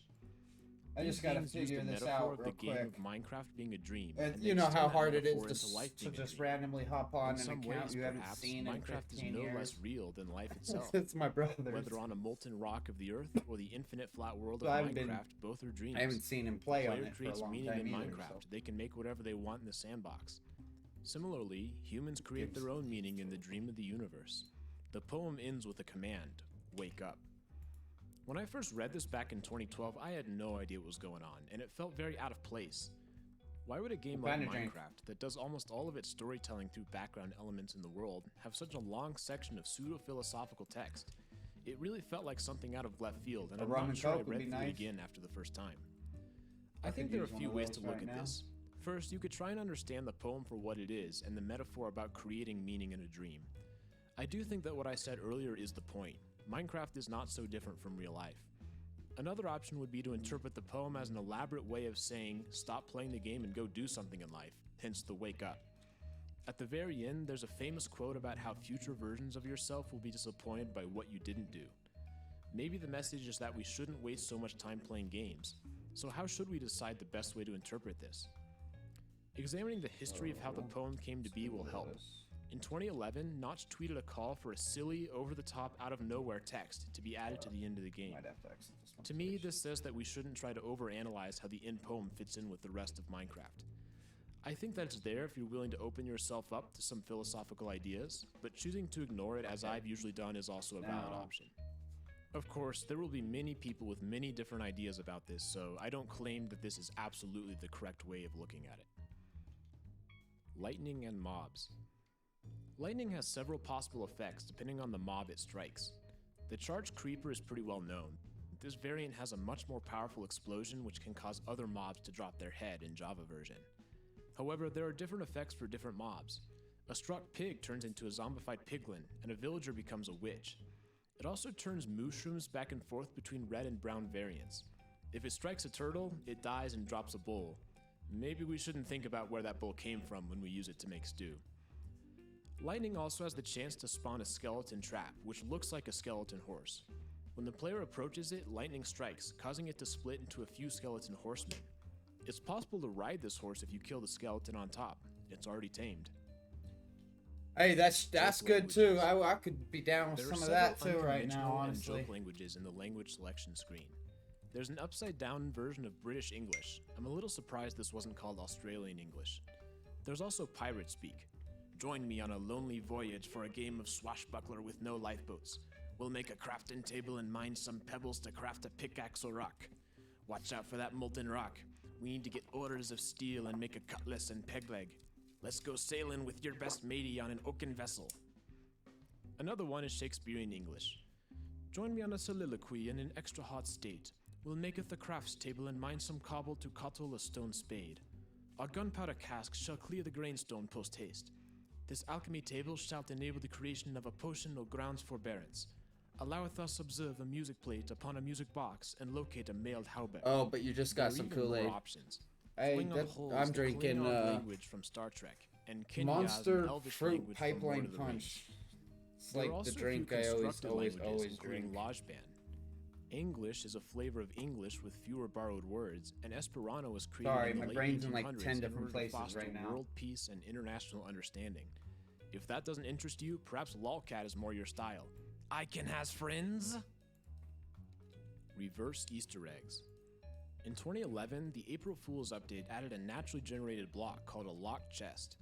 When the player tried to open it, they were informed that they needed a Steve Company supply crate key, which could apparently be purchased from the Minecraft store. This is a reference to Team Fortress 2, where the player could get an item called a Manco supply crate. Purchasing a key from the Manco store opened the crate. This is one of the early examples of a loot box in gaming. The cosmetic the one aspect I is a drink huge part of Team is- Fortress 2, and these supply crates were one of the ways players could find items like hats. Interestingly, It's in the pink TF2 one. added a Minecraft Easter egg called Pink, Top kind of like Notch. flowery It was print only one. given to Notch, who is Minecraft's creator, and it makes the player wear a fedora and have Notch's avatar for a head. It's a nice little counter Easter egg.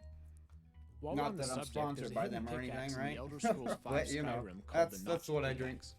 It's kind of ironic considering that Bethesda sued Notch for calling his new game Scrolls, although they eventually settled out of court. Oh, dude, it's great. Other It's games with honestly really Minecraft great. Easter eggs include If you Borderlands like 2 Monster The and Binding you of like, Isaac. you know, like My the Fruit personal Punch favorite type is stuff, from Stanley Parable, order it from which, Amazon. If you haven't It's- played it, is a it's tremendous great. game, although it's not for everyone. Zombie villages. There's a 1 in 50 chance that a village surely he's spawns as got an abandoned village. overloads. This village is decrepit with broken blocks and cobwebs. All villagers that spawn here are Bro. zombie villagers. Glowing obsidian. Oh my god, I mentioned in bro. the first episode that Minecraft Pocket Edition used to not have the nether.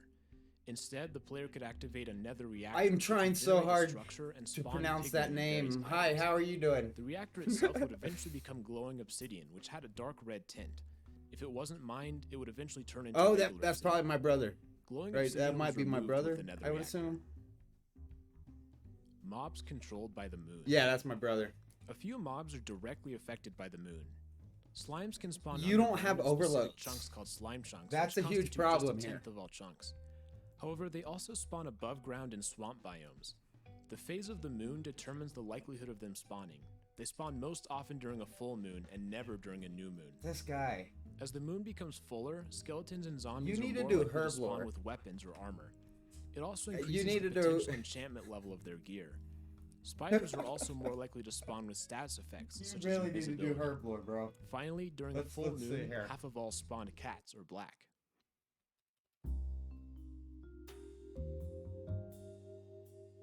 Minecraft crash log messages. When Minecraft crashes, a bunch of data is dumped to the crash log. This will usually be hidden from the user. However, if you dig into the files, you can read the dump. There are Okay, a at bunch least of you have possible this witty stuff. comments about the crash, from the simplest oops and I feel sad now, to much more complex you don't have messages that. such as, hi, I'm Minecraft and I'm a crashaholic. Sometimes the game offers to make you feel better. This is a token for 1 free hug. Redeem at your nearest Mojangsta hug. And don't be sad, I'll do better next time, I promise. Perhaps this is a sign that Minecraft is becoming sentient, although, quite honestly, I wouldn't worry myself about that. Oh man. There may be other games that crash less often. The crash log even suggests one. You should try our sister game, Mince Raft. You're killing If you me. don't get that reference, You're check killing out me. the first video.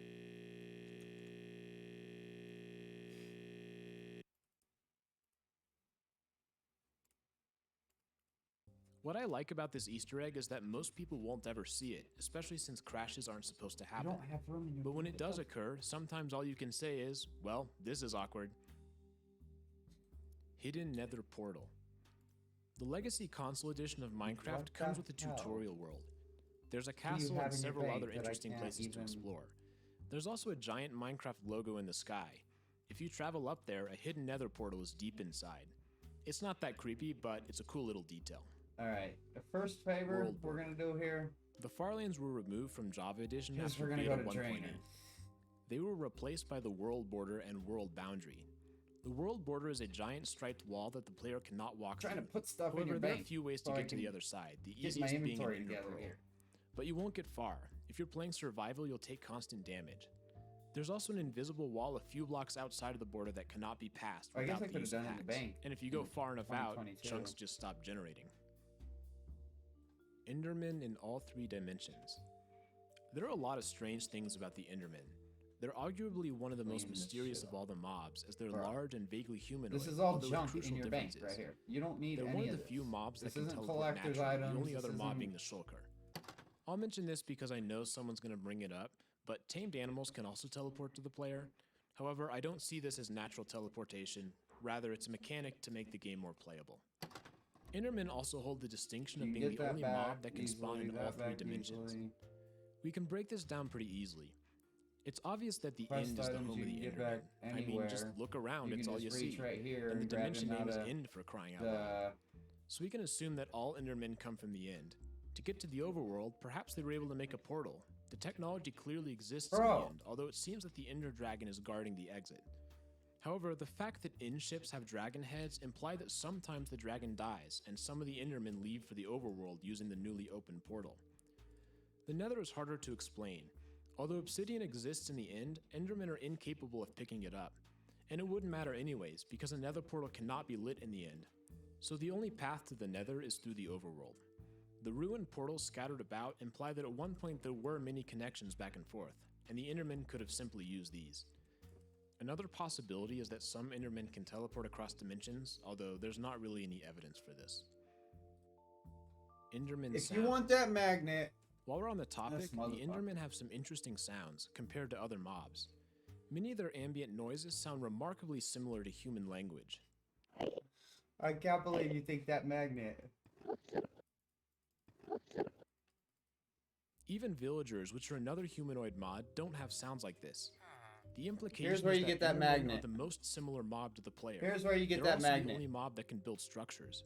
The You fact remember that the they're quest neutral where you mobs that gotta- only attack if where you gotta provoked sneak also shows into, that they're more um, similar to humans than other overworld mobs. The witch's house. This is another one where Matt right has a here. pretty fully developed theory, although it disagrees with And you some put of the this stuff I magnet suggested that you earlier. get in one of these Namely, boxes. he thinks that Endermen started in the overworld as humans before escaping to the end and eventually evolving to their This current is where form. you get the magnet. Just pick It it would up out take of me the more box time and you than we can have have that in this magnet. video for me to fully explain my counter theory.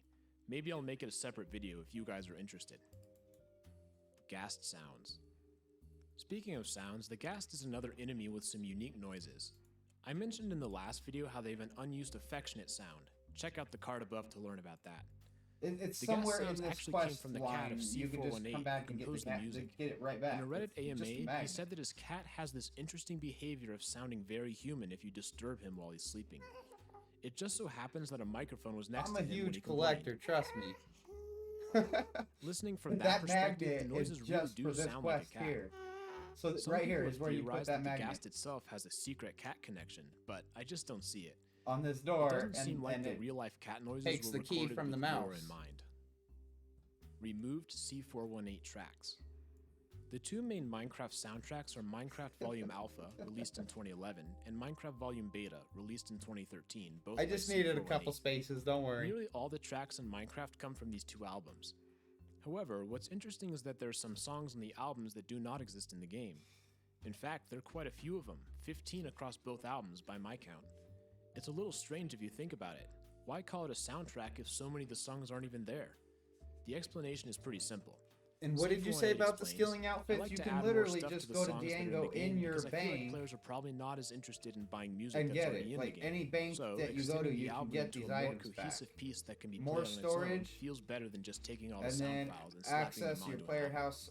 That Access makes sense Django to right me, here. although it's a shame that some of these great So you songs can didn't get rid of make it into all Minecraft. of those skilling The soundtrack outfits, albums and have they're a few right more here. strange things about them, though. In your but bank, we'll get to anywhere those you go. further down in the iceberg. Notch drops an apple. If a player is named Notch, they will drop an apple upon death in addition to their inventory. Obviously, this would only happen in extremely rare situations, but we can look at the code to see that it would occur. There does exist video evidence. In early 2020, the speedrunner Dream did a collaboration with Notch himself. At the end, he is killed by a pigman, and he clearly drops an apple next to his inventory. It's pretty cool that we have a recording of such an obscure Easter egg. I couldn't believe it at first, to be honest, but there it is. All of this you just get back from Diego. I'm getting Sarge rid of some of says, this. If this it one is tells me pretty like simple. that, I won't. At one point, but instructing a command block to run the /help need command room. would cause it to output various Easter egg messages. Yeah, now I have It would some always room. start Now I with Sarge can says, do this. followed by text such as YOLO, ask for help on Twitter, scoreboard deleted, commands blocked, /test for noob at player, and /diop at player. I'm not sure why they got rid of this one, since no one would ever need to use command blocks to ask for help anyways. Might as well do something interesting with it. Basalt Delta's radioactivity. There are some ambiance files from the Basalt Delta's nether biome that sound very similar to a Geiger counter, which detects ionizing radiation. This implies that this biome is radioactive. Some real-world rock types are known to be naturally radioactive, such as granite. Basalt does have measurable radioactivity, but not at an abnormal level compared to other rock types. Still, the sound connection seems obvious. Perhaps magma Yes, cubes you are don't have a radiated slimes. single recipe. Alright, well, let's change that then. Pigman blood. Before the Nether update, the Nether was full of zombie pigmen instead of zombified piglins. One of their distinctive features was green blood on the edges of their skin, exposing the skull and bones. However, this wasn't always the case. Initially, they had red blood, which makes them look quite a bit scarier in my opinion. Notch said that he changed the texture because he wanted Minecraft to be a game that's scary without blood. That's fair enough. One of the reasons the old texture was so shocking is because it felt out of place compared to the rest of the game. And Minecraft certainly has its scary moments.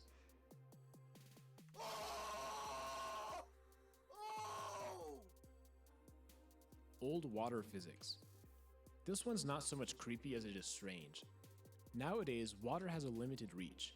Even if you Which place one a is bucket that? on flat ground, it will Which eventually one is the spread out fluff and stop potion flowing. That that you're wasn't the talking case in about? Alpha. Instead, water would fill whatever space it touched to the same level. This was sometimes referred to as tsunami physics because the water could easily dominate an entire area, all by accidentally releasing extreme. the floodgates. Yeah. Water sources truly were Okay. infinite and far more destructive than lava ever could be. PETA Minecraft server. Okay, this entry is kind of off topic, but I found it interesting, so I decided to include it.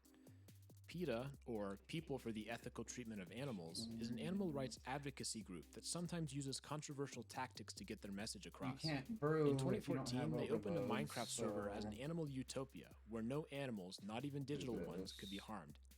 They even created their own resource pack before it was simple to install in vanilla. I'll leave the judgment or lack thereof about PETA to the viewer, but I do find it humorous that they tried to use such a wholesome game as a platform for their message. I suppose it's better than some of their other attempts, like Pokemon Black and Blue, but I don't know. Something about the situation makes me laugh. Painting Seed. Minecraft includes several different paintings that can be hung up in the world. Some of these are references to famous real-life paintings, some of them refer to other video games, and others are just standard still lifes and the like. Almost all of them were made in real life by the artist Christopher This right Zetterstrand, here who should transformed honestly his do it. paintings into the digital versions. One such painting is known as Burning Skull and includes a fiery skull in a nighttime Minecraft world. Amazingly, the seed for this world has been found, using some similar techniques to the pack.png hunt. That makes 3 seeds from in-game images that have been discovered. Pretty amazing. While we're talking about paintings, there are 4 unused paintings in Bedrock Edition. They're all Alright. 2x2 blocks and 32x32 pixels. Each shows an elemental image including earth, fire, water, and wind. There's really not a lot of information about these. We don't even know who the original artist is. Also, why not in Java? My best guess is that these were intended to be used in a Bedrock exclusive feature such as the Marketplace or the Skin Creator, but ultimately were never added. Obsidian Axis. Very old versions of Minecraft included obsidian walls that started at the origin and extended along the cardinal directions forever. They only existed for about 2 weeks. These were most likely debugging structures, similar to the glass towers that used to spawn above strongholds. Monoliths. Old World Generation had some I strange just used the artifacts fact, yeah. that could be created. Because I don't plan One to such pay instance attention. was the monolith, which was a huge about chunk of on it. land that was raised up to the height limit, like a plateau. Underneath was a vast, hollow space that could sometimes be filled with water. They're pretty imposing when seen from a distance, and although it's not strictly realistic, I'd like to see them return as the tiny biome that sometimes spawns. I just love how cool they looked. Over here. Dirt slabs. Dirt slabs are exactly what they sound like. Half-height slabs with a dirt texture. They were mentioned once by Notch in 2009 with an accompanying screenshot. It didn't seem to work too well since the terrain looks very unnatural. I'm only mentioning this one because brushes were announced in the 1.17 update video. These allow a player to remove layers of dirt from a block, resulting Where in is what is Chad? essentially a dirt slab. 10 years later, we finally have them. Kinda cool. Skis. In late 2012, data miners discovered a new texture in Minecraft called skis.png. This set off a flurry of speculation about whether this was going to be a new mode of transportation. Unfortunately, Dinnerbone confirmed that these were added as a red herring to troll people. Thanks, Dinnerbone. I was really looking forward to pulling off some sick jumps, but I guess that won't happen. Fartherlands. In the first Iceberg video, I mentioned the Farlands, which were a bizarre terrain generation glitch that would occur far away from spawn in earlier Java versions of Minecraft. I alluded to it, but there's actually a Farlands of the Farlands called the Fartherlands. This occurs about 4 billion times further away than the It's at the Farlands. fight cave, where I The was terrain looks just like a at. stretched out version of the Farlands. However, since this occurs But he past said the block Kiln wanted to rendering see limit, you. it can only be accessed through mods or modifying the noise scale. There are apparently some Let me farthest reread the lands, but text. it seems as though the differences are minor. Shrubs. In certain biomes, the players can find these dead bushes. When broken, they drop sticks, or the whole plant if shears are used. They're not super interesting. However, there's a bit of a strange quirk that happened during the updates. At one point, instead of dead bushes, Oh, there you were can't shrubs. use They look him very in- similar, you can't although they're use pixels those shorter. in There was also no way to pick it up 2020. without using commands, and it Alright. didn't even show up in the creative 2022. menu. For a while, both existed in the game Well. until they were merged in 2017. Yeah. It was weird. I remember wondering why was there this worthless block that was unobtainable I and don't didn't have a even drop friend. anything. It was just kind of there. I don't know. Mine shafts ignore ores. Abandoned mine shafts are a generated structure found deep underground. They include chests, railways, and structural supports. However, the strange Well, thing you is that don't there's have still one now, I exposed just ores on dismissed the it. walls. For whoever made the mine shafts, why wouldn't they mine them? Isn't that the whole point of a mine shaft? One theory states that mine shafts serve a different purpose, perhaps for transportation or even as an escape route from the overworld. Even that doesn't really make sense, as there's typically no connection to the surface. Honestly, this Oh. probably boils down to Touche. programming. It would be much more challenging to create a generated structure that dynamically modified the ore generation. Also, from a gameplay perspective, mine shafts would be much less interesting if there were no ores to be found.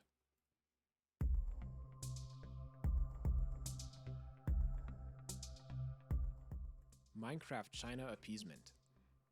Minecraft has a version that's exclusive to China. It has to be downloaded from a different website than Mojang called mc.163.com. It can be downloaded for free as it's run by a company called NetEase. Unfortunately, you must live in mainland China in order to make an account, so I wasn't able to get into a game myself. Which one is your two-handed It's tough bar? to find concrete information about this game, but there's some people who have videos uploaded. Here we are. It seems to be a few versions behind No. the latest updates, and it has some unique features with a different UI and friend support. Here, I guess? China is famous for its censorship, and the Great Firewall blocks much of the outside internet from reaching China. This censorship extends to video games. The government also requires licenses for video games to be sold. This is I'm one in of the full reasons that Guthans. many games have separate Chinese versions. Some So of this it's censorship two-handed extends melee to the Chinese is what I need. Minecraft.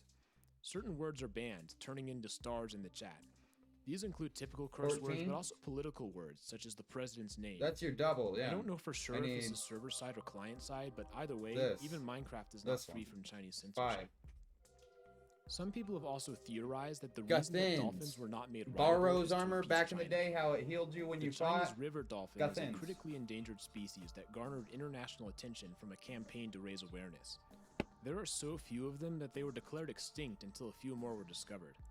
Perhaps Mojang was trying to avoid getting their game banned in China for encouraging messing That's with why I didn't dolphins. plan on paying A attention to it. similar reason may be why sharks were never added. I mean, I'm in order paying to attention to discourage it, but overfishing in real life. I mean, I don't need to click anything. It's doing Cave it Sound itself. 14. I mentioned in the first video how there are many creepy 3? noises that play when deep underground. The game refers to these as ambiance, and there's a big list of sounds it chooses from. One of these is Cave Sound 14.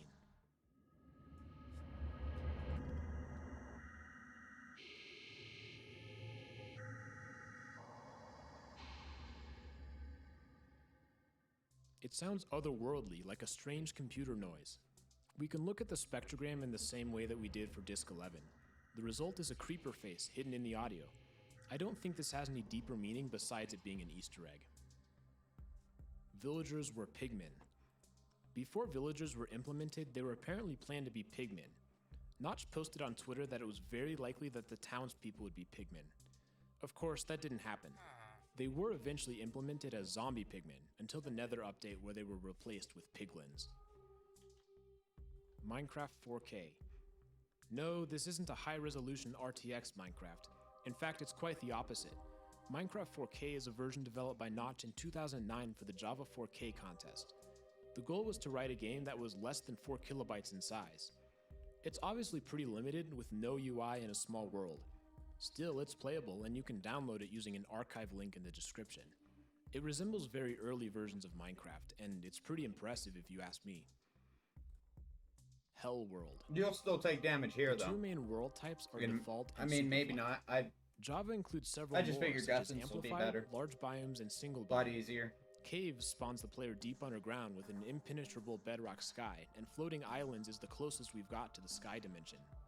Of course, there's also the debug world. Bedrock players might be surprised to hear about these Because world types, Masterwork but won't there are heal even me. more I'll in need- Java that have been removed. If Specifically, Jad or MDev anything included a does hit, feature you called will need Map food. which would dramatically And change they're, how the world would I generate. guess, I don't The know. most I've never memorable used of these was Masterwork. Hell, which replaced And all I didn't water with want to lava. do it for There were gameplay effects as getting well. this done for you. Overall lighting was reduced, and mobs would spawn at any time. Oh, you Other know what types you're included missing? Paradise, What where you the need to sun never make? set, and woods, where it was I constantly never thought about overcast. spikes. Armor On the spikes. opposite end of the spectrum, Make in yourself Alpha, some there was a armor chance spikes. That a map could spawn in winter mode, where it was constantly snowing and the water was frozen. This was removed with the addition of biomes, although it could be seen as Minecraft's very first biome. Armor spikes are Netherrack Melee's is flesh. arrows. Netherrack is a So Minecraft block that, it damages. unlike stone or wood, doesn't exist in real life. I got As a it. result, people Well, are trying yeah, to figure but out what it is exactly. We know that it gets mined much more quickly than stone, which implies that it's not as I don't hard. know. I don't use Melee, One so I don't theory is that know Netherrack is flesh. if it stacks or The not. older texture had a section that looks a little bit like a face, and the colors would match up.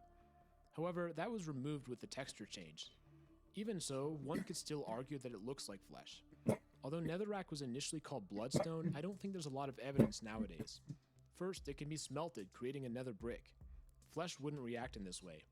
Also, Netherrack burns indefinitely, again, something flesh wouldn't do. I suppose this theory is possible, but I would need to see a really good piece of evidence to believe it. Infiniminer. Infiniminer was a game released back in 2009. It was a voxel-based multiplayer game where players could search for minerals in a procedurally generated map. Infiniminer suffered a major source code leak, exposing vulnerabilities to hackers. Afterwards, Notch began work on a new project. The very first we see of it is in a video called Cave Game Tech Test. The description reads, "This is a very early test of an Infiniminer clone I'm working on. It will have more research management and materials if I ever get around to finishing it." Unfortunately, that game never amounted to much. There are, of course, theorists who claim that Notch leaked the source code and stole it for his own use. That doesn't really hold up, since Infiniminer was written in C# and Minecraft is in Java. Still, the inspiration is obvious, and it's corroborated by Notch himself. Monster under the bed. A bed allows a player to skip the night or a thunderstorm, awaking the next morning. However, if there happens to be an enemy nearby, the game reads, "You may not rest now, there are monsters nearby."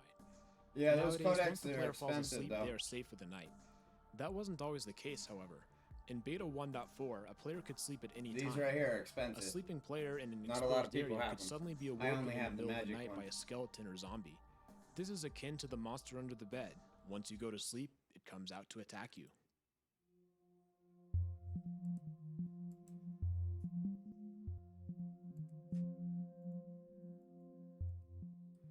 A special seed. You're interested in starting a new game of Minecraft. You've heard about this mysterious seed, so you used it in the world generation. You spawn on an island This in the is ocean. missing Survival Tornado. Island, great.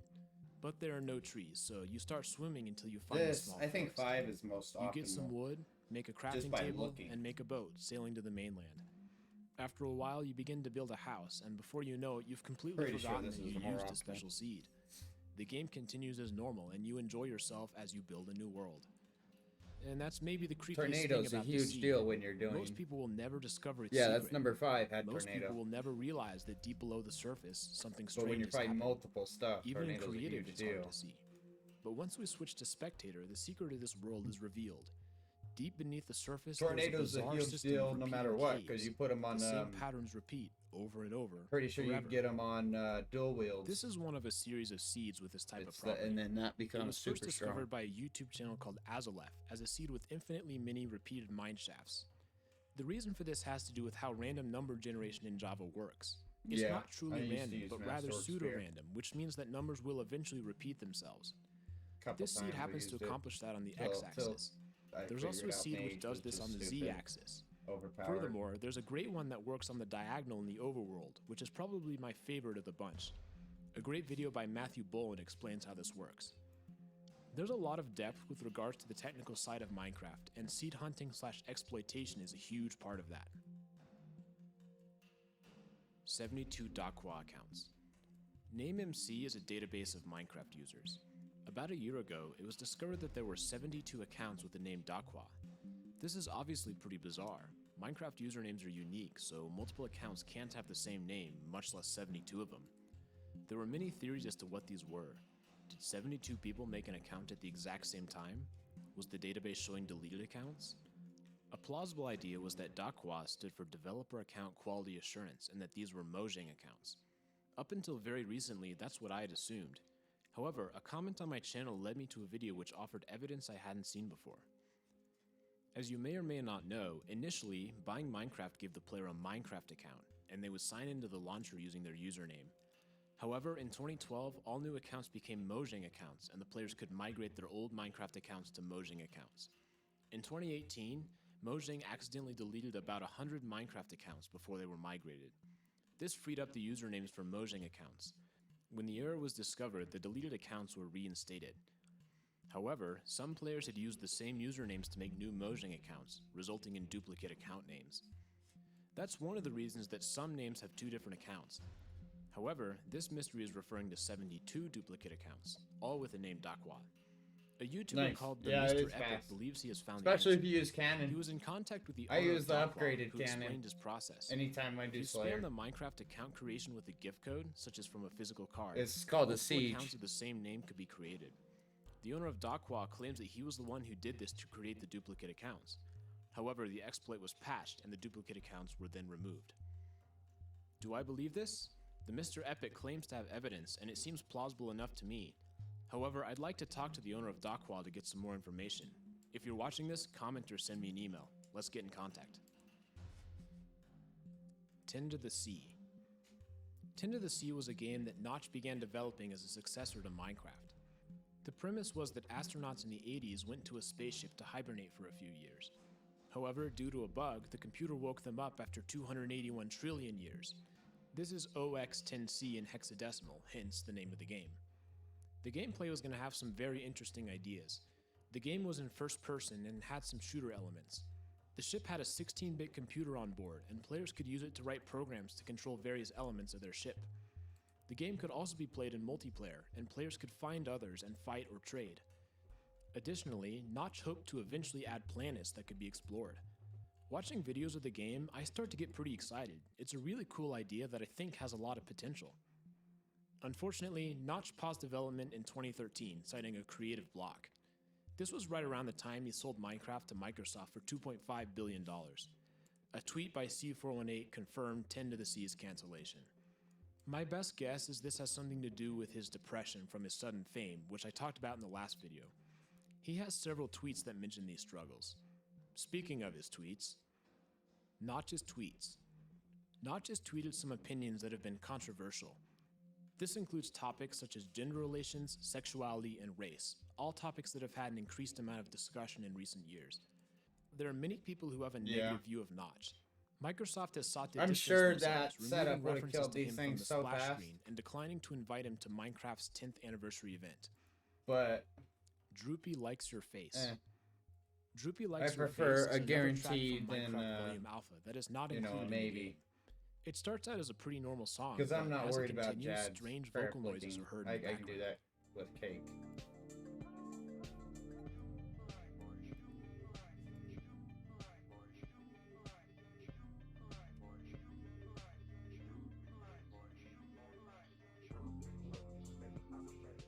C418 gives us some more information on what this meant. According to a tweet, there's this droopy toy that spouts random sentences, makes for good samples. What he's referring to is the Droopy Dragon, a children's book from the 80s that came with a Texas Instrument magic wand speaking reader device. It's a barcode reader which can read words in the book aloud, as this video shows.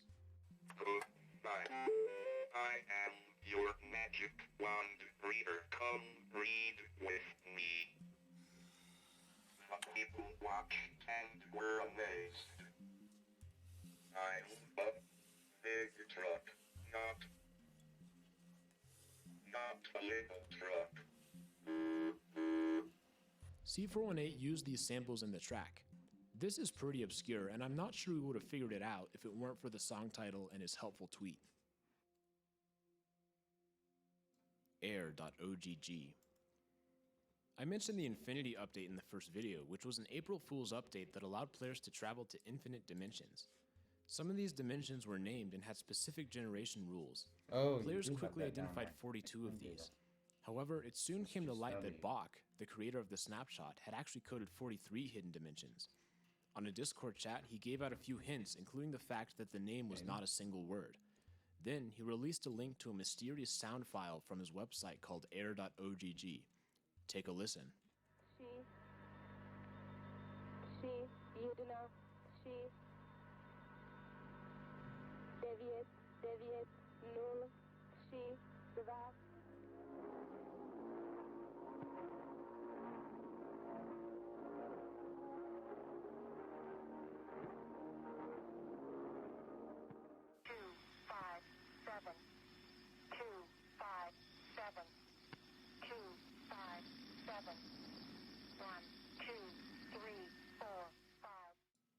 I don't know, It's some not letting me strange use stuff, the to be key sure. line. It says If W. you pay attention long enough, you'll discover that there are fucking various different tracks that eventually repeat themselves.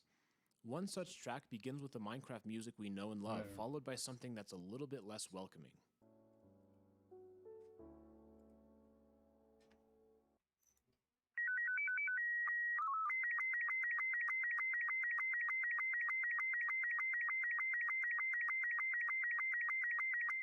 The community tried all sorts of similar techniques that have been performed on other sound files, including making a spectrogram, although this proved fruitless. The solution was something completely different altogether. Use the file as if it were an SSTV signal. I tried this for an hour and I was unable to do it. Although the audio is clearly SSTV, I could never get a clear image, so I'm taking their word here. If someone has the specifics of how this was done, The let hell, me know. Nexpo? The Is this Discord user Nexpo? NecoFood was successful, however, and here's the image. Bro, I don't want to hear that. This is a noise. very long phrase that is hopefully not in any dictionary is the word phrase. Typing it in, we teleport to a world with a strange message. Hello. Only purpose of this message was to troll completionists and to put my name somewhere in Minecraft again. Okay. I hope it wasn't There we go, cracked by that accident. noise.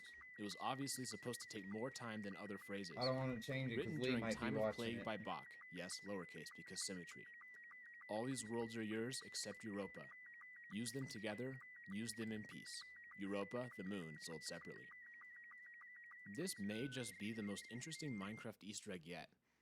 The process was some Cicada 3301 type stuff, and without the hints, I'm confident that this never would have been discovered. Thanks to Bach for putting your name in the game and creating a fascinating part of Minecraft history. And with that, we have finished the Minecraft Iceberg trilogy. I had a ton of fun making these videos, and I hope you enjoyed watching them.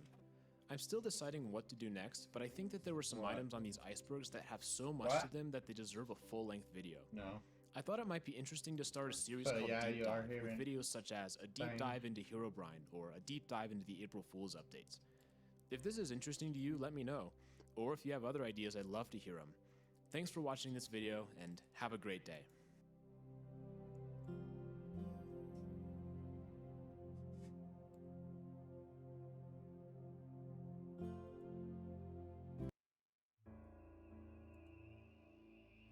When I completed the third Minecraft Iceberg video, I thought that we had covered everything that was interesting on the Minecraft Iceberg.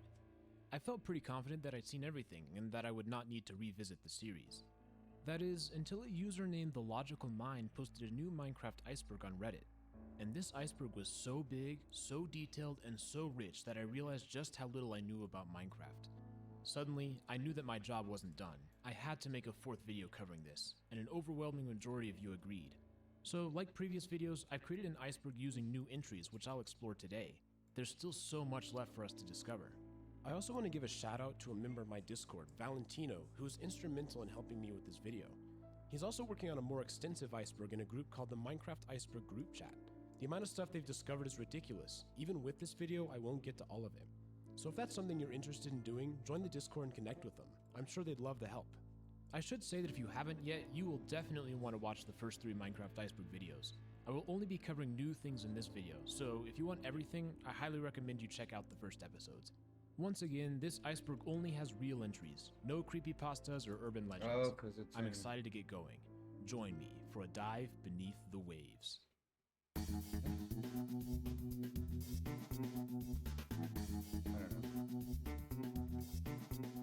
Splash text. The Minecraft title screen is iconic and has stayed mostly the same since its introduction back in 2009. One of its defining features is pulsating yellow text that gets refreshed every time the menu is reloaded. This is obviously pretty well known, since every single Minecraft player ever in the past 10 years has seen it. There are 417 splashes by my count, meaning that it would take quite a while to see all of them. These splashes include a wide range of references, from video games to songs to foreign languages. However, there's some interesting quirks to discuss. For one, Bedrock Edition has some exclusive splash screens, probably since they have a different development team. And there are some splashes that only occur in certain situations, such as holidays like New Year's, Christmas, or Halloween. There are even more things that are interesting about the splash screen, but we'll get to those a bit further down on the iceberg. Christmas chests. In a related Easter egg, chests will turn into presents between December 24th and 26th in celebration of Christmas. If you want to see this, simply change the date on your computer. It's a neat little feature which adds some charm to the game. Minecraft Story Mode Disappearance. Minecraft Story Mode was a spin-off game developed by Telltale Games, who are perhaps most famous for their work with The Walking Dead. Minecraft Story Mode followed in these footsteps as a point-and-click game. Unlike normal Minecraft, Story Mode focused on a story and allowed the player to make dialogue decisions to influence the plot. The game was episodic, and new sections of the story were released periodically. Yet, in a bizarre twist, Telltale Games shut down, and it is no longer possible to download the base game or its sequel Season 2. Although things like this have happened before, it typically involves games that are more obscure, certainly not a powerhouse like Minecraft. However, for those who want more structure to the game, the first season still exists on Netflix of all places, but Season 2 appears to be lost forever. Mobs wear pumpkins on Halloween. This is another holiday-related Easter egg. On Halloween, many different mobs have a chance to wear a carved pumpkin or jack-o'-lantern on their head. This includes most undead mobs like zombies and skeletons, but also zombified piglins and zombie villagers. Unlike most Easter eggs, this actually affects gameplay since the pumpkin can be dropped upon killing the mob. It also leads to a rather uncomfortable question about how someone can wear a lit jack-o'-lantern on their head. Let's move on to the next entry. Stone texture connections. There are some interesting connections between some stone blocks. Stone and bedrock are extremely similar in texture. This can be seen by increasing the saturation of stone. In doing so, we can see a connection between the two. Furthermore, cobblestone and instone are also related. By inverting the colors in instone, we see the similarity between the textures. A notable corollary of this relates to the fact that Endermen see the world in inverted colors. This means that from their perspective, instone looks very similar to how we see cobblestone. I'm not totally convinced that this is indicative of something deeper, but I think it's worth mentioning nonetheless. Zombie Siege. There's a mechanic in the Java edition of Minecraft that causes a horde of zombies to spawn in a village about once every 10 Thomas, nights. if you're here, At you gotta midnight, switch your approximately skull one with your zombie per mage villager spawns, so the and siege this scales upwards to larger ramming villages. shield Furthermore, a with siege the can range occur regardless of so light that I level can or do the exterior first walking. defenses. On hard difficulty, they can be very Without- difficult to defend, and an without messing it unprepared up. player can watch their village quickly get wiped out. Actually, reverse that. Removed enchanted golden apple recipe. Nowadays, an enchanted golden apple is a prized That's possession, where both for my its rarity and muscle power. memory is to As an do that. uncraftable item, a limited number exist in the world, and they're highly sought after, especially in multiplayer servers. However, there used to exist a crafting recipe. Simply surround an apple with 8 gold blocks. Honestly, even now, I occasionally forget that the recipe was removed, and find myself staring at the crafting table feeling ashamed of myself. Boat names. The anvil allows a player to rename any item. This includes boats. In Bedrock Edition, renaming a boat shows a name tag when it's floating in the water. This is a really clever feature that I think should be added to Java Edition. Given the topic of this video, perhaps this is not the best name for a boat. Swamp and Jungle Villagers. One of the unique things about villages is that they adapt to the terrain.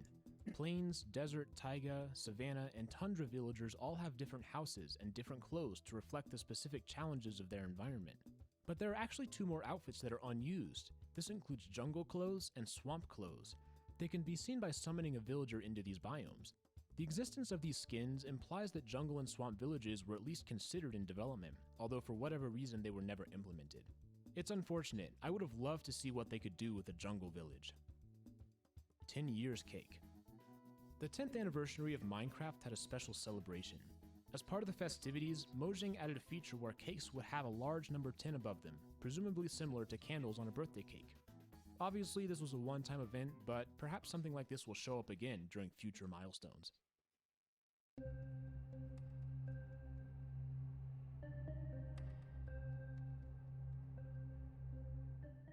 Deadmau5 ears. Deadmau5 is an electronic music producer. He is well known for his large mask that he wears, which is in the shape of a mouse with distinctly large eyes and ears. Deadmau5 is an avid gamer and streamer. Notch programmed a special Minecraft skin for him, which replicates his signature mouse head. It's unique since the ears stick out from the head, creating a totally different look that is unparalleled elsewhere in the game.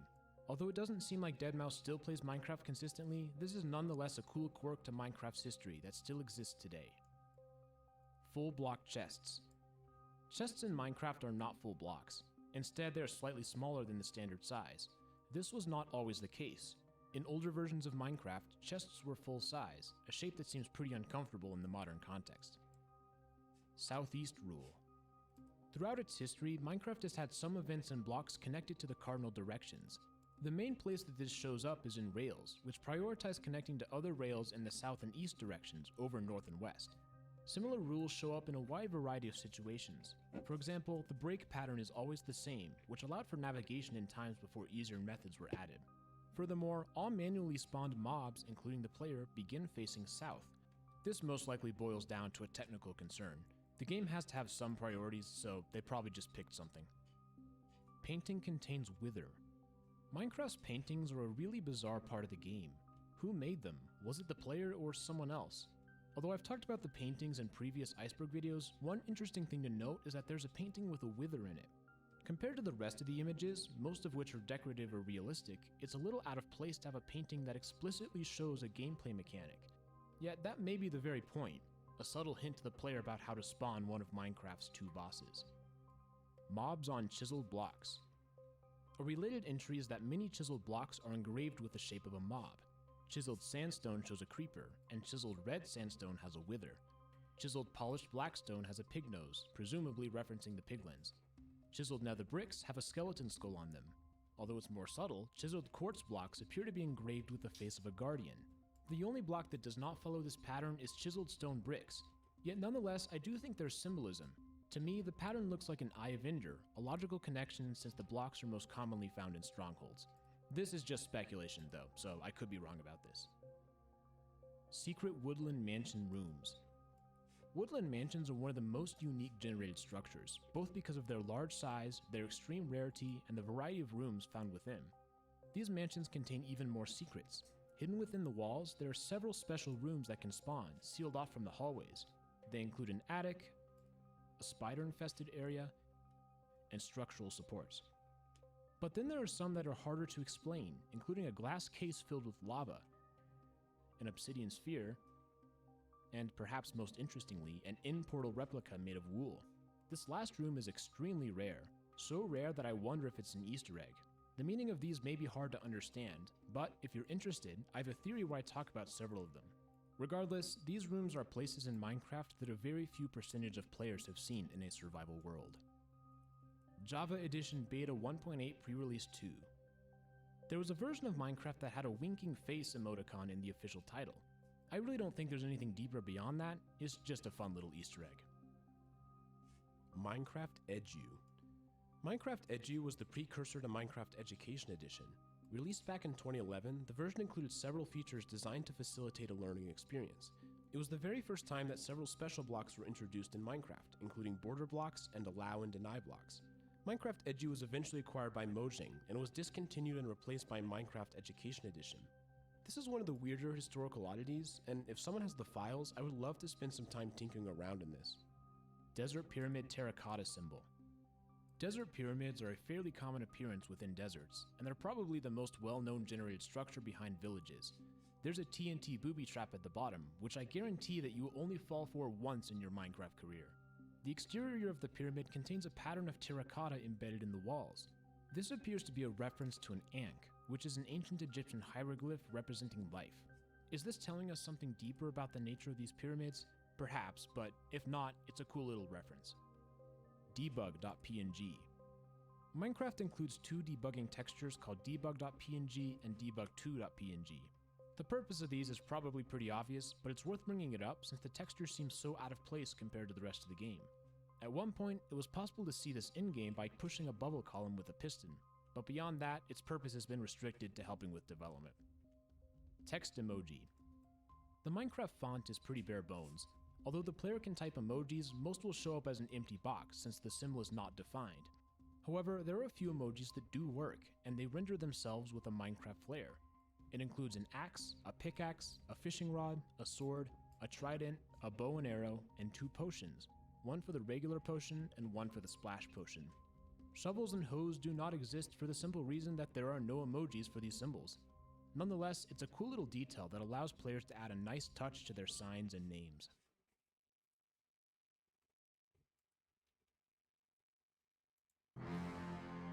In a world of untold and unknown dangers, there are those online who would like to do you serious harm. DDoS attacks, dangerous malware, and artificial location restrictions designed to keep you in the dark.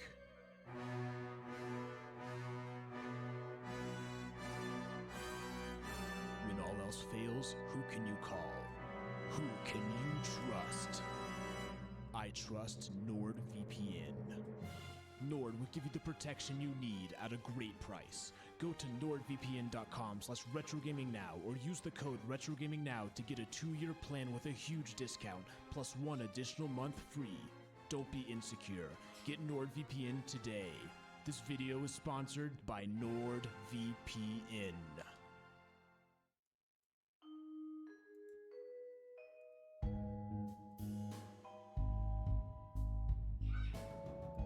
Prismarine animation. Prismarine is a teal-colored block found in ocean monuments and underwater ruins. But in a twist that was totally shocking to me, the texture is not static. Rather, it changes color slowly over the course of about a minute, from a more green tint to a more blue tint, and back again.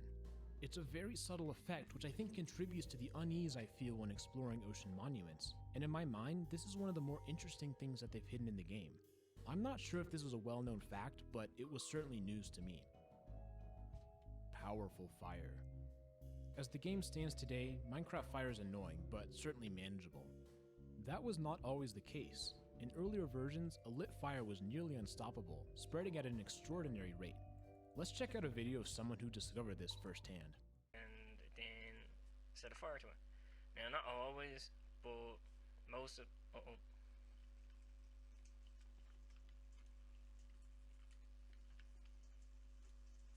Crap.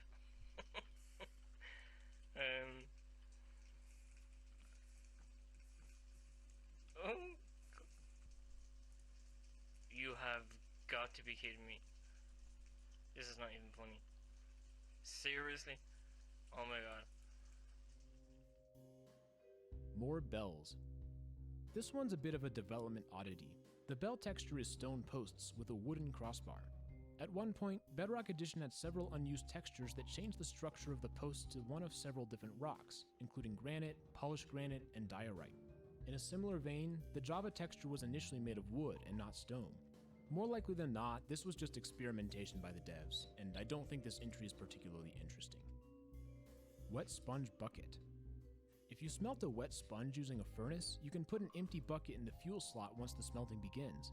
Afterwards, it will be filled with water, leaving a water bucket and dry sponge. This is notable since it's the only smelting recipe that results in 2 byproducts. I think it's quite bizarre, and although interesting, it doesn't match how we've come to expect the furnace to work. Sponges have always been weird to me, and although it makes sense conceptually, this furnace trick is nonetheless a bit strange. Petrified wood. There are 52 different types of slabs, yet there's one that sticks out among the group, petrified oak slab. This item is only available in creative mode, and although it looks like an oak slab, it actually has the material properties of stone. The reason for this is an interesting story. Stone slabs were first added to the game in the in-dev phase, and they had the block number ID 44. Notch eventually decided to add more slabs in beta 1.3, including sandstone, cobblestone, and oak. Instead of creating new block IDs, he appended a data value to the original block ID, which changed the texture appropriately. However, these new slabs all had the same material properties of the original, which meant that the oak slab had the durability of the stone slab. This was eventually rectified with the addition of more wood slabs in 1.3, all of which acted as wood should. But the problem remained about what to do with pre-existing oak slabs in Minecraft worlds created in previous versions. The solution was to just keep them in the game, but Bro, how many remove the fucking recipe. waves is there? So I in thought there effect, was there were only 2 fucking versions of 50 the or oak slab, something. the new craftable wood-like slabs and the old stone-like slabs. In 1.12, all block IDs were replaced with 65 names, maybe? and it was at this point that the name Petrified Oak Slab was added. If you want more detail about this, SalC1 made a great video on the topic, and I'll link it down below. I think it's really fascinating how such a boring block has such an interesting story, so I highly encourage you to watch this video. Hidden texture messages. There are a few textures that have signatures which wouldn't be visible when rendered in-game. The first of these are Guardians, which have Jeb's signature on the bottom right side. Next up is the armor stand, which is signed by Sarge, and later appended by Jappa. The now removed zombie pigment texture had a large "Thanks Exophobia" as a tribute to the texture's original creator. Blue ice light emission. For reasons that are unclear, in the Bedrock edition of Minecraft, blue ice emits a light level of 4. I really don't know why, but seeing as this is an iceberg video, I thought it was worth mentioning. Uncraftable potion. The Java edition of Minecraft contains a potion called an uncraftable potion. It can be obtained using commands, and it can be used to create splash potions, lingering potions, or tipped arrows. It's actually possible to drink it, however it has no effect. Its purpose is to act as a fallback potion in the event that an illegal or invalid potion somehow gets created. Smooth stone brick and smooth purpur. Several types of bricks exist in Bedrock Edition that can only be accessed through commands. Smooth stone bricks look identical to regular stone bricks. Furthermore, it's possible to summon chiseled purpur and smooth purpur, 2 blocks that are visually identical to regular purpur blocks. There's not a lot of information about why this is, but my best guess is that it has to do with some sort of development effort that ended up changing direction, leaving these blocks behind. Phantom Nether. In older versions of Minecraft, players could use commands to enter the Nether from the end by summoning a portal block. This would cause them to teleport to a place called the Phantom Nether. Although it looked like the regular Nether, it had some really strange properties. It mostly seemed to affect entities. They did not react in the Phantom Nether as they would in the overworld. Arrows would get frozen, falling blocks would loop forever, and TNT would never explode. I highly suggest you watch Ant Venom's video on this topic for a much more detailed explanation. It's one of the weirder things I've seen. Luck and bad luck. There are 2 status effects that are not used in Minecraft, including luck and bad luck. These affect a little-known player attribute called luck. When luck goes up, the player is more likely to find items with a high quality score from loot tables. The opposite happens with bad luck, also known as unluck. The only place where this shows up naturally is the Luck of the Sea enchantment, which increases the chance of high-quality fishing drops. Although the status effect cannot be obtained naturally, it is still possible to create a luck potion using commands, and as far as I understand, this should actually affect loot table generation. I'd be interested to see if anyone's done an experiment testing this out, because this is really interesting.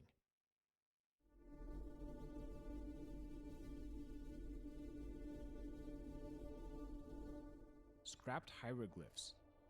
Back in 2012, reports were released that showed a texture supposedly from an upcoming Minecraft update. The article referred to these as hieroglyph blocks that were going to be added to the game in the future. One of the blocks appears to be a mummy, whereas the other is split into 4 smaller symbols. The creeper face is obvious, as well as an eye, and a few more symbols that could be an ankh and a skeleton face. These textures never made it to the base game, and sources are extremely limited here, so I'm actually not totally sure if this is real. If someone has more information, I'd be interested in seeing it. We do know that chisel blocks have some symbols loosely resembling hieroglyphs, so this entry does fit with what actually happened. Gears. This one is pretty interesting. In the early days of Minecraft, Notch added a block called a gear. It could be placed on blocks, showing an animation of it spinning. It could be visually connected to other gears. A crafting recipe was never added, and functionality failed to progress beyond this stage. However, it seems likely that gears were the direct precursor to redstone. The Alpha 1.01 update removed gears and replaced them with redstone, adding functionality such as torches, levers, and pressure plates. Although gears existed in the game for less than 5 months, they paved the way to what would later be a crucial part of the technical side of Minecraft. Cold in Oaks. This is a very obscure bug that plagued old versions of Minecraft Pocket Edition. When this occurred, an oak tree would generate with spruce leaves and logs. Very few screenshots exist, and this is probably one of the more obscure bugs to ever exist in the game. 12 Mark 40 Awesome. Throughout its rich history, Minecraft has had hundreds and hundreds of versions and snapshots. In previous videos, we've talked about how there are many Minecraft versions that are missing. I forgot Although you these can versions leave. definitely existed, the location of their files is unknown. Although it's certainly mysterious, there's one version from 2012 that sticks out above the rest. I forgot Designed him by lead Mark if you were Watson, that the close. producer at Mojang, the 12 Mark 40 Awesome I just wasted a whole bunch of offers many time. new revolutionary features. That's including it. I'm volcano pissed. biomes, lava tubes, and fish Oh and my coral God. in the ocean. An accompanying image Okay, hold suggests the on. existence of fish blocks, as well as the first appearance of the long-fabled What the red dragon. fuck? For the time, this would have been a revolutionary update, as the coral wasn't added until over What 5 the years later. an update fuck? Volcanoes are still nowhere to be found. And yeah, this is a joke. Just so you know. Minecart Hidden Texture. Minecarts have a secret texture that's hidden from view during the course of normal gameplay. Underneath the floor is a brownish, dirt-like forgot texture, him to and it's leave. possible to get a glimpse of it in How did I spectator do mode. that? This is a holdover from way back in InfDev when minecarts were first added. Initially, the minecart was not writable by the player. Instead, it acted as an inventory and could be filled up with items. As more items were added, the minecart would slowly get filled with a layer of dirt. This capability lasted just 6 days before minecarts were changed to the writable version we know today, and geometry was added to cover up the bottom dirt layer. Yet, that bottom layer still existed, and it's in the game today over 10 years later. It's crazy to think that no one has bothered to remove this. Even with the 1.14 texture change, the dirt layer remains. Info Update. This is a block that takes the place of blocks that have been removed or not yet added, such as any block with an invalid ID. It is only found in Bedrock Edition. What makes this one interesting is that it's one of the very few blocks that can exist in the world while being completely impossible to obtain. The give command cannot produce it. Setblock is the only way to generate it on demand. Unused loot tables. There are some loot tables hidden in the code which never generate. Some of these are from removed structures, such as the old village layout before Village and Pillage, as well as an antiquated version of the dungeon chest loot table. There's also a strange table called low-tier items, containing iron and leather chest plates and helmets.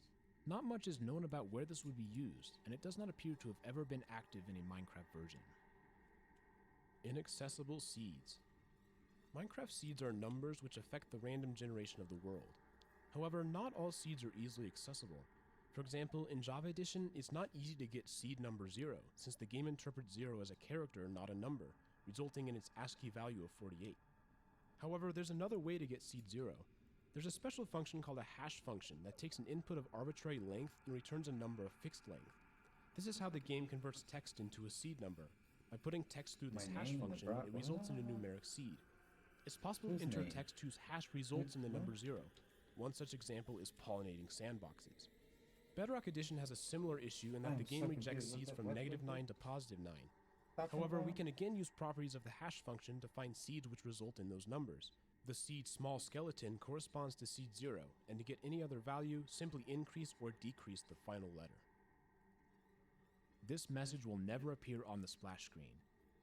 In the text file that contains all the splash screen messages, there's one that raises some eyebrows. This message will never appear on the splash screen. And it's correct, it doesn't ever show up on the splash screen. So why is it there? It's obviously an Easter egg of some sort, probably aimed at the people who like to dig through the game files and see what's going on. Removed splashes. There are some splash What? texts Whose that have been name removed from the game. did he see in the Many bra- were removed since they're no That's longer true, such as pre-beta, alpha version, and €9.95. Some were most likely removed to avoid potential copyright issues. I don't know how to This get includes Better Than chat. Prey, in reference to a 2006 first-person shooter. In 2017, Bethesda released a game of the same name, and the splash screen was removed, Where is probably due world to the chat? rocky legal history between Mojang and Bethesda. Several other texts were removed that reference songs, such as Thrift Shop by Macklemore, World chat. and a whopping 5 splash screens referencing Skeletons by Stevie Wonder. But perhaps no removals are more interesting than the ones that mentioned or reference Notch. This includes texts like Notch Loves Easy, Made by Notch, and The Work of Notch. These were removed following Microsoft's decision to distance itself from the game's original career, which I talked about in a previous Esper video. Although it's worth pointing out that Probably Notch's when I name got still the does care appear in the pack stats credits, all the both in the time. game and on the Minecraft website. Anyways.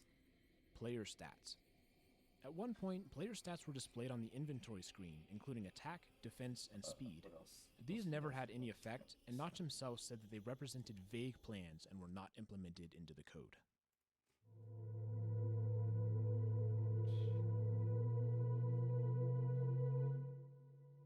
Block 253 and 254. Minecraft has had its fair share of bizarre blocks that wouldn't be seen in normal gameplay. I mentioned a couple today, but there are even more which I didn't have time to talk about, including allow and deny blocks, border blocks, and six-sided blocks. But out of all of these, perhaps none are more unusual than blocks 253 and 254, both of which were found in early versions of Minecraft Pocket Edition. Block 253 looked like a normal grass block from the top. However, it had the bizarre property of not having a bottom texture. This meant that viewing it from the bottom would cause the block's textures to flip through from the other side, resulting in a block that's very uncomfortable to look at. Block 254 was an unsettling green color. By setting the damage value to 1, it would transform into a tinted block with a repeated crafting table texture. Even stranger is that, depending on the damage value, different parts of the crafting table could be seen. In later versions, it could also take the form of leaves, so my best guess is that this was some sort of rendering test block. Nonetheless, it's one of the weirder illegal blocks to exist in any Minecraft version. Creeper melee attack. Creepers are well known for their silent movement and sudden explosions. Even after so many years, they can still pose a threat. In the early days of Minecraft, however, creepers had a second melee attack, which dealt hearts of damage. Creepers bounce around on their little legs, attacking the player aggressively. I find this really uncomfortable to watch. It's just so different from what we expect to see today. Something about these hopping monsters really makes me feel strange inside, and I am deeply grateful that this was removed. Audio loops. Minecraft today includes occasional ambience, especially in places like the Nether, but there used to be some files in the game that suggested a much different approach to how it works now. Let's take a listen to a few of them. The first one is called Bird Screaming Loop.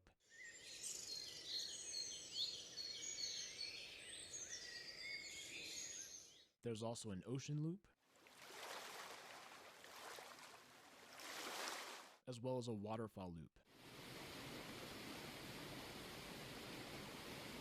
The most interesting of these is called Cave Chimes, which would presumably play underground.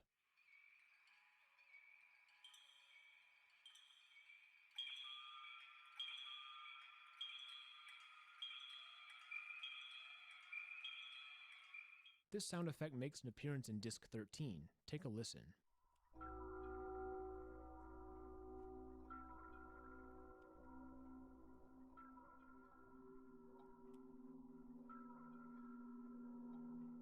Had these effects been implemented, it would have totally changed the feel of Minecraft. Yet they live on nonetheless through the jukebox, even though most people probably don't know what they are. Minecraft name origin. The name Minecraft is simple and effective. It essentially explains the point of the game in one short phrase, but the term was not invented by Notch. Rather, a user whose name I cannot pronounce came up with it. People were throwing out names, and Notch liked Minecraft, according to a conversation on TIG forums. If you have any interest at all, I will link the thread below. There are some unique interactions with Notch that give insight into the very early days of Minecraft development. Old Root. In July of 2014, a Reddit user received a mysterious image from a user called Old Root. It included a text that said, "This is the beginning. Those who are pure will see what hides in darkness." Here's the image that was included with the message. It's extremely dark, and it appears to be of a Minecraft world. However, if we look closely, we can see a blurry figure out in the distance. To get a better view, the Reddit user brightened the image and discovered a link to a SoundCloud file embedded within the image. This audio file is bizarre. Take a listen.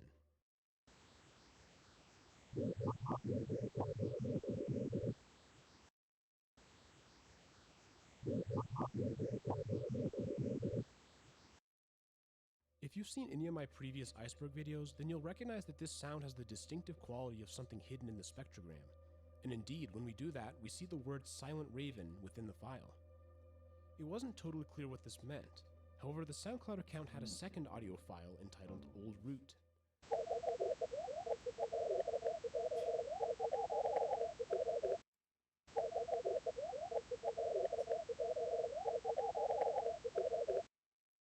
When viewed through the spectrogram, this one showed a link to an image. This time, it's a shadowy Minecraft figure in a dense and black fog. Beneath the character are 4 words. The Raven is watching. I'm actually going to stop here. This is only the beginning of a fascinating story, and honestly, it deserves its own video. So if that's something you'd be interested in seeing, please let me know. There's so much more to the story than what I told you here, and I don't want to rush through it. Bedrock Skulls. On the bottom of the overworld and nether is a large layer of bedrock, preventing players from falling into the infinite void below. In spectator or creative mode, it's possible to fly beneath the world and look up at the bedrock from beneath. I was doing this a couple of weeks ago and I discovered something startling. The bedrock pattern appeared to be looking back at me. Not sure what I'm talking about? Well, if you look carefully, the textures between bedrock blocks create the illusion of skulls in the pattern. If we take a closer look, it's extremely similar to a wither skull, including the mouth, eyes, and eyebrows. This is quite strange, so is it intentional? Well, there are a few things to consider. First, it may simply be a case of pareidolia. The human brain is extremely good at sensing patterns, especially faces, even if there is no intended pattern. A famous example of this is the satellite picture from a Martian surface, known as the face on Mars. This caused widespread speculation of an extraterrestrial intelligence. Was this face evidence of an extinct Martian civilization? The answer was no. As it turned out, there was not really a face, as a second photograph from later shows that it was just a trick of the lighting. So it could be possible that these bedrock skulls are the same type of a thing, the brain looking for patterns where none exist. On the other hand, there's evidence to suggest that this may not be so simple. As I mentioned earlier, stone and bedrock are very closely related textures, and increasing the contrast of stone can make it look like bedrock. However, if we set up stone and do the necessary color changes, the skulls are mysteriously absent. So this means that the bedrock texture is set up in a different tiling pattern, which results in the faces, and we can't deny how similar it is to the wither skull. At what point is it still a coincidence? Is there actually something deeper going on?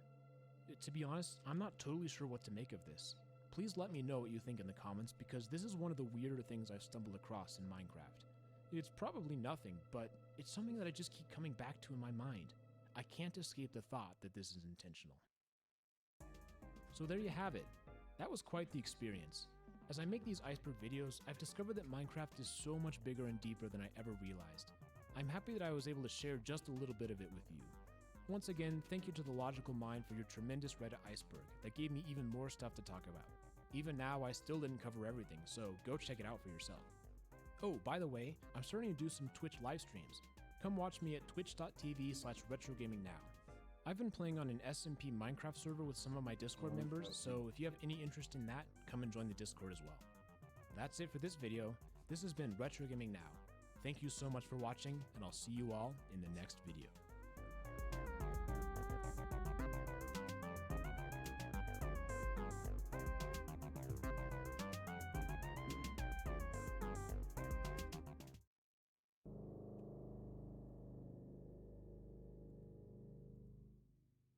There's something hiding deep beneath the world of Minecraft. If you spend your time in the relative safety of the surface, you may never find it.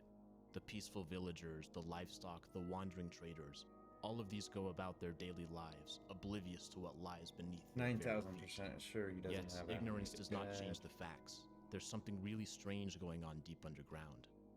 As we explore, we find a biome called the Deep Dark. It contains a squishy and shimmering material known as skulk. but these deep dark biomes are more dangerous than they first appear. If an adventurer is not careful, they can summon the Warden, a beast of such power and violence that it dwarfs all other overworld foes. Yet, despite this looming danger, in the deep dark we find remnants of ancient cities, outposts built with the Warden in mind. Why would someone knowingly accept the risks to build these places? Why is there a mysterious structure at the center? How does Skulk work? And what exactly is the Warden? To answer these questions, we are going to need to take a deeper look at the deepest biome, and there's only one way to do that. Join me for a dive beneath the waves.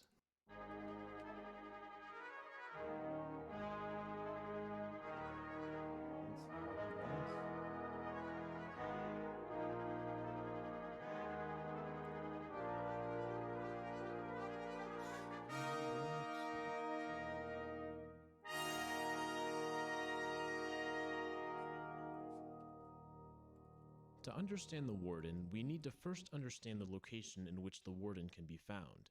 Deep dark biomes spawn somewhat rarely underground. Upon visiting them, we notice that they're covered with a strange material called Skulk, a substance found nowhere else in the game. Skulk is not just a block, it's a category of them, with several that are related but have different properties and functions. Let's take a look at each of these. The most basic Skulk block is, well, Skulk. It's by far the most common. It has dark blue shimmering dots on the surface, and the sounds tell us that this is a squishy block. Just take a listen.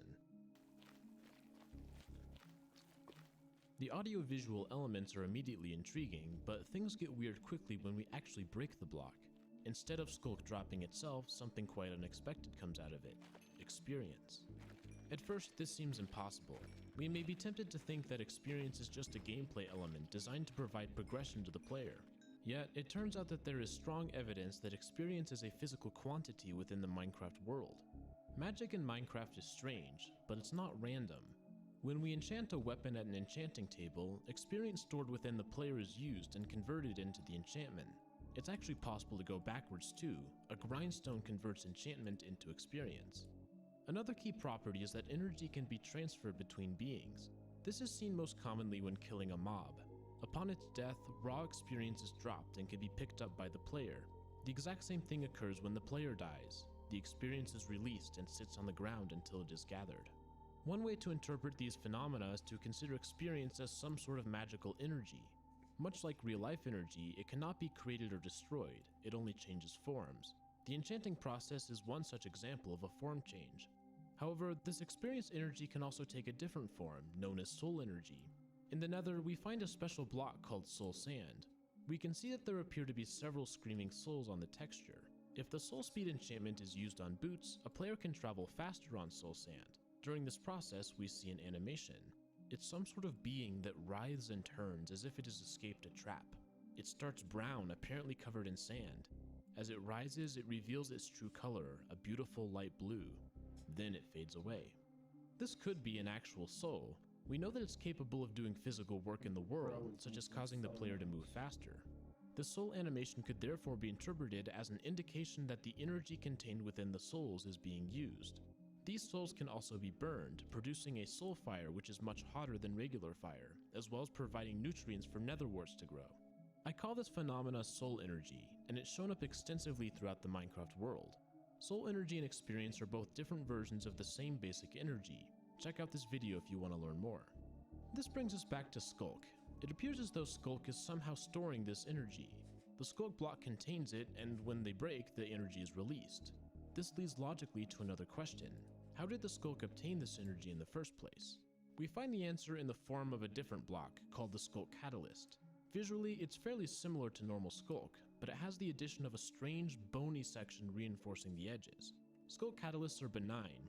That is, until a mob is killed near one. When that happens, a complicated set of events occurs in quick succession. Did you miss it? Let's go to the RGN Supremo camera and slow this down. When the mob is killed, the Skulk Catalyst shows a circular puddle on top, emanating from the central point. Then, several souls are released. They swirl and escape, dissipating into the air. Simultaneously, at the location where the mob died, some blue droplets appear. They move around and search for a non-Skulk block.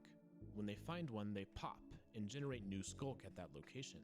This catalyst action appears at first to be difficult to interpret. However, if we remember what we learned about soul energy and experience, a picture comes into view of what's happening.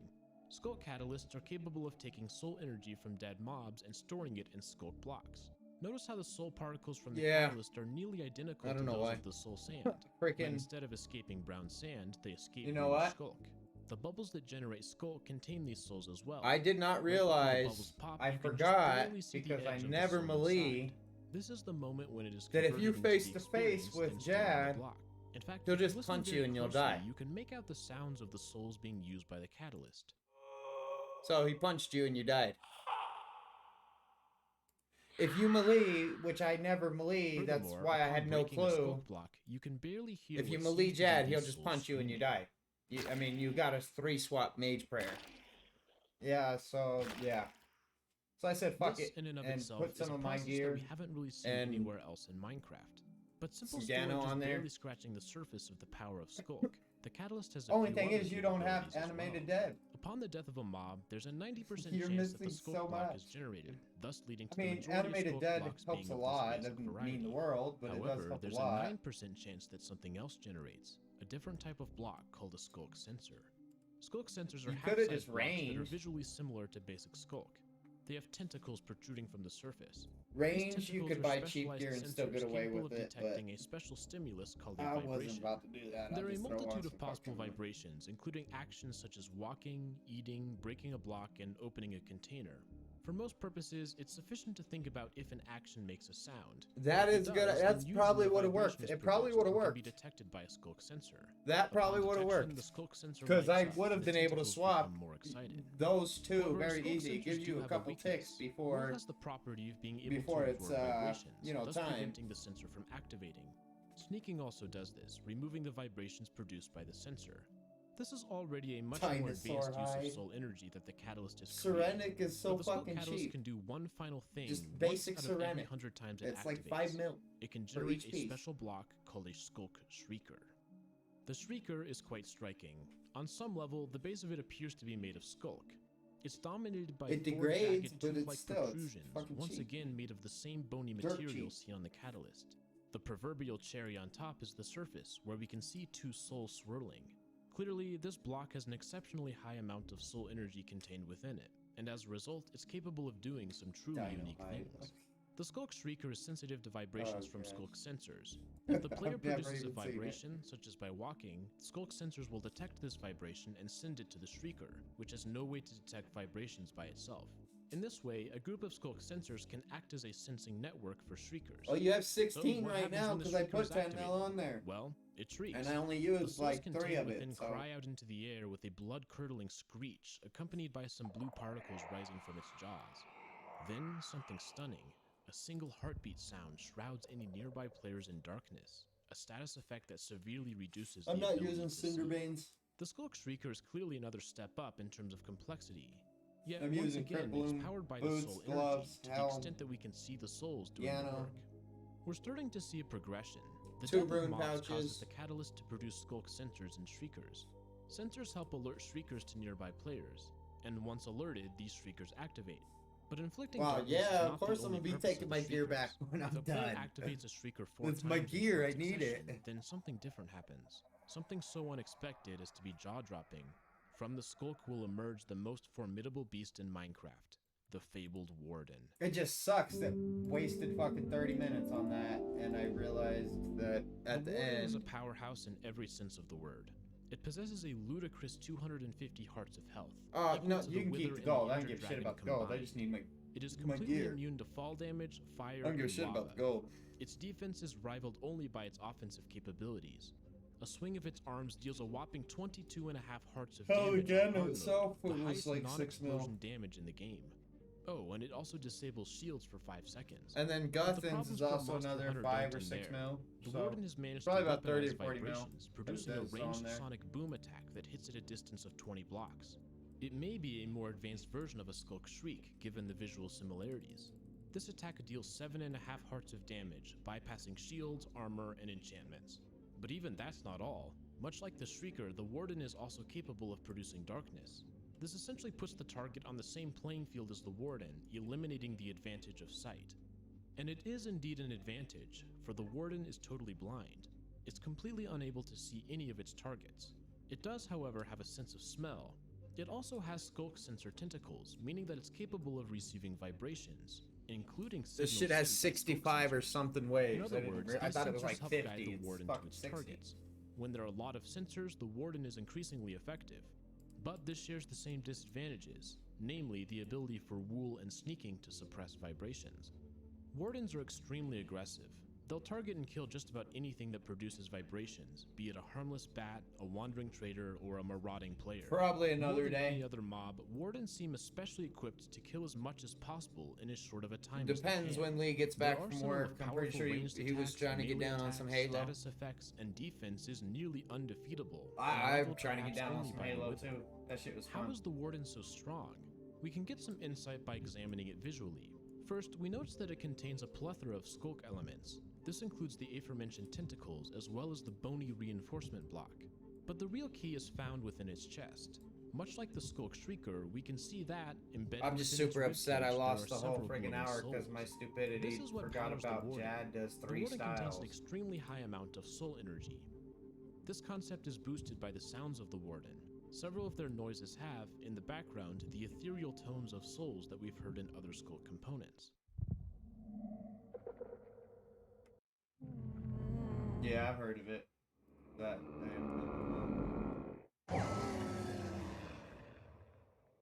Furthermore, the souls pulse alongside the heartbeat of the warden, indicating that these souls are the life force powering the beast. We should not gloss over the importance of this. The warden is the culmination of the collection of soul energy from dead beings. The catalyst has produced increasingly Man, advanced Mage is so much capabilities. weaker though. First, I soul should have energy just brought restored. Swab. Then it was used to sense the world around it. I mean, it's Then not it was weaker, used it's to just the affect gear world around that you it. got. is Finally, it different. was used to produce a being that can kill as much as possible. A being that's approaching the level of sentience. A being that can think. But in a way, But I this makes can't trade. perfect I wasn't sense. able to No trade longer over is my Skulk Praise relegated to wand or random deaths that the occur nearby. chest or Instead, it has created a bottom being that because can they're actively all seek out and kill augmented. nearby mobs, which would have the awfully So I wasn't convenient able side to do effect that. of producing more Skulk. What we have stumbled across is something similar to a life cycle. Each component in this cycle is ultimately designed to perpetuate the growth of the larger system. Skulk catalysts Could are have been aptly so named quick as if they I was. catalyze the entire process. Yet, we appear to have one crucial missing link in our life cycle. How are Skulk catalysts And produced? this skill, I It can't turns use out this that the skill right warden here right now. contains a So Skulk sorry, I gotta catalyst get rid within of it. We know this because it drops Just one remember, if you do gotta put manage to smoke kill it. tendrils back. And that right 'Cause there it's- completes it's the chain. making me the use Skulk food that I catalyst don't is wanna use. analogous to an egg. If you have one, you can eventually create everything else in the Skulk family, and then another egg. All of the Skulk we see was, at some point, created by the death of a mob. The warden has been so powerful and destructive that it's killed all of the mobs in the area, to the point where no mobs exist in the deep dark. There are, of course, some things we don't know, such as why the Skulk is only found in certain overworld biomes deep underground. Despite this, we've acquired a solid knowledge of how Skulk uses soul energy in order to perpetuate itself. This fundamental understanding of the nature of Skulk is critical. This leads us to our next topic. Within the deep dark biomes, we do find a lot of Skulk, but we also find something else, something not so natural. Occasionally, deep dark biomes contain one of the strangest structures in the entire game, an ancient city.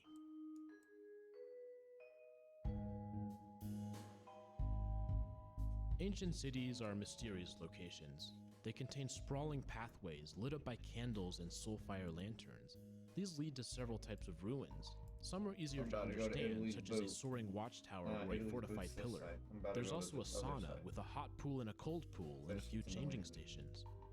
There are barracks intended to house the occupants of the complex. However, other structures are far less intuitive. For example, there's a box that stores ice with a trapdoor leading into it. It has a particularly curious feature.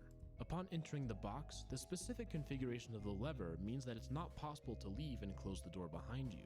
Someone always has to close it from the inside. Perhaps this is why there's a doorbell, but even that is a little strange given the vibrations it would produce. The city also contains the occasional odd little statue or monument, sometimes accompanied by candles. Yet, all of this weirdness pales in comparison to the city center. It is here that we find the ancient city's most distinct feature, a giant frame in a striking rectangular shape protruding from an elevated platform. The frame is in a vaguely warden-esque shape. Notice the similarities between the location of the hole on the warden's face. There are also a few little loops on the side that correspond to the sensor tentacles. It is constructed using a unique material called reinforced deep slate. This frame is the only place in the entire game where it can be found. The city's center contains more secrets. There's a hidden skulk sensor that, when activated, reveals a piston door on the lower level. Opening it leads to a secret chamber built beneath the frame. This place contains a wide variety of redstone experiments, using complicated components that do not spawn naturally elsewhere. Clearly, whoever built this place had discovered a thing or two about redstone. The influence of the Warden is felt throughout the city. For example, there's a small standalone statue that appears to be in the same basic shape. It's up as the here large on the frame. top. The It's barracks probably have too a small similar on your feature phone. in the 24. center. Other Warden-centric design elements are less conceptual and more practical. The upper and lower walkways are covered in wool, meaning that they will not produce vibrations for the Warden. There are also many elevated areas and towers. The Warden does not climb ladders, so these places offer some relative safety compared to the ground. There are some additional features that are a little less obvious.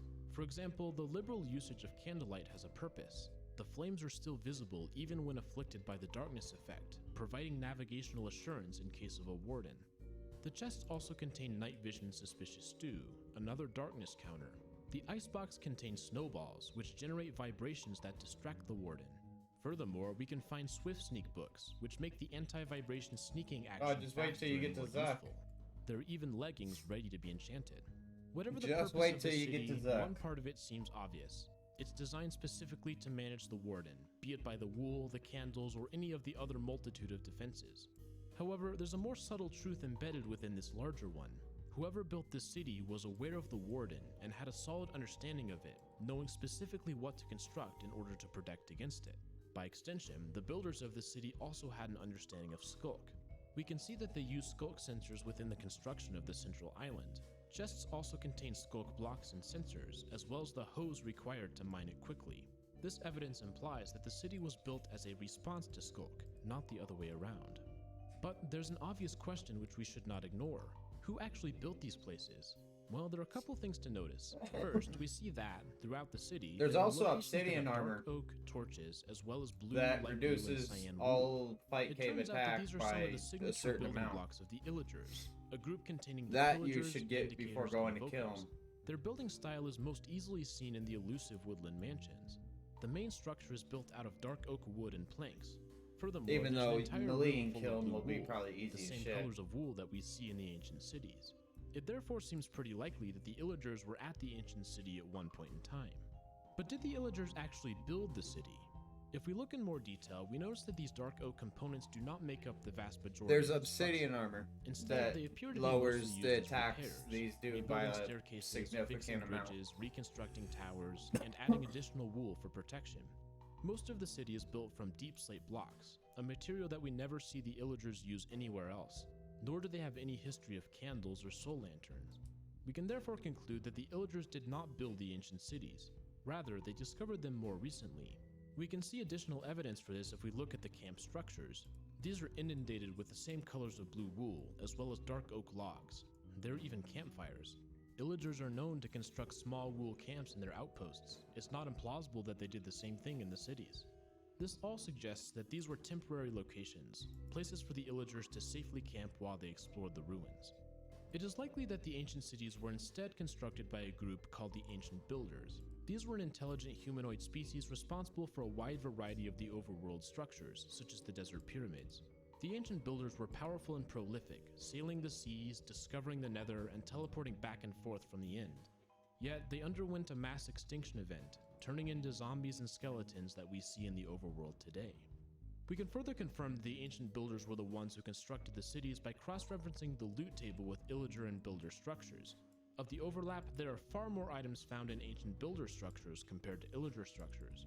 It was not the Illagers who built these cities, but a more ancient society, one that is long gone.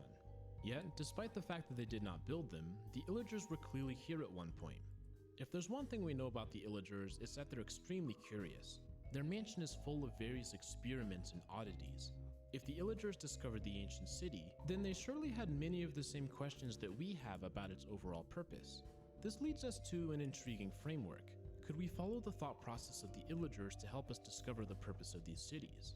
Perhaps we don't need to figure out everything ourselves. Let's use those that came before us to help us out. To start, we need to recognize that the Illagers did not repair indiscriminately. Dark oak wood is a scarce material deep underground, and they would have given some consideration to which repairs were sufficiently worthwhile to implement. In other words, to figure out the most important parts of the ancient city, we should examine which parts the Illagers decided were the most important. But I As don't we may have really use expected, that this one. eliminates several places like I the just sauna and the auto-bury my barracks. bones. These can be taken at face value. Bone They do crusher. exactly as one might expect. Even the bizarre icebox is that way. It was seemingly little more than a storage location for snowballs and food. On the flip side, though, repairs draw attention to some critical details about how the city is 120. designed. Most of the walkways in the city have wool to prevent detection by the warden. In the places where the Illagers repaired these walkways, they also used wool, thus ensuring that there was no change in the safety of the walls. But one path is different. There's a main walkway leading up to the city center that does not have wool anywhere. This walkway contains 8 bridges that lead perpendicularly to 8 pillars.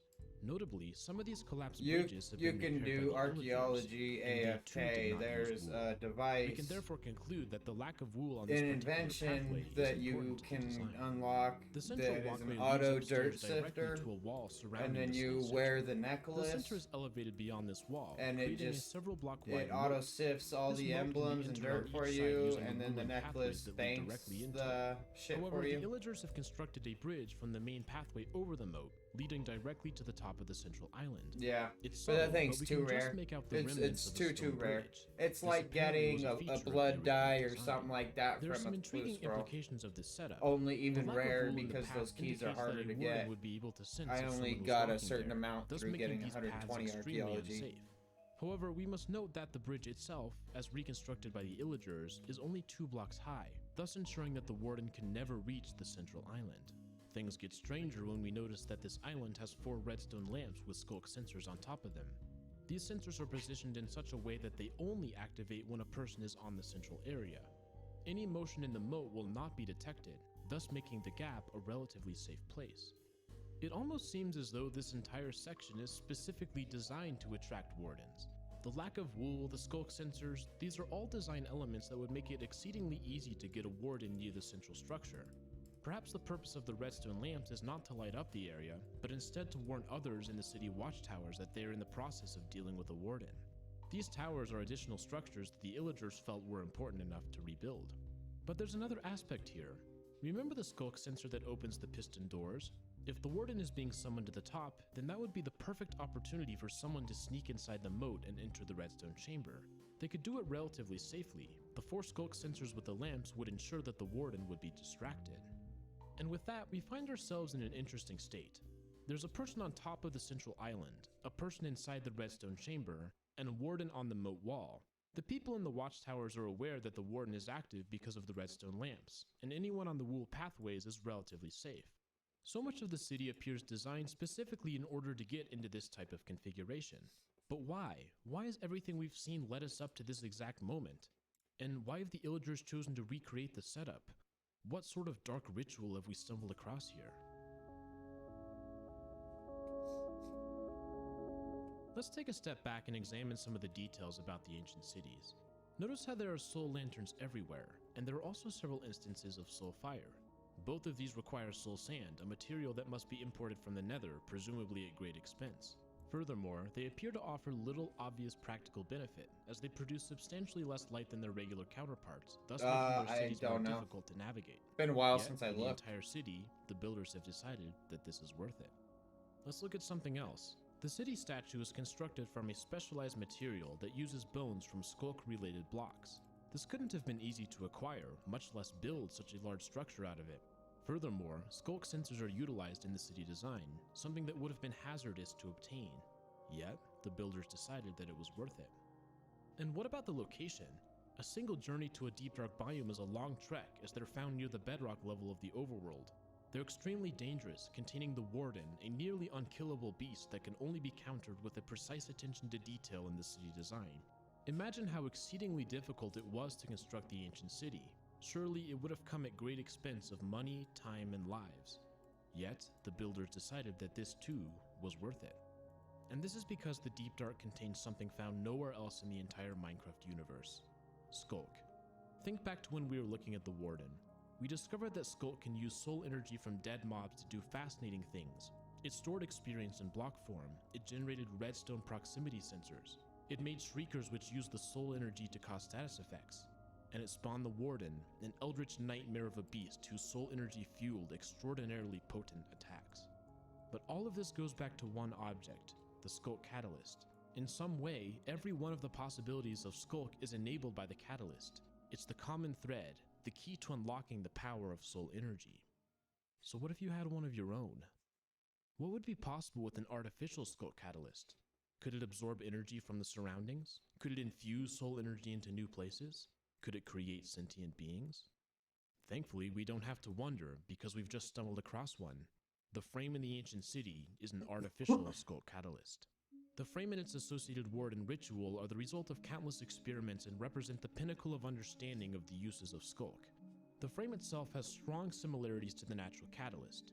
Notice, for example, that the deep slate is reinforced using material that's clearly very similar to the natural one, the same bones found in several Skulk components. The loop may be designed to be similar to the loops that appear when a natural Skulk catalyst activates. But how does it actually work? Let's compare it to normal Skulk. A natural Skulk catalyst takes soul energy from dead mobs and uses it to produce new Skulk blocks. But soul energy exists in other places too, such as within soul sand. As a nether-based block, it's not something the overworld native Skulk catalyst would ever have come across naturally, so it's logical that the normal catalyst would not react to it. Yet, it nonetheless contains soul energy in a dense form, making it perfect for powering an artificial catalyst. This is why the ancient builders decided to build the catalyst above Soulfire. It provides much of the necessary energy required to activate it. This is also why they used soul lanterns wherever possible, in order to radiate additional energy into the surrounding areas. But what about the Warden ritual?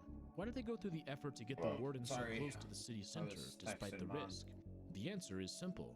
Because the Warden itself contains an extremely high amount of soul energy, so much so that it can be seen in its chest.